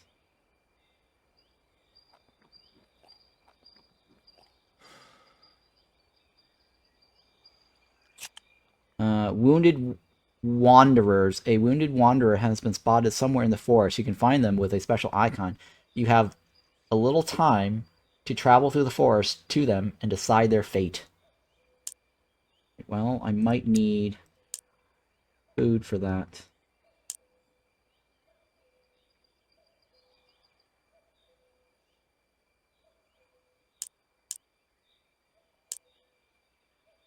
Berries. I need mushrooms. Because that wounded guy might want mushrooms instead. Alright, so let's see here. The warrior and the militia. Where is the wounded guy? This way, right?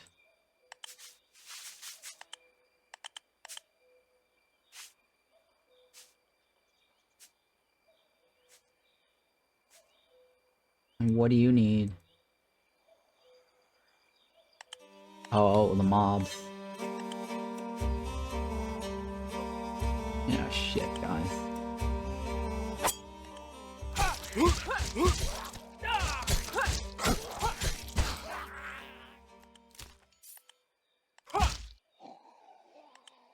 I've had worse. What is this? Practically every dark creature drops particles called dark shards. Yep, we already know that. Similar to the mana crystals. It's this thing right here, the purple thingy.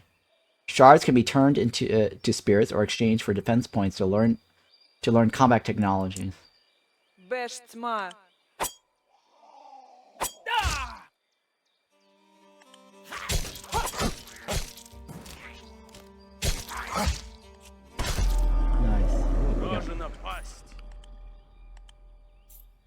Alright, so this guy.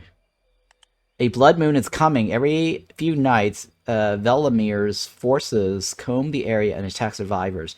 You still have time to prepare for the attack, so don't delay. And remember, each blood moon will be more dangerous than the last. You find a wounded man in the woods. A quick glance is enough to understand the seriousness of his wounds. If you don't help him, he will die. Rumors of a drifter every day since he was an orphan. The strong-looking young man has gotten tougher. No illness is a match for him, and the cold doesn't bother him. So this basically is his trait, that once you get him to join us, this section of the lore usually is associated to the trait that he gets. I don't have any vegetable. I don't have mushrooms. I don't have meat. I have berries. Luckily, he just takes berries. Now you're with us, right? And then he's going to walk back by himself. Alright, so luckily, we have a free house. I don't have to make another one. Because we converted one guy to the other. To the, one settler to a warrior. Let's go ahead and, train the militia guy to a swordsman, because that way he gets more health. You see the difference? Right? So let's retrain him to be the swordsman.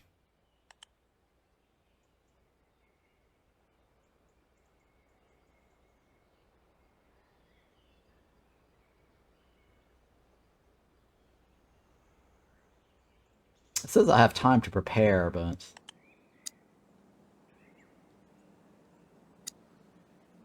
Spirit Charm, right? How much is this going to cost me?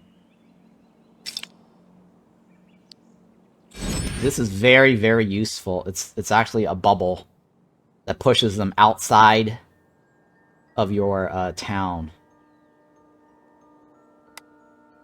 Alright, what else?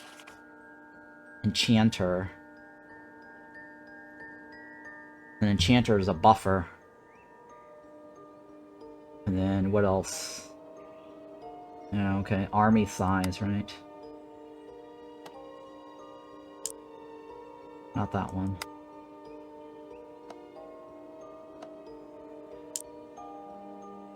Okay, my army size is currently 2 capped. So I can't train another person until I increase my army size. And that is... from this here, right? This here increases by 2. That only increases by 1. Jesus, why would I choose that one over this one? Damn. So pay attention, guys. I think I made a mistake once in one of my other coverage to click on this first, when I should have done it on this one. I think they use the same research points. Yeah. So don't click on this. Click on this. Oh, and I can't because to get more points, it costs... oh, it only costs 1. Oh, it only costs 1, right? The first one is 1 point. The next one is 10 points. I'm going to go ahead and buy 1. Yep, see, I knew that was going to be the case. I need 5 more crystals. And what am I going to do with my point? I think it's going to be army increase, right? That's the best bet. That is army size. Oh, this also increases the army size by +1. Interesting. But the enchanter costs... The problem with that, though, is the enchanter costs 2 points, though, to train. Well, I know, I'm pretty sure it requires 2. So here it shows you the requirement, like 1 and 1. The archer takes up 2. Let's go ahead and go back.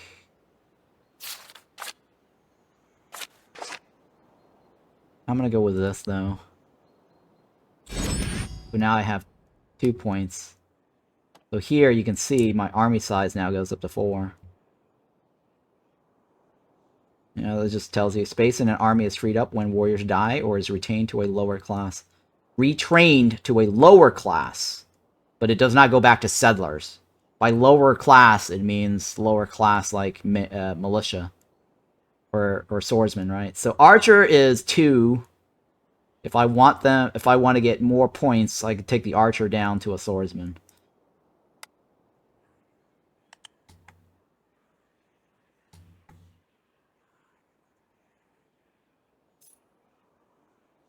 Alright, you're strong again, right?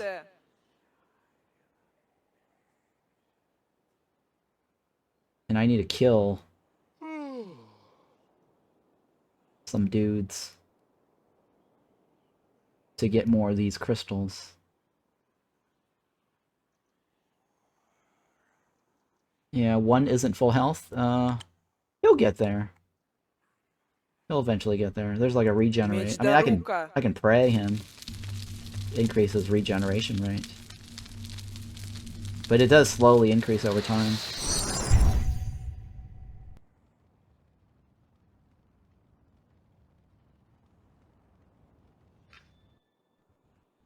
Громозов. Wow, they're already sleeping? Jesus. What else do I need right now? Stones, right?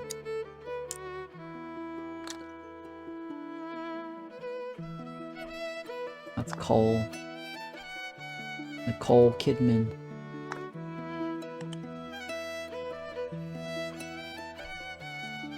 That guy's getting berries. We definitely need more berries.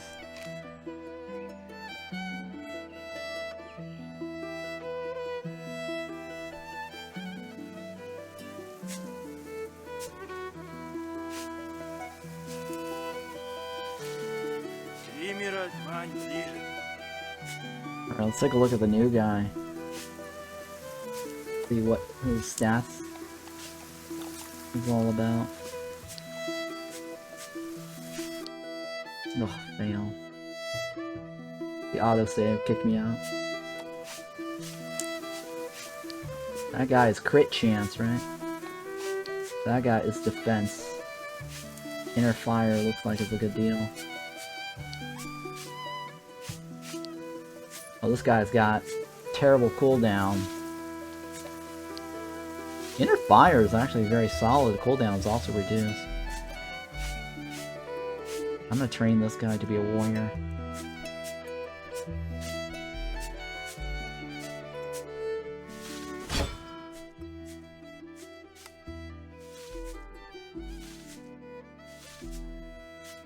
We need another dude to show up so we can get this to the 6 again.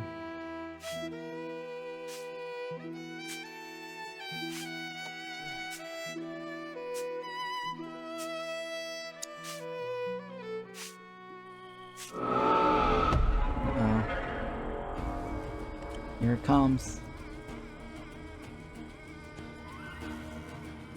Каждая рука. Here they come.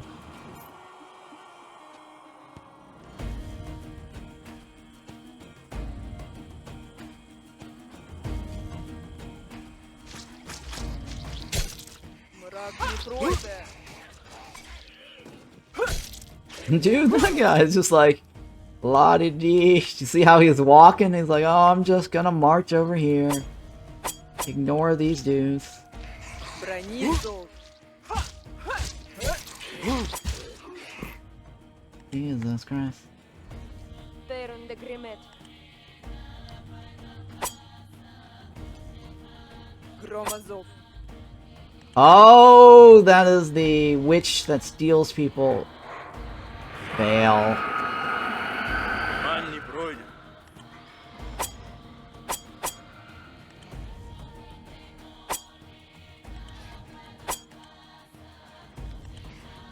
Oh, maybe I can't attack her right away. Oh, I can't.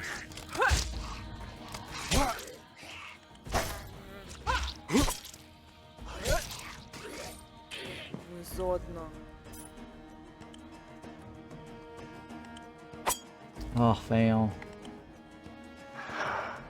Night Hag. You've encountered a Night Hag. Be cautious before striking. The hag is vulnerable to human attacks. Invulnerable to human attacks. To defeat a Night Hag, you must destroy her well or use the prayer spell. Yeah, I already tried to do that, but my prayer spell is on cooldown. She basically kidnapped one of my villagers. So, you'll see that in a second here. In the hands of Tommy Isavla. Tom is lava. Tom is lava. Tom is lava. Vladarat. Oh, And it's in the hands, in enemies' hands, right? Tom Slava. Tommy Slava. That's bad, guys.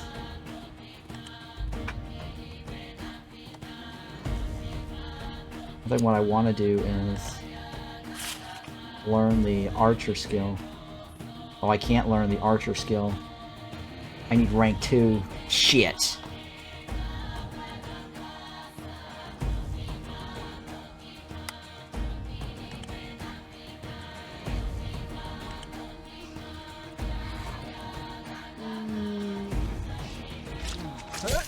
Let's go ahead and activate the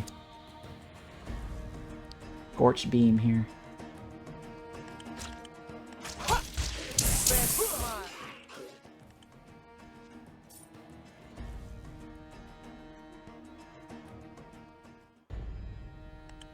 Alright, well, we survived one blood moon, but Tommy got kidnapped.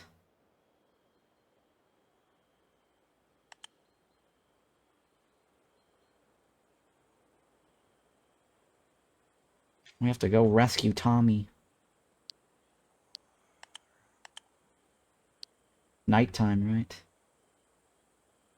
I think we did pretty good, at least so far.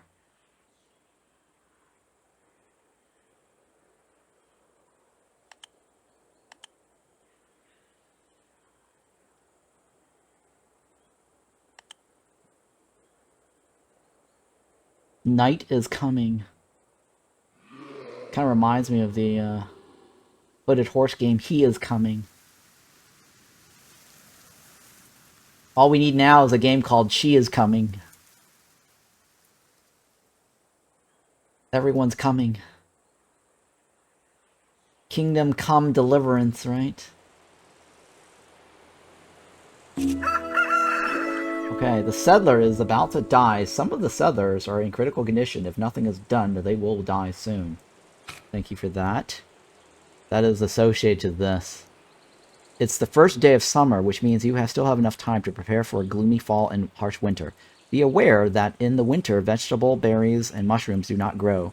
There are few animals in the forest, and the temperature prevents settlers from straying far from the campfires without winter clothing. Prepare for winter in advance. Okay. Now that we are in early access, we will probably face winter. Because I was not able to experience that during the playtest or the demo. Now, what are we gonna do about this? Беш тьма. The Tommy. Tommy's in this direction, right? Yeah, see, Tommy has been kidnapped. Monsters' lairs. The forest monsters that have inhabited and... The forest monsters that once inhabited and protected the woods have been corrupted by the darkness and now pose a threat to all humans. The lairs usually guard precious metals, so destroy them to develop your settlement. But remember, the more lairs you destroy, the more terrifying the knights and the forest's vengeance will become. This is the old well. The only way I can get Tommy back is by destroying the old well and then killing the hag, right? This old, dilapidated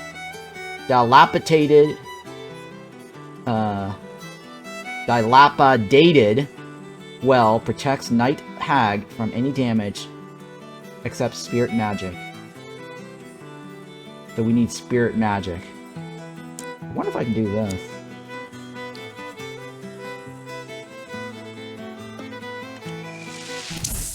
Oh, I can. But it's healing itself. Oh, fail. Alright, well that was a waste.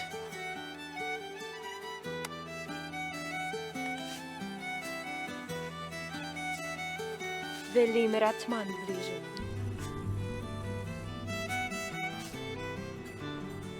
I need to somehow get to level 2.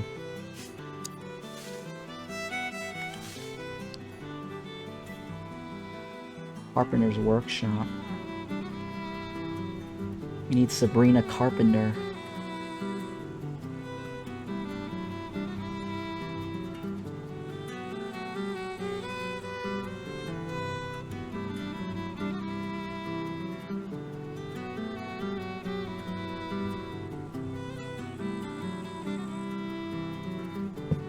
Alright, that's fair.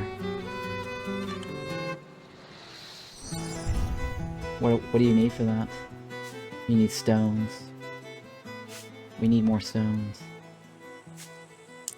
More stones needed, sire.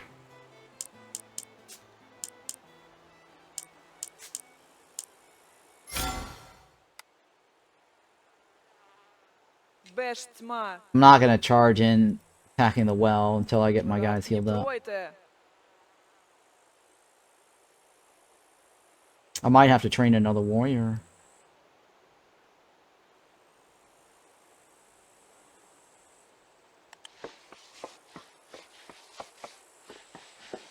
Either that or do an enchantress.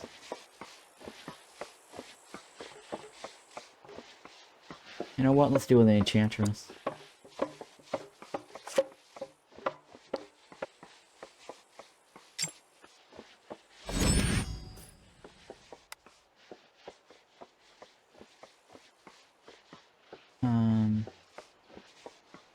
How many workers do we have now?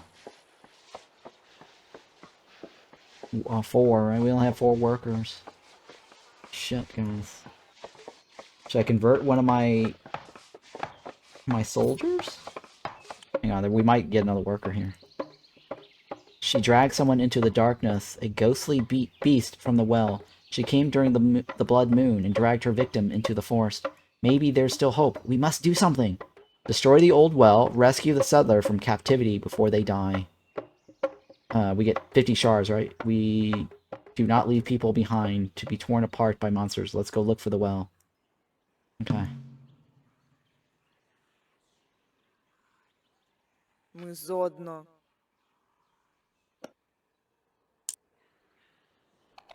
Who is good for magic?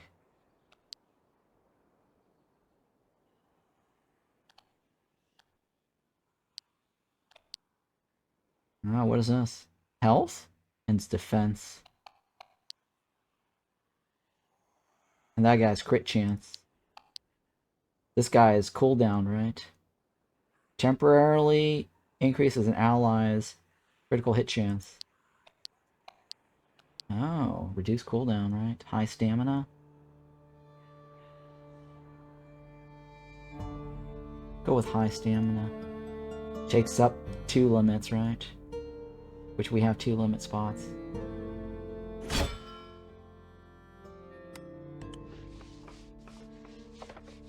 Another defender for us. Purin, bless his sword.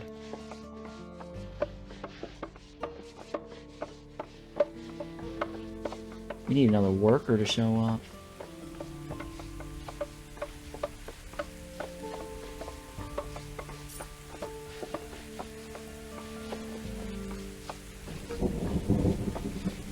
That's wood, right? We need more wood.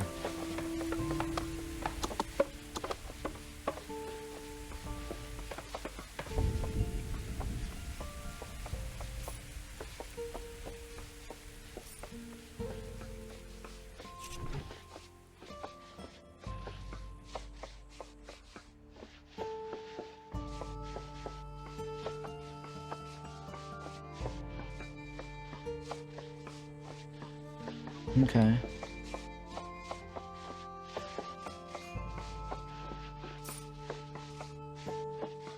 Alright, you are now with us. Громозов.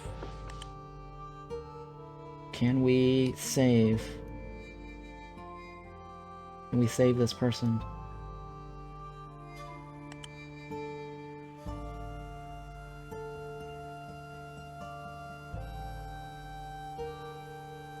Tommy is stuck in the well.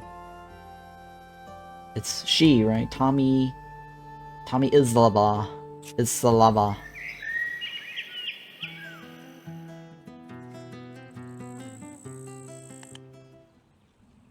Oh shit. Oh, hang on, hang on.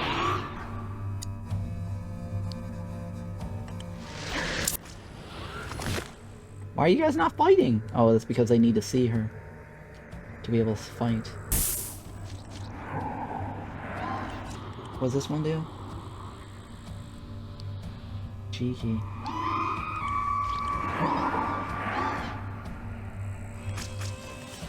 Громозов. What are you doing? V key.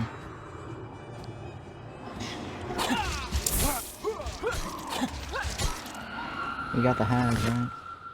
Let's Громозов. destroy the well.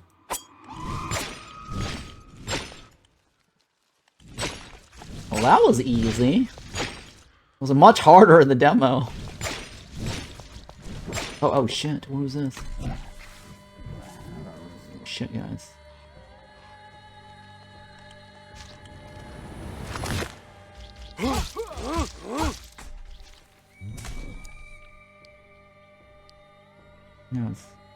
No, not Spirit Charm.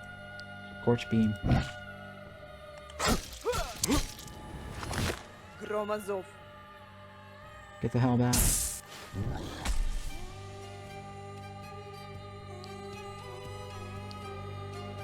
Do you not have the ability? G key. Мрак не пройде. Враг близок. G key is not working. Temporary increase in allies' critical hit chance. Ability not available. Requires veteran status. Oh, yeah. Закров веде. Враг не пройде. Свет возьмет. Oh, shit. Oh, my god, that's terrible. Bad idea.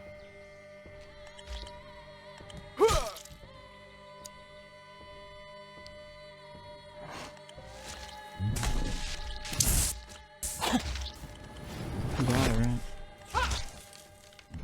Nice, I think we got it. Woo, we got it. Мы зодно. Nice.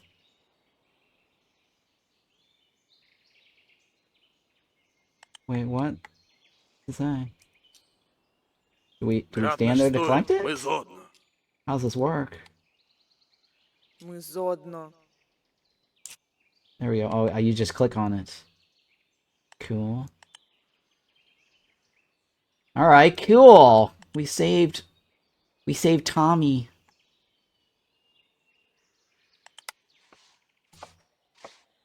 One isn't full health. We made it though, right? We made it.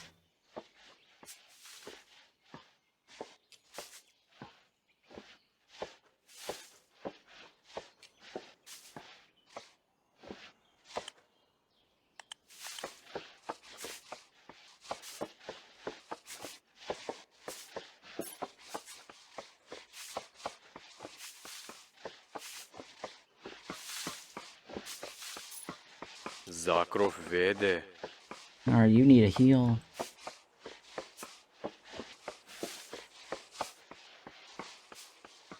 I need another villager to show up.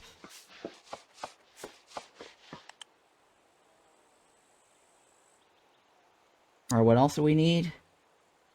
We need, well, hang on, we got extra points, right? Let me go ahead and research.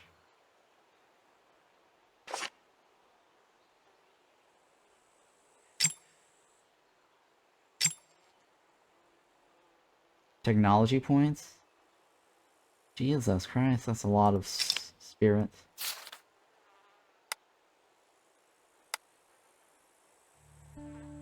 Alright, what am I gonna do with my newfound technology points? We want farming, right? Yeah, let's farm. What else? And then I've got 2 defense points. I think I'm gonna save it, right? Or increase the army size. I want the archer. And that's 1 point. But that doesn't increase the size. Fail. I think we're gonna have to get this. To get to this. To get to this eventually, right?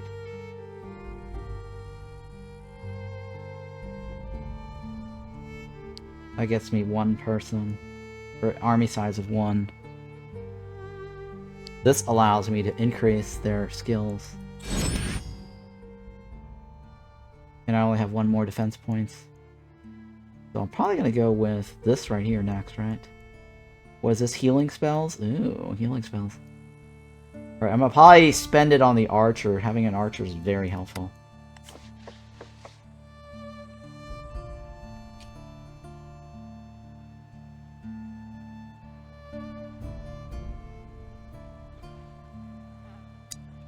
Alright, so farming.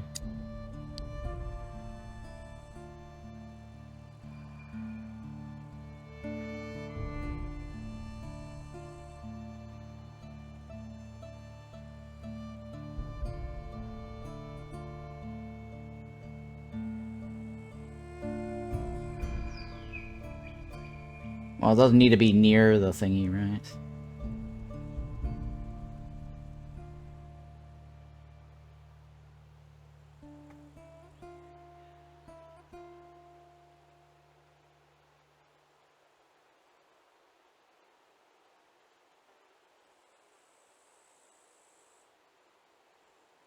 The tavern, well, you know what, I'll put it right here.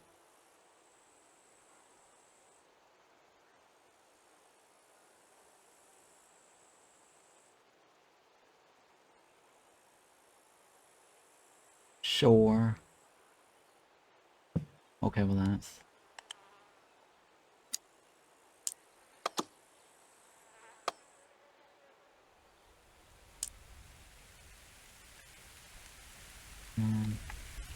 Who's this? Available for work? What do you need? Straws and metal rods. And that's coal. Oh shit, where's the coal?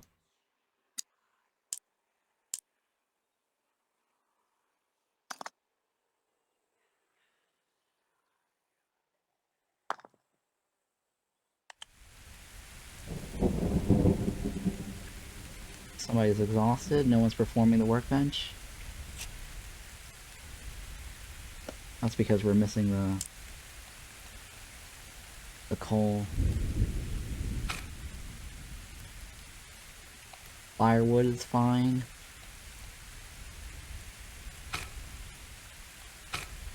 That's interesting, huh? Oh, another guy's wounded. Ruf lunar zovet.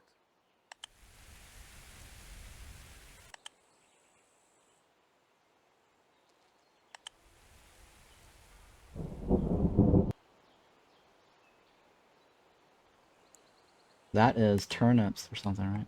Or no, mushrooms. Those are mushrooms.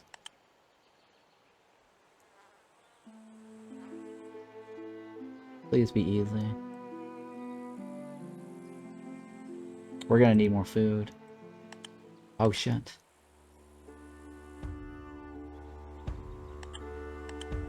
Romazov.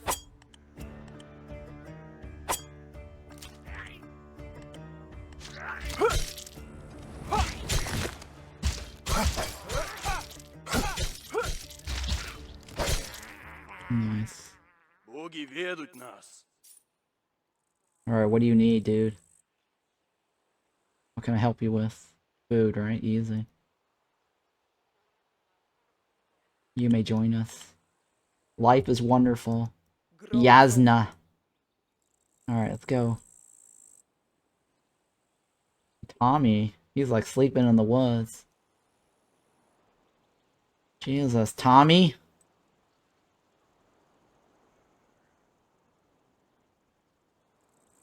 Can we do something about Tommy? Громозов, меч да рука. No, can't do anything about Tommy. Not like mind over magic where you can just carry them back to base.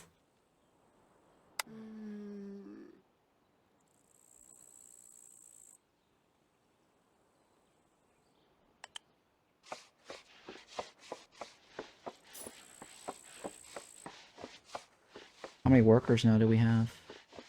5? And what do you need? You need iron. Alright, who is gathering?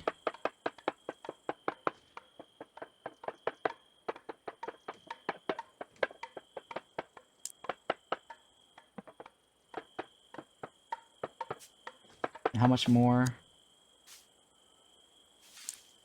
What is it? What is the... Training dummies. Oh yeah. Training dummies. That's gonna be useful, actually.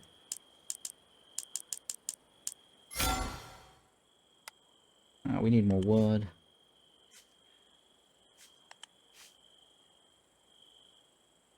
He's tired. Yasna, the chick that we rescued, is tired. Don't forget about defense. Walls and towers will protect you from monsters. Oh yeah, we do need that, don't we?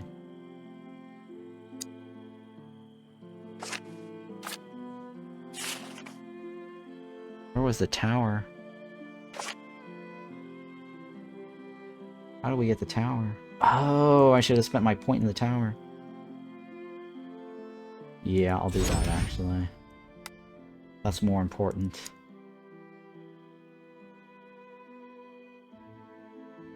Yeah, the tower is definitely important to have.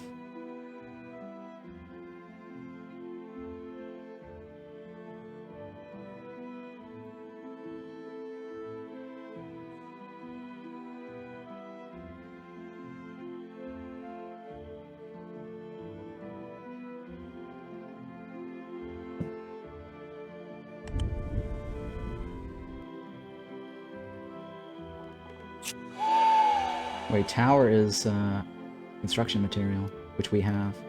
We actually got a 24 construction material reward earlier. Very useful. Oh. Shit, who's attacking us?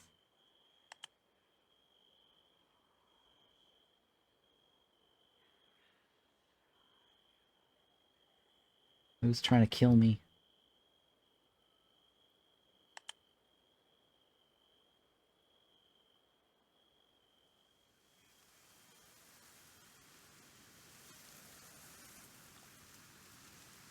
I'm friends with the monster. What do you need? 2 logs? Easy. Construction? Yeah, easy. We need more food soon, don't we? We need more food.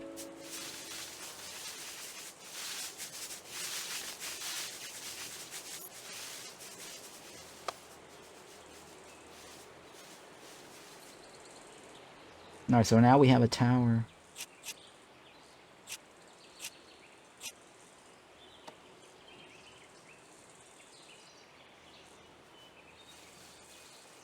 This one we need iron rods. We need wood.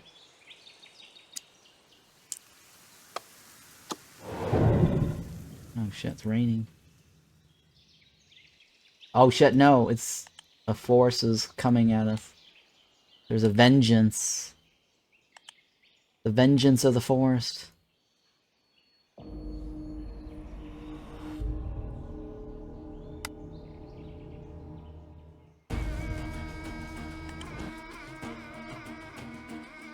Hooray, rest.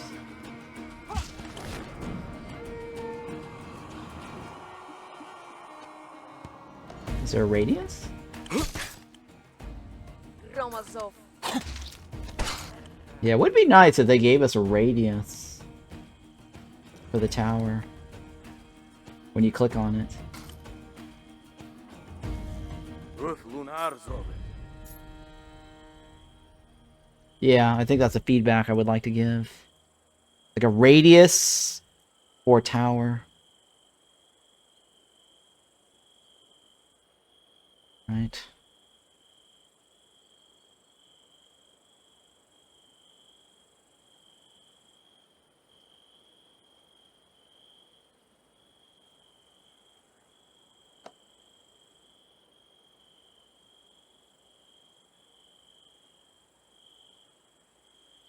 That is planks, right? That's this guy here. What does this do? The upgrade window.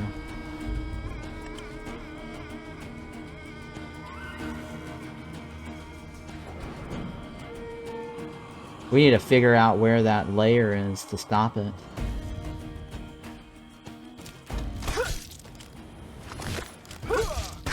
I think it's this direction here, right?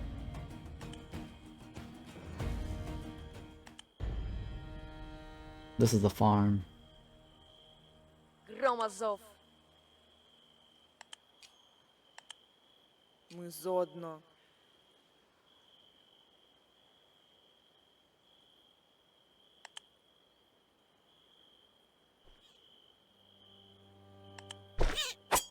Oh shit, this is the turnip.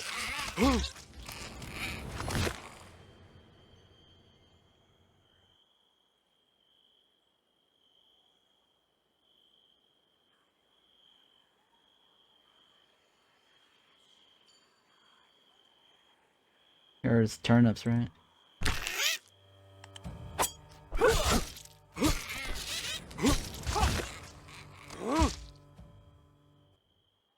Where is this layer?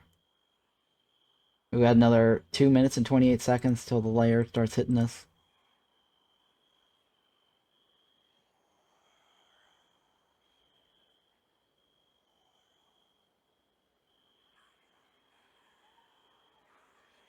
We need to take it out before the moon.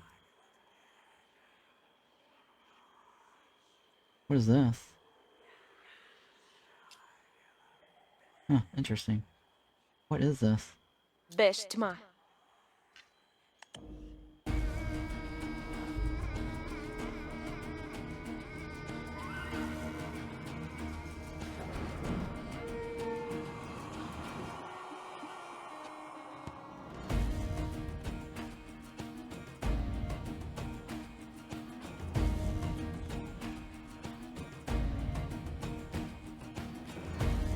Uh-oh. Building repairs? Oh shit.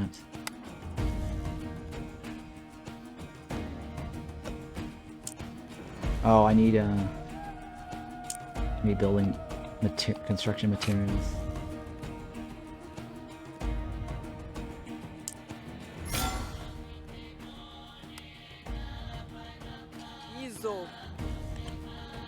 Somebody's attacking us.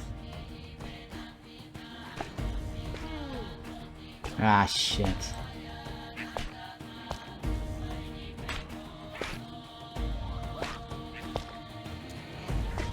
That tower's not reaching, is it?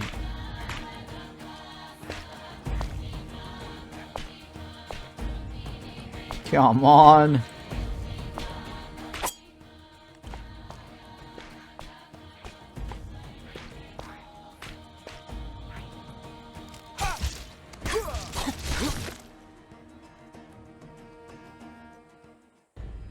Меч до рука. Where is it coming from? Oh, it's probably this one over here. I think that's what it is. Right? Why is there a purple thingy? I don't know what that purple thingy means. That might be where the well was originally.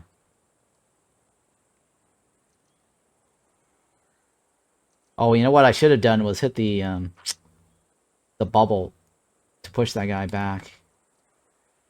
That would have prevented the thingy. A revenge attack against your settlement has begun. When you destroy lairs and forest monsters, you raise the vengeance scale. Expect an attack from the nearest lairs. Prepare your defenses. The higher the vengeance level, the more frequent and deadly the attacks will be. Yeah, sure.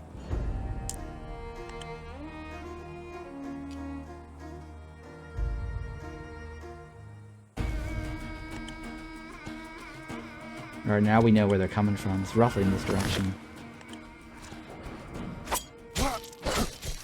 Враг близко.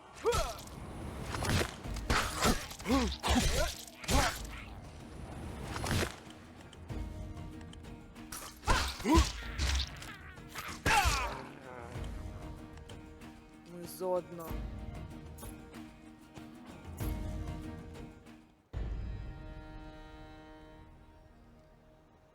Nighttime phase, right? Just increase the speed here. We got 2 days till the moon comes. We gotta take out that lair. Oh shit.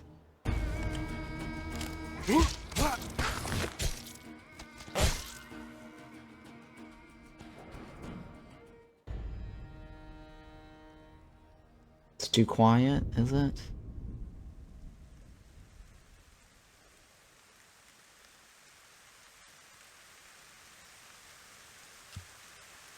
Кровь лунар зовет.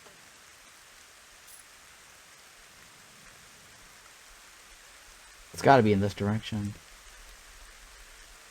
Ooh, what's this?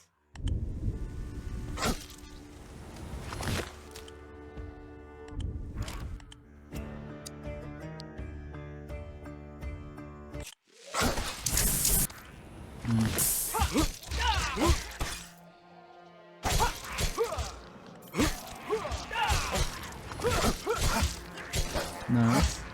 Ambient rain sound, ATS, lawsuit inbound. Hey, what's going on? Oh shit, I can't see this guy. Мрак близ. Меч до рук. Wait, hang on, maybe I can just sunbeam the guy. Oh yeah, I can.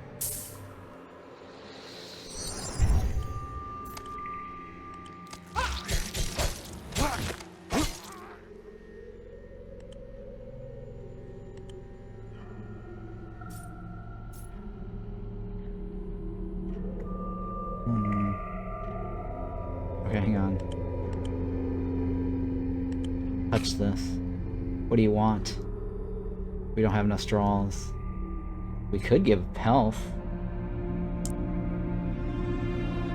Rod, right? An idol that embodies an ancestral power. Rod's blessing determines the fate written in the person's blood. This god can bless you with a long, happy life or curse you with a sudden death. The warrior, you know, it sounds like protection of blood. It sounds like we need to give blood for this. Who is available? Огньев. Mr. Slav. We will give you health. We will give you The blood of our enchanter. Please be good. Is it a good one or no? Were you pleased? Ми зодно.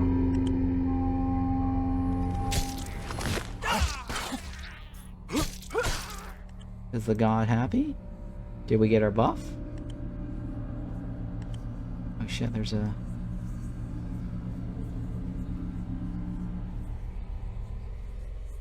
Is there a dude attacking us?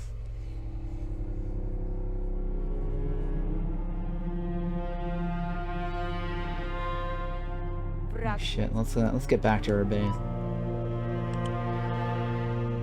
Oh, there is a dude attacking us.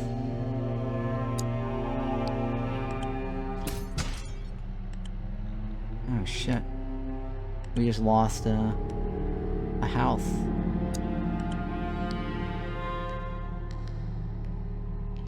We just lost a house. 2 houses.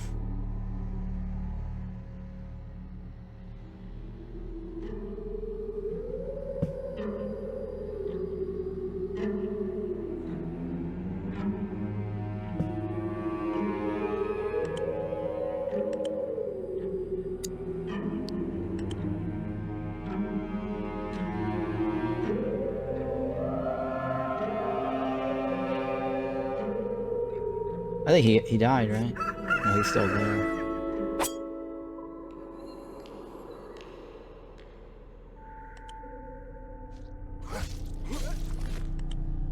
Alright, well, who else? Who wants a piece of me? We need to get more straws.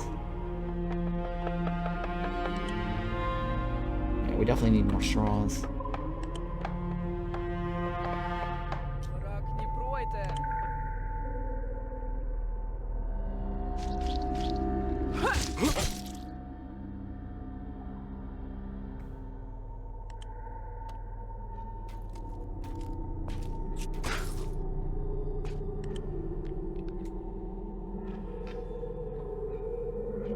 Меч до рука.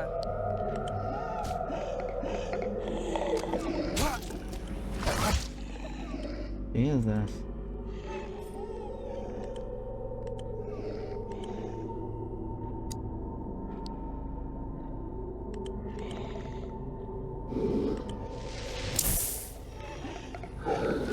Меч до рука.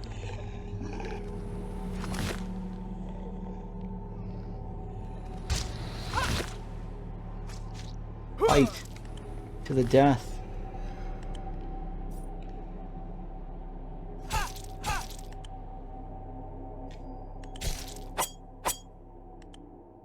Mora, please.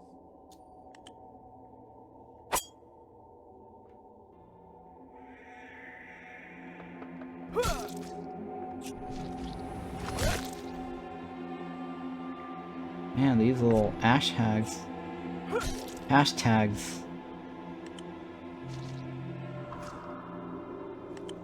Mora. We gotta figure out where that vengeance is coming from.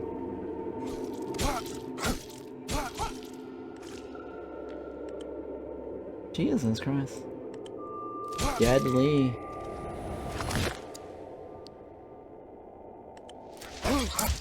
Zakrov vede. Zakrov vede.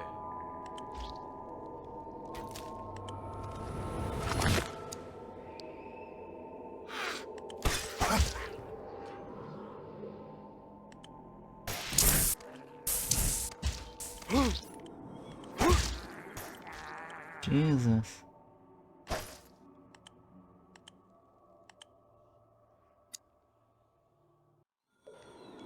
Erunda Grimet. There's a ghost right there still.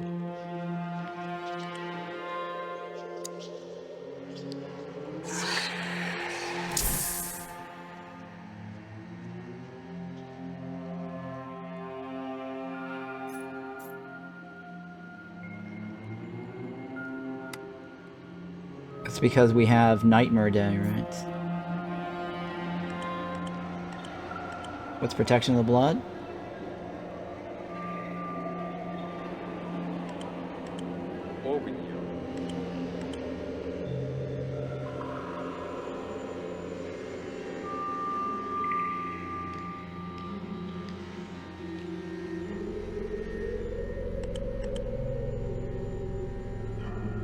Get to work.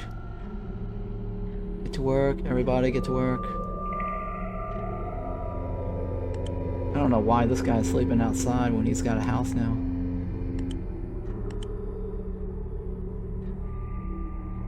Get to work.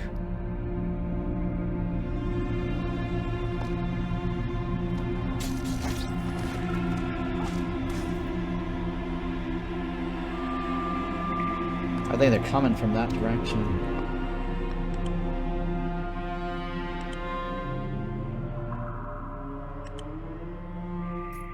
Nice.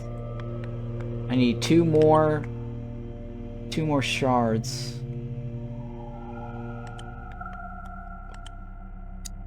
Right? Oh, 100. Oh my god, no. I need way more than that. This is so fail. I can't even get the farm going.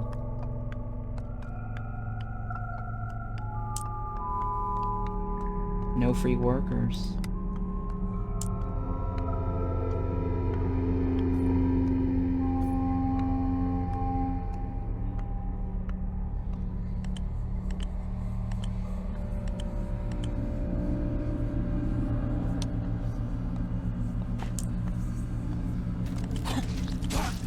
Oh, it doesn't go beyond 2 if we're in combat mode. Ерунда гремет.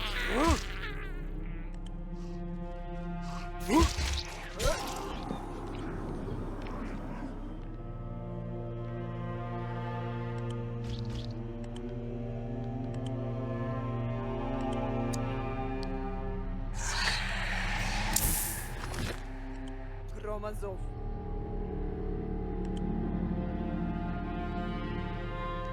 Alright, well... We're still alive, we're hanging in there. Stupid hag day. Nightmare day. It's causing all these spirits from out of the woodwork to come at us.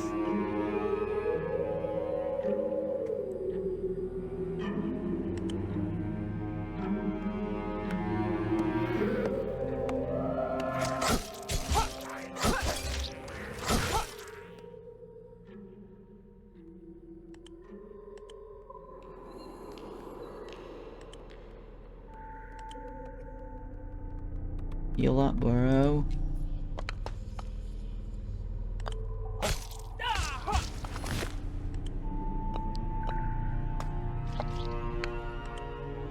Oh, shit.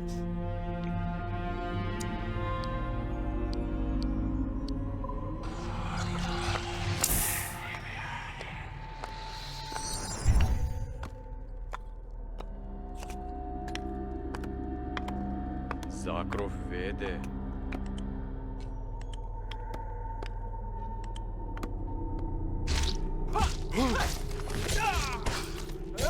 Where's my, Враг не пройде. moon dude?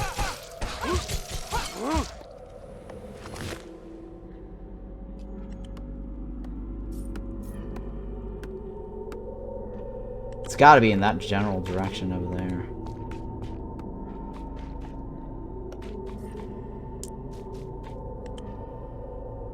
Oh, fail. Oh, can't. There's somebody coming at us right over here.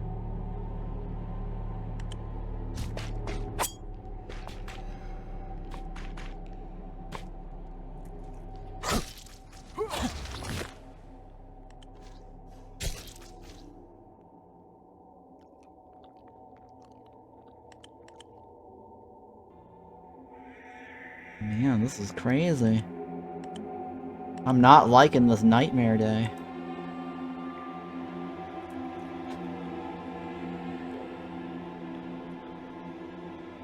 Means, shit. Whenever it auto pauses, that's how I know we're getting attacked.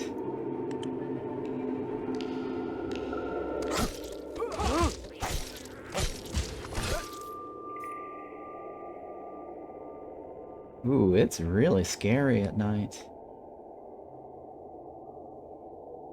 It's so dark now.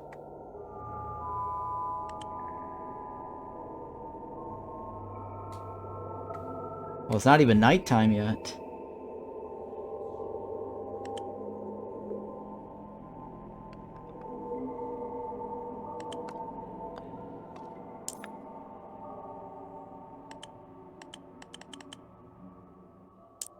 That means we have an invasion. Because I can't speed it up. The most I can speed up is 2 during an invasion.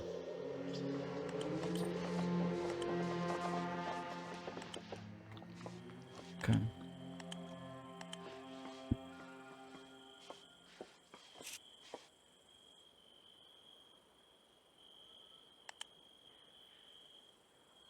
Hello?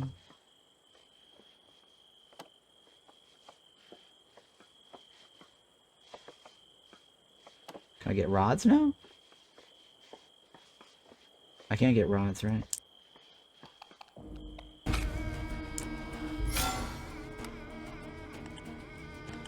Nope. I'm being attacked. From where?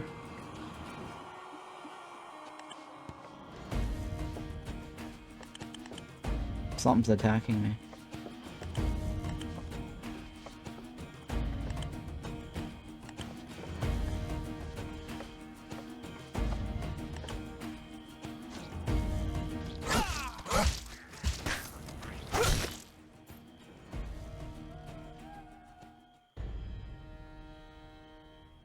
Oh my god, those guys are so lazy.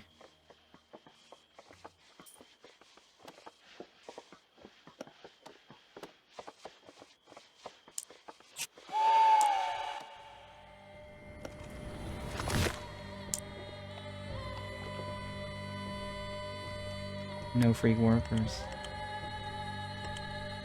Ман не пройдет.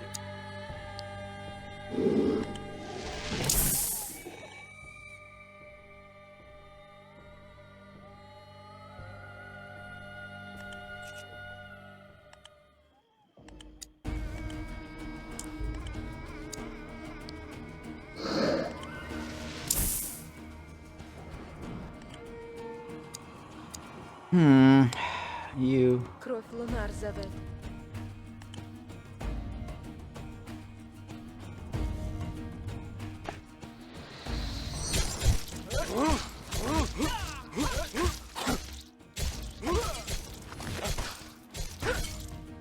Sheesh. Where are you going?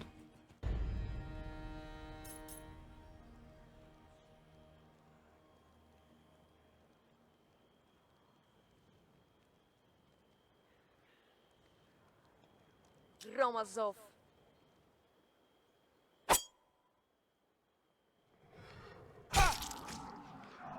Oh, he can't see them anymore.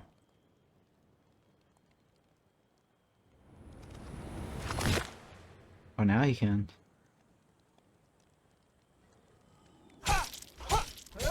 Nice. Take it.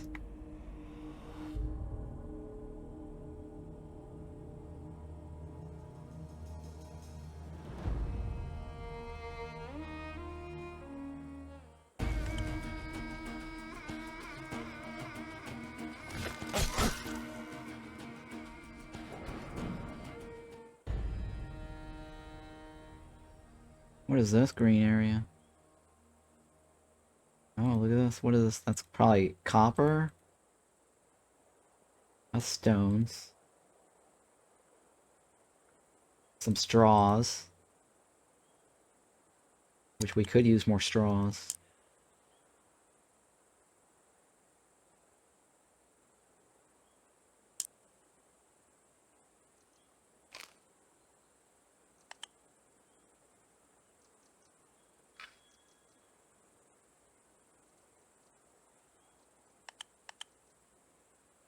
Or I gotta figure out something about this vengeance. They're coming from that direction. Вражи напасть. Alright, the hag day is over, so we gotta take care of this vengeance before nightfall.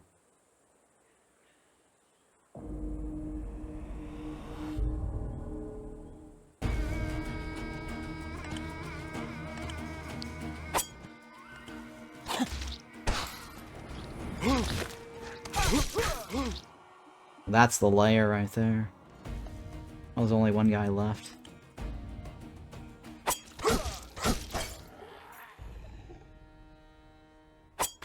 That should solve my lair problem. Oh shit. Меч да рука.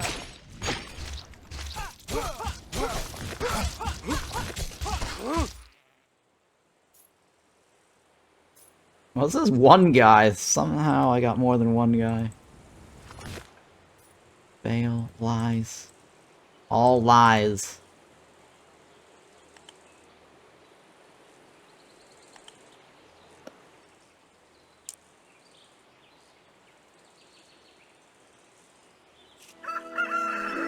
This one, hurry, please, hurry.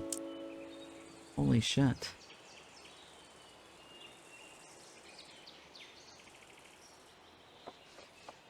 We need more wood, right? Definitely need more wood.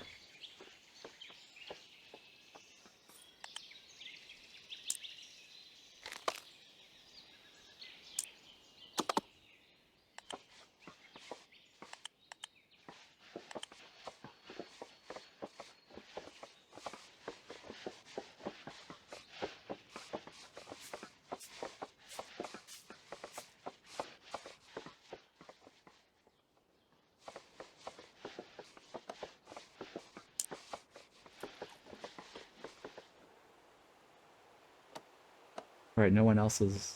This one's broken.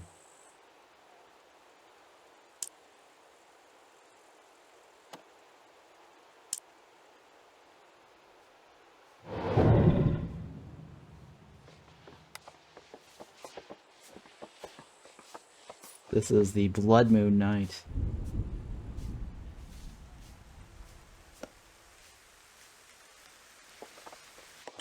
What do you got for me? Chief, I saw green eyes in the forest, and their gaze was crazy. Grandma told me about those creatures living in the swamp. They call it jinx, but this isn't a swamp. What is it doing here? I just gave you the information. I don't know if this monster is dangerous, and what to do with it. Kill the swamp jinx. Days completes 2. I got, oh, alright. Enthusiasm and dark shards. Alright, well... let's do that before the monster comes. The Blood Shard Day.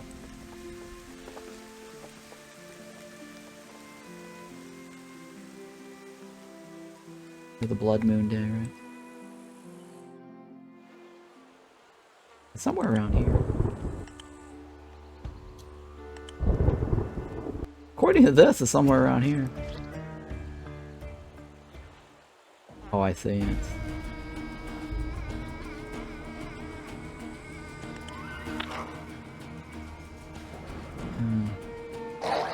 Oh shit, guys. That is Jinx. Jinx looks scary.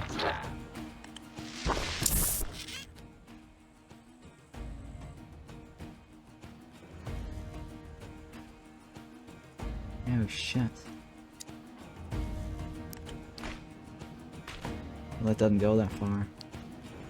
Shit, guys. Oh, and we got turnips attacking us too. Oh my god.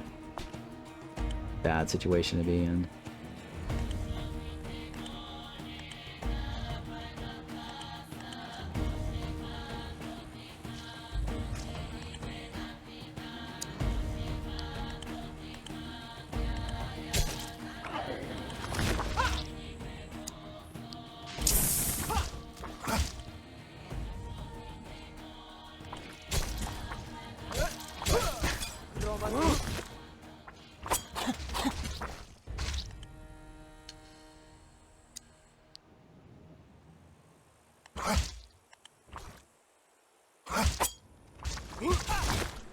We got it, right?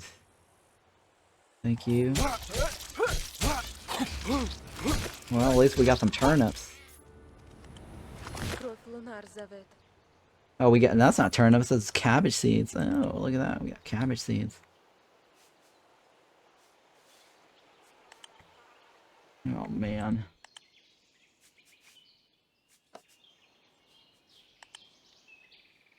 We need bars and we need planks. We need wood.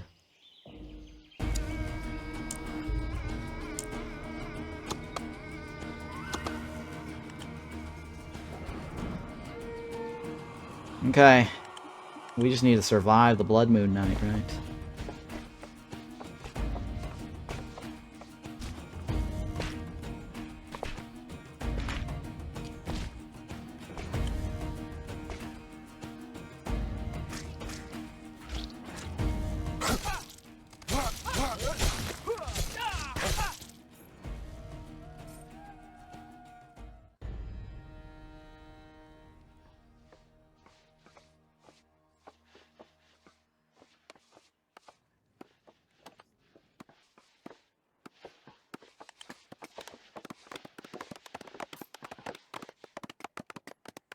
It's wood, right? It's wood.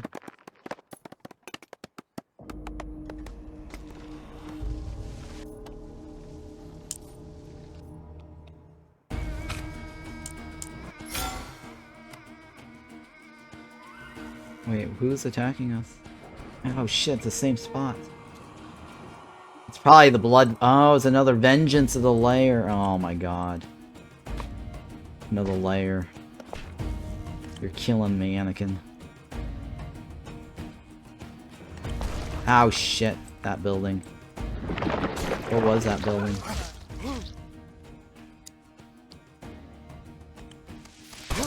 What was that building? It was the barracks. It was the barracks. That's alright, I'm okay with that. Fail.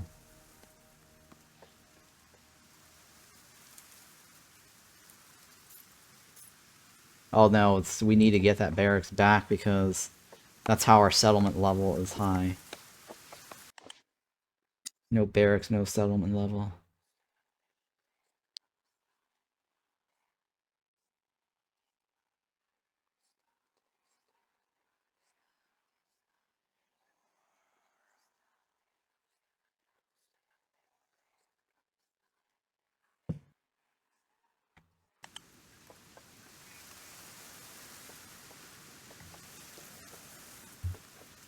I was gonna put the tavern there. That's fine. It doesn't matter.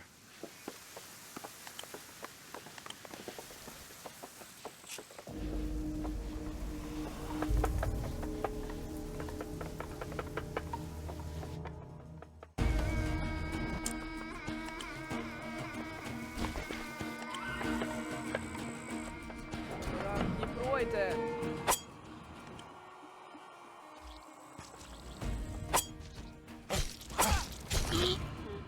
Oh shit, one of our guys died.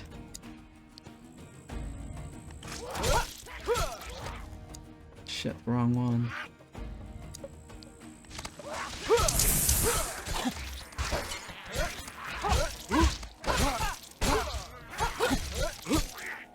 Враг не пройде.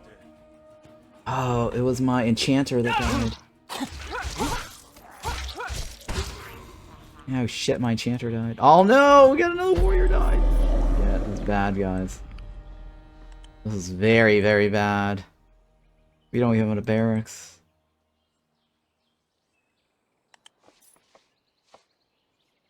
Come on. Oh my goodness. This vengeance of the force is killing me. I'm down to 2 guys only, and they're low health. This is hard! We might actually fail this.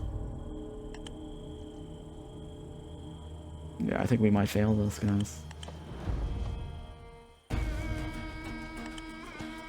It's this vengeance side that keeps attacking us.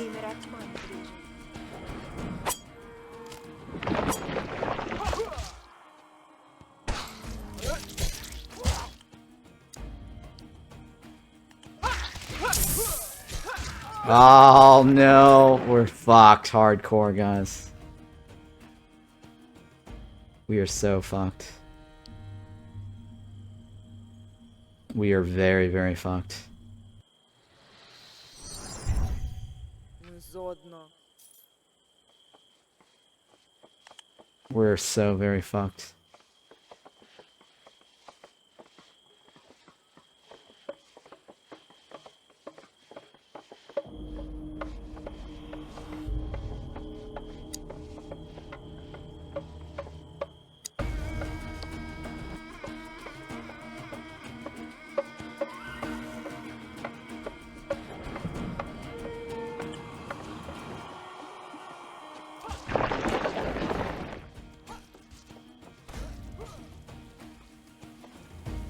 Oh no.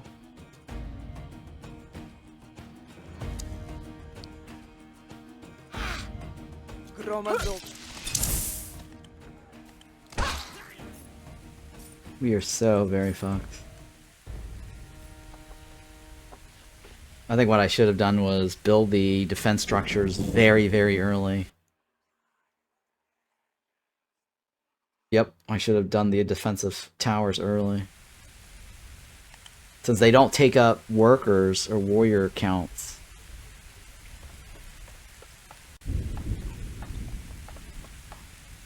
I don't have enough workers or people to go around.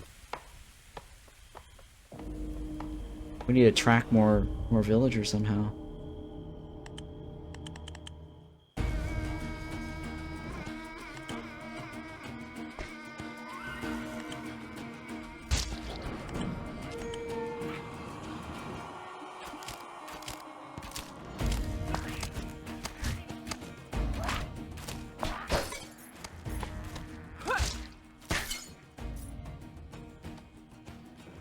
Our tower's going down too.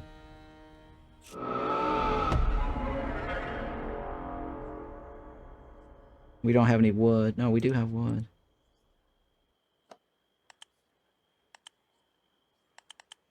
Oh, it's nighttime. Oh, we're so fucked. Well, I think this is the end. We might have to restart.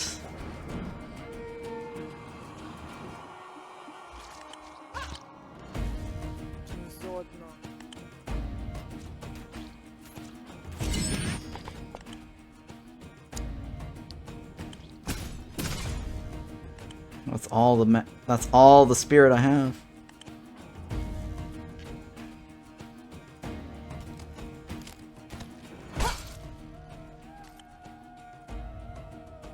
Can I survive this blood moon?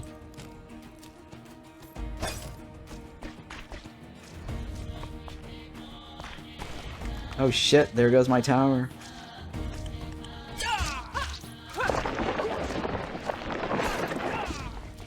This blood moon is insane. Oh, we are so fucked, guys.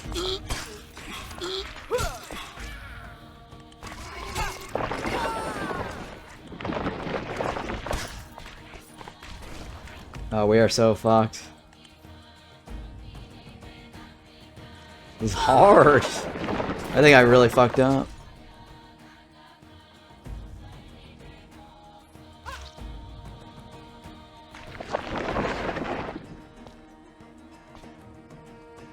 I wonder if they go away during the day. I don't know. Can I kite this till morning? I don't think I can kite this till morning, guys. All my buildings are gone. All my villagers are dead except for the warrior. I only have one guy. All the villagers are dead.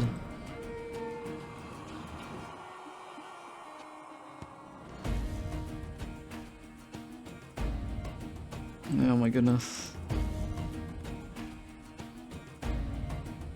I have no way to generate spirits.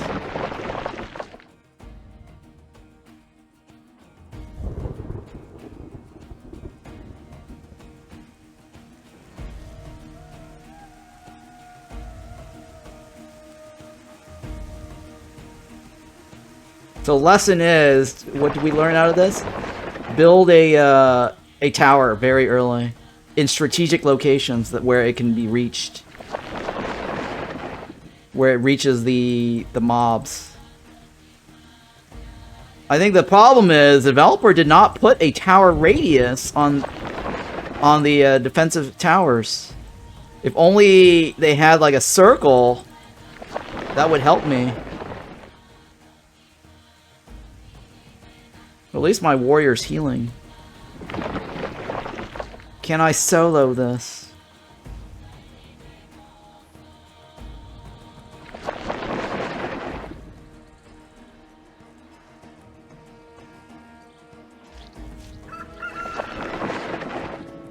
The blood moon is over, right?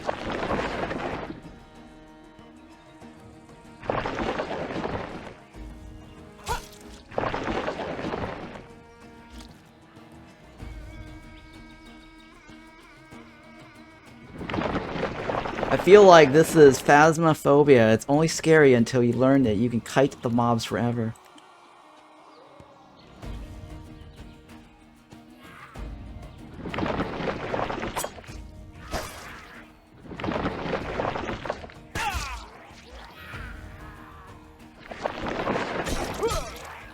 I might be able to take them all out with the one dude. Oh no.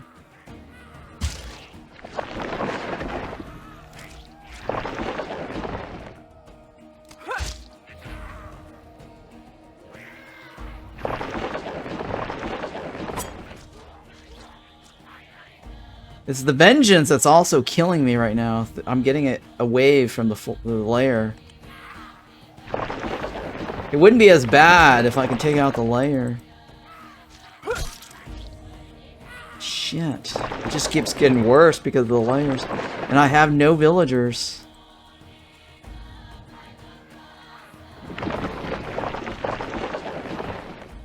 I think it might be more efficient just to restart.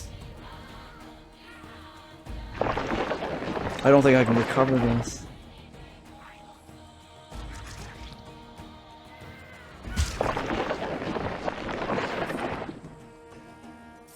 His health is pretty bad. If only he had a tower. I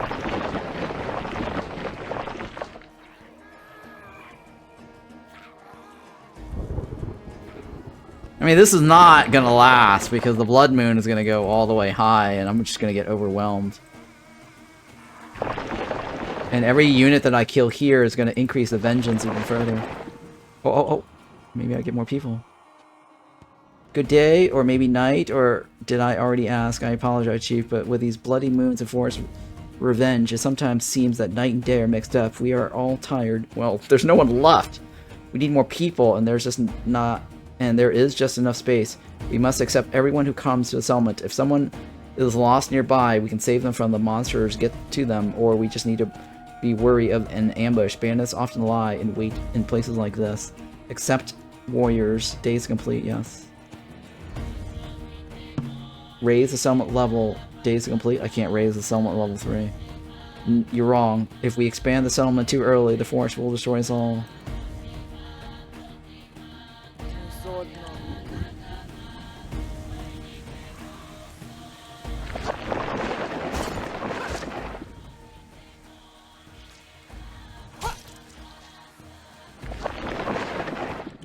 Oh, we're screwed. I think I should restart. I should restart. I don't think bringing people is gonna save them. Sadly, no, probably not. Let's go ahead and explore the forest. Since I got nothing else to do, right?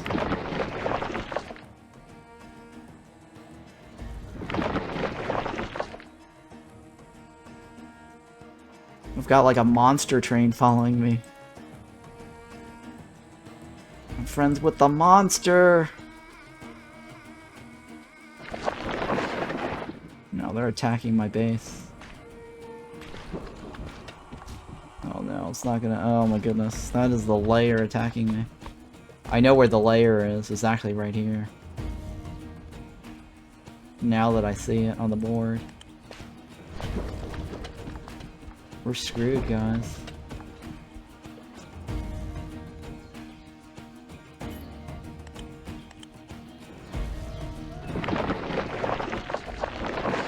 How many people are in here? 6?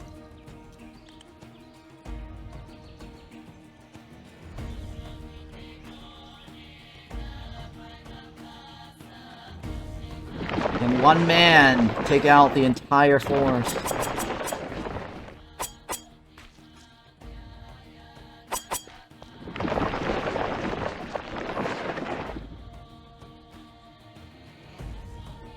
This is like John McCain. Yippee, yippee-ki-yay. Die Hard. Best man.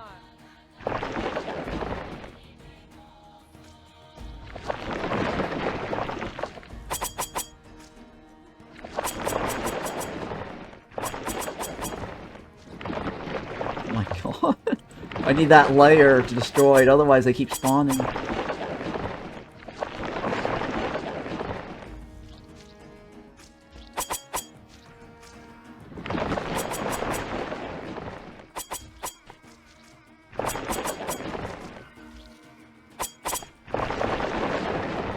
I might be able to do this. It's just the problem is the blood moon eventually is gonna get me.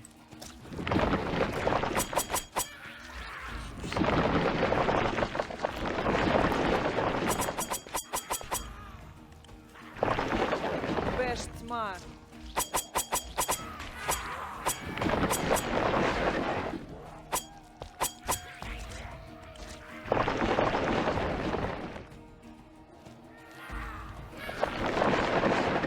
Oh my god, we might actually get it, I don't know.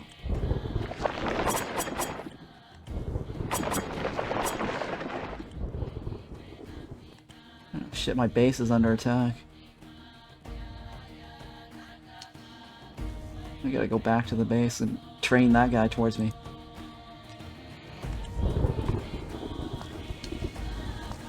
It's game over when this gets destroyed.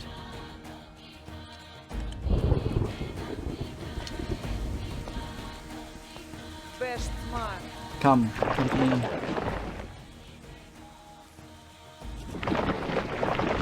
I love how ridiculous this is. It's funny, right? It's good content, you guys. I mean, the odds are totally against me. Totally against me.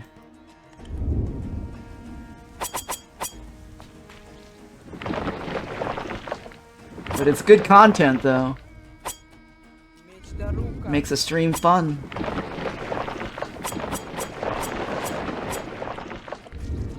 Alright, just a little bit more and I get rid of that layer.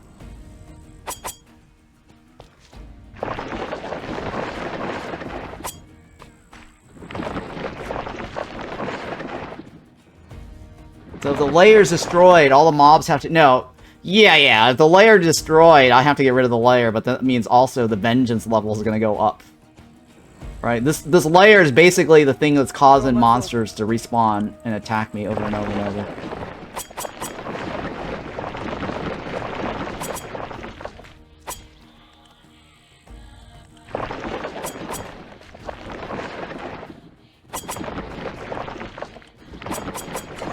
Oh yeah! I got the layer now!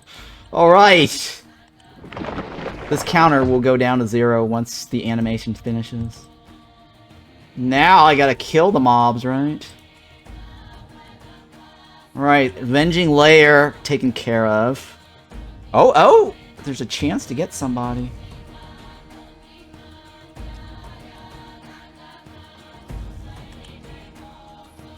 Might be able to get some settlers to join us.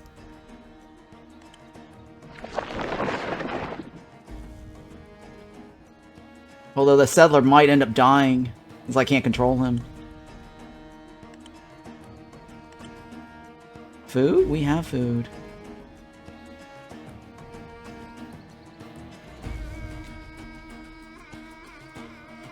Oh shit, I can only choose one or the other.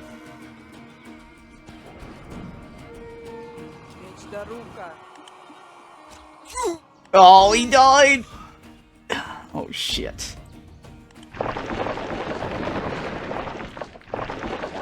Ah, shit, he died. Fuck, this is not gonna work. This is not gonna work. Race in with a horde on your back and negotiate his joining. Yeah, that's not gonna work. I need them to, like, go to my center village. He needs to, like, heal up.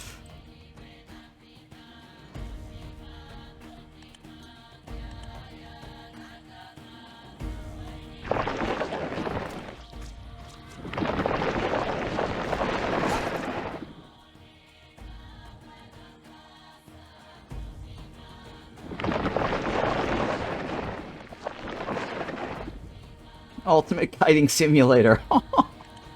I think I can win still, I think. He's got like 1 star. He's a veteran. He's John McCain.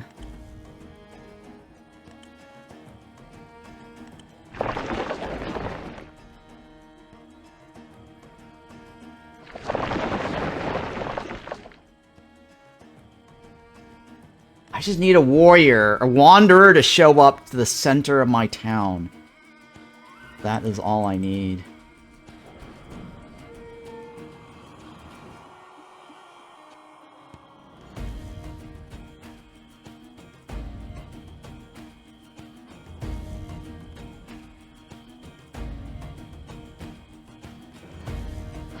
What is this thingy? Dark portal. During the day, strange energy emanates from this place. When night comes, nightmares appear. Oh shit.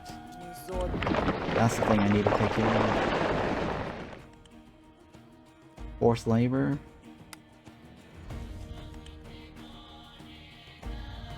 Well, there's no labor, so it doesn't really matter, right?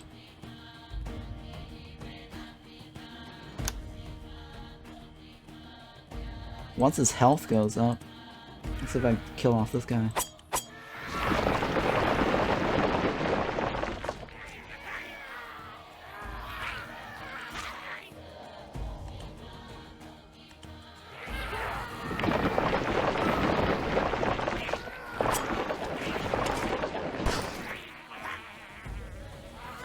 Oh god.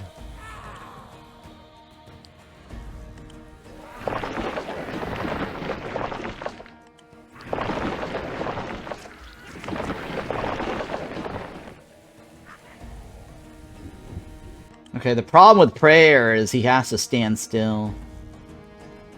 I can't do a prayer while running around. Where is the warrior? The wanderer? How do I get more wanderers to show up? To increase the number of settlers, increase your settlement's level. Is there a hint? There's no hint to this. What's the best way to get the wanderers to show up? No.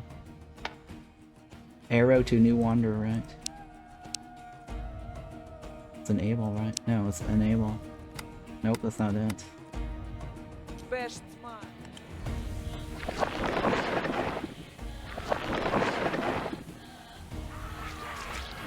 Oh shit, guys. Oh shit, I just triggered more mobs. Fuck.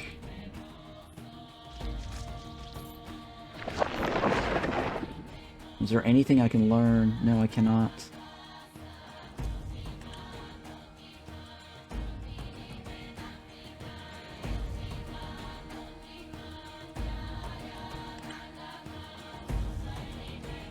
A strike with a shield stuns the target for 10 minutes.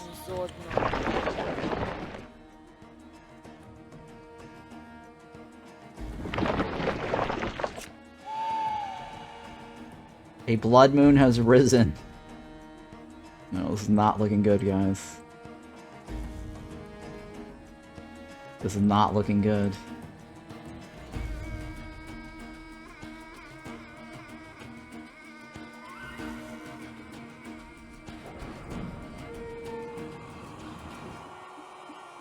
If only I had that one villager to save me.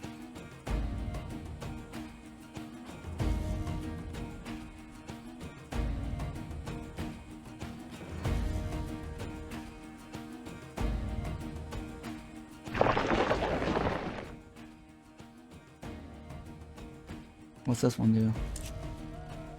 New scroll found? Ooh, what does the scroll thingy do?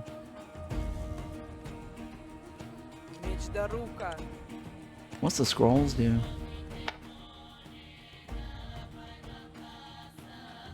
Huh, interesting, huh? What's the scroll do? Scrolls can be read in the collection's window. Oh, it's just story lores. Story lore is nothing useful. Fail! Брони I золото. thought it was a scroll that I can mass kill people.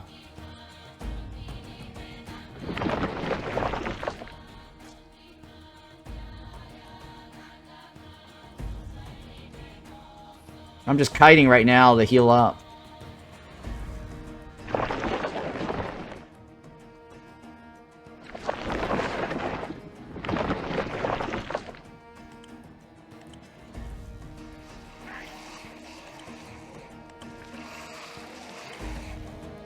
Alright, so which one of you guys? I think the skull, right? Does he get more experience? He does get more experience, right? I might be able to improve the experience level and then have him become the ultimate Брони warrior. золото.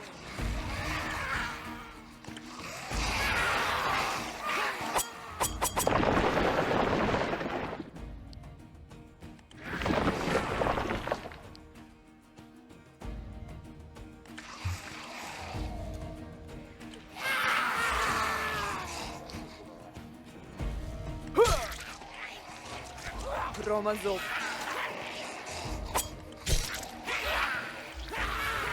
Oh gosh. Can't do it! Wouldn't it be epic if Ron just wins by running? It would be epic, wouldn't it? It would be epic. And then the developers will have to rethink their little game mechanics.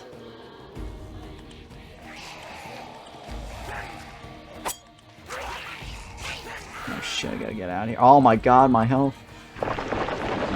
If I kill this guy, I might be able to get my level up. Oh no, that's health bar. That's not level. I think I've already reached veteran status. I don't think it goes any higher than that. Зодно. I think we are at maximum level experience. Yep, we do not get any more experience. 1 star is all we got. Oh, this is fail, Рома guys. золото.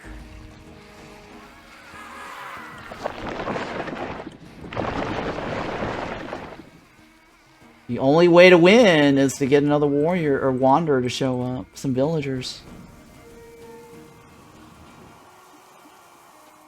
Well, on the bright side, my health is going up, right? Slowly.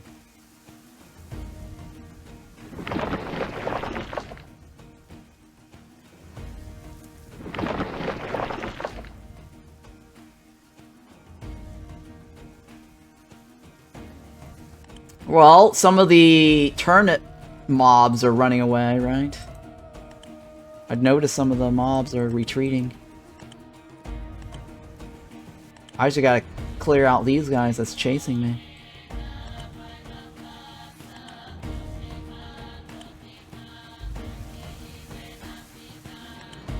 I just picked up a new one.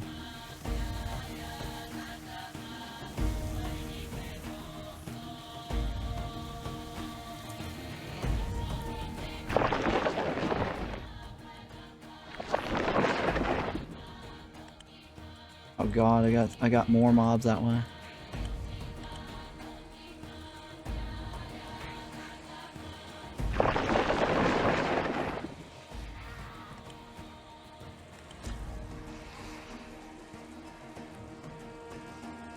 Oh, this horde is like rushing after me. Or the horde. Oh, shit, that only takes that one guy. Oh shit, I just picked up some more mobs. 420. Getting there.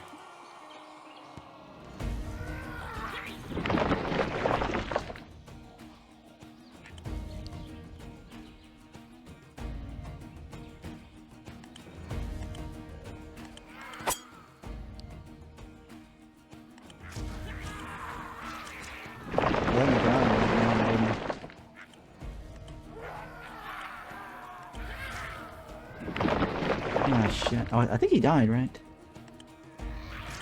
I think he did die.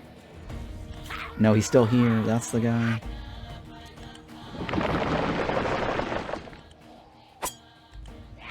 Oh, I got one. One down. And a million more to go. They're billions. Billions. I don't think I can win this. There's no one showing up. There's no one showing up.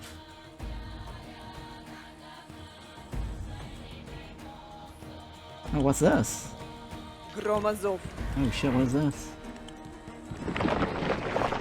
Lishi. Oh shit, there's another mob.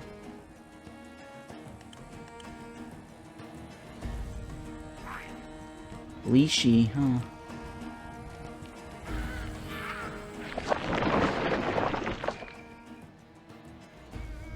I don't think I can win.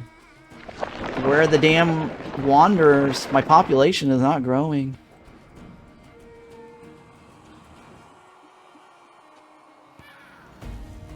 That's the edge of the map.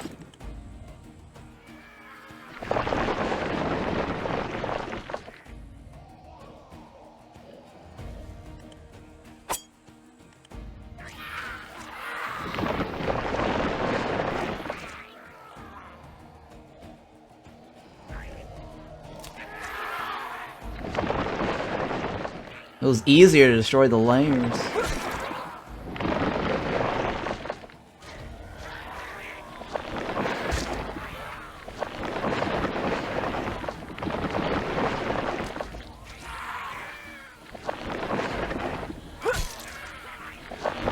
So many mushrooms.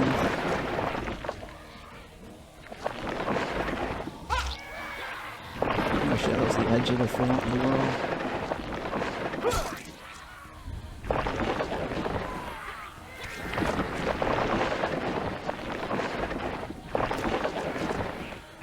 Oh no, my health is low.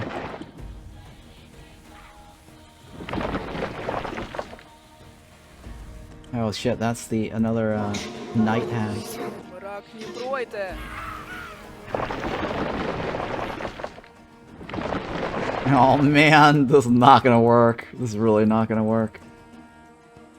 I cannot survive this.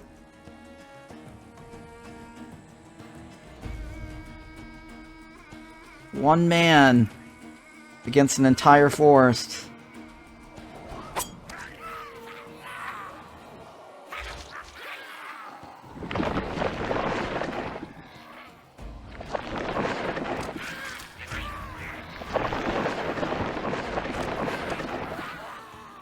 Touch.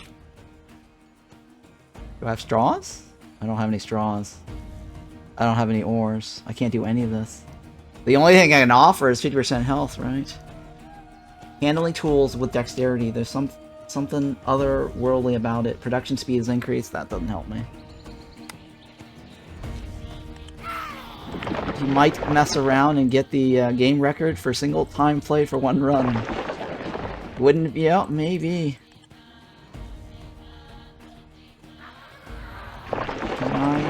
Can I survive this? I don't think I can.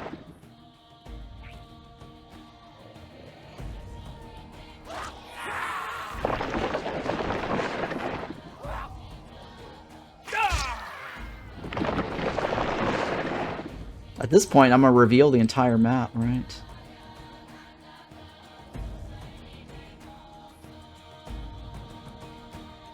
Uh-oh, somebody's attacking my base.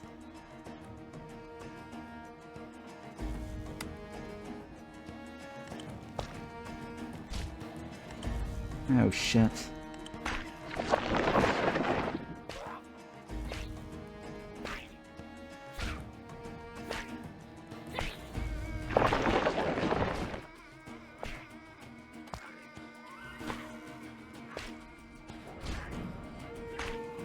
Oh god.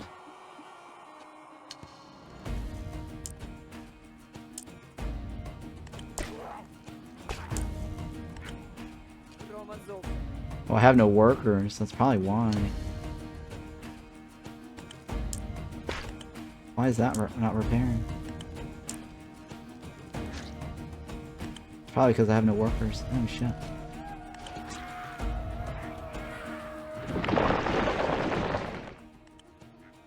Or either that or I'm in combat and won't let me repair in combat. Oh, it's because I'm in combat.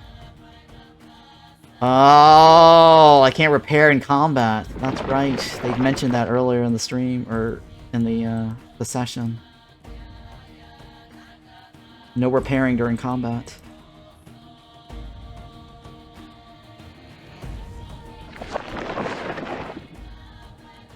See, I can't speed this up either because I'm in combat. The highest speed is 2.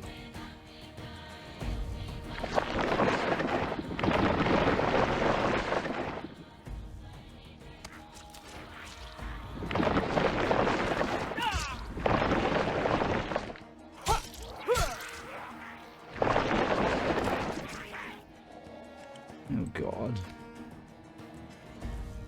Have I withered down anything? No, right?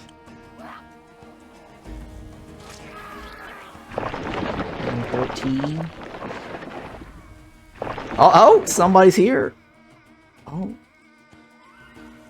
Wait, I thought I saw a message. There is somebody. Where's he going? I have a wanderer. Oh, I have a wanderer. I'm a wanderer.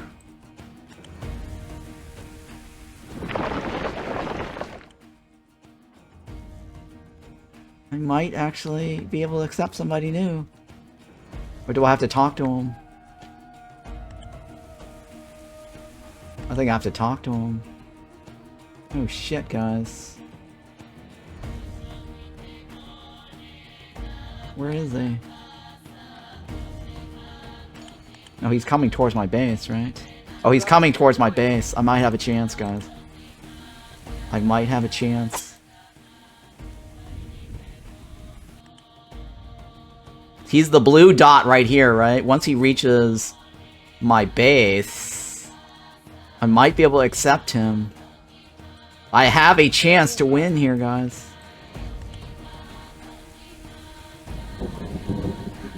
See that blue dot right there on the screen on my mini-map? Once it reaches these cluster of grays, which are my buildings, I might be able to click on him and accept him.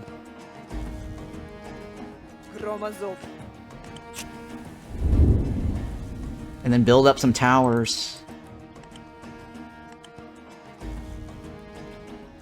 Oh yeah, I have a chance. I have a chance.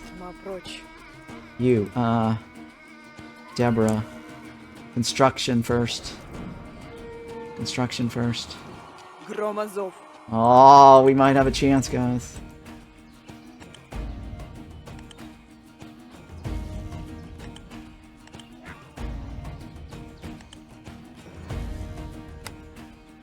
You need to build this right here, right?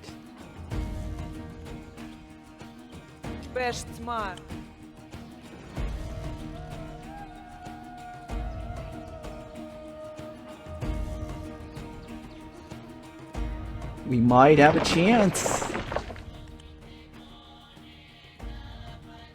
What are you doing, man?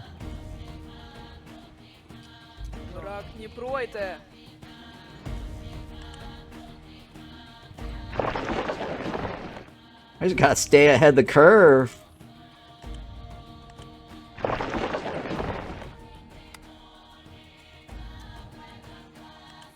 Where are you going? Can we not? Oh, we might not be able to build during the attack phase.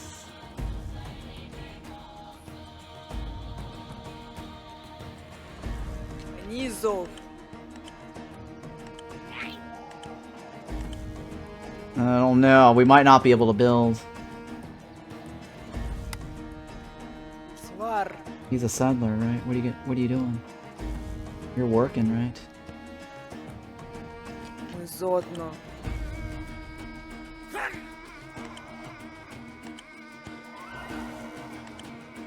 I just brought on more mobs chasing us.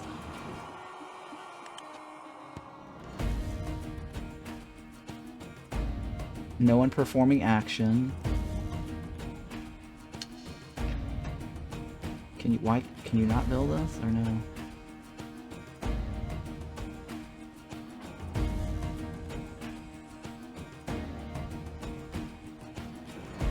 There's nothing delivered.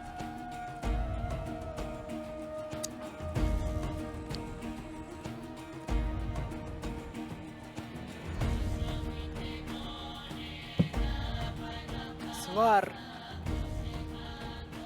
Is available. Construction, right? Враг не пройде.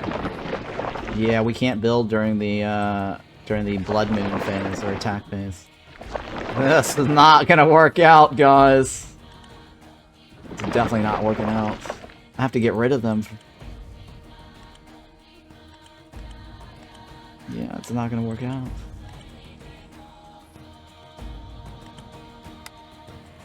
Where is he?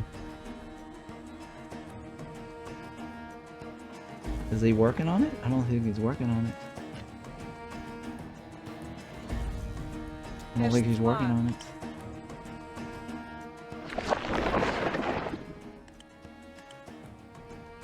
It still says she's available. Okay, that's a bad thing, guys. What is this?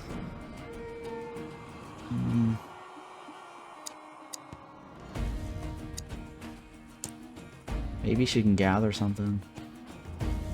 More wood, maybe. Let's see if that works.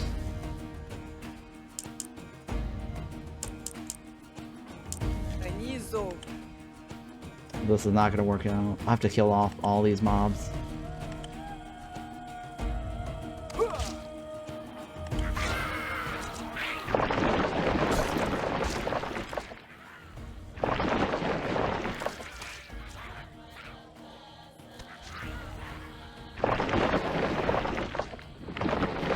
I have to attack one guy and then run away. And repeat that.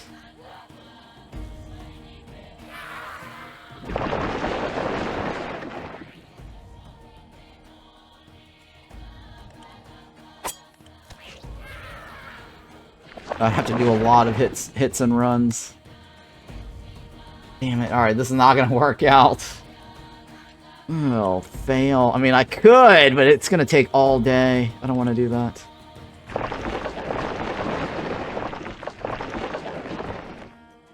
I mean, technically I could take them all out, but it will take forever to do.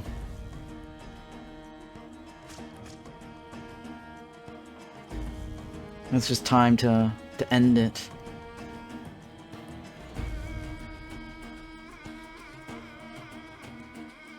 Incoming. Take it like a champ.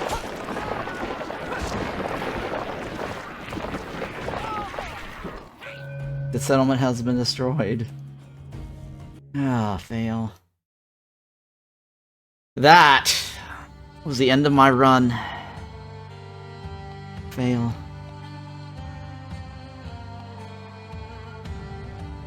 Let's see here. Alright, I'm gonna take a quick break. It's 3:04.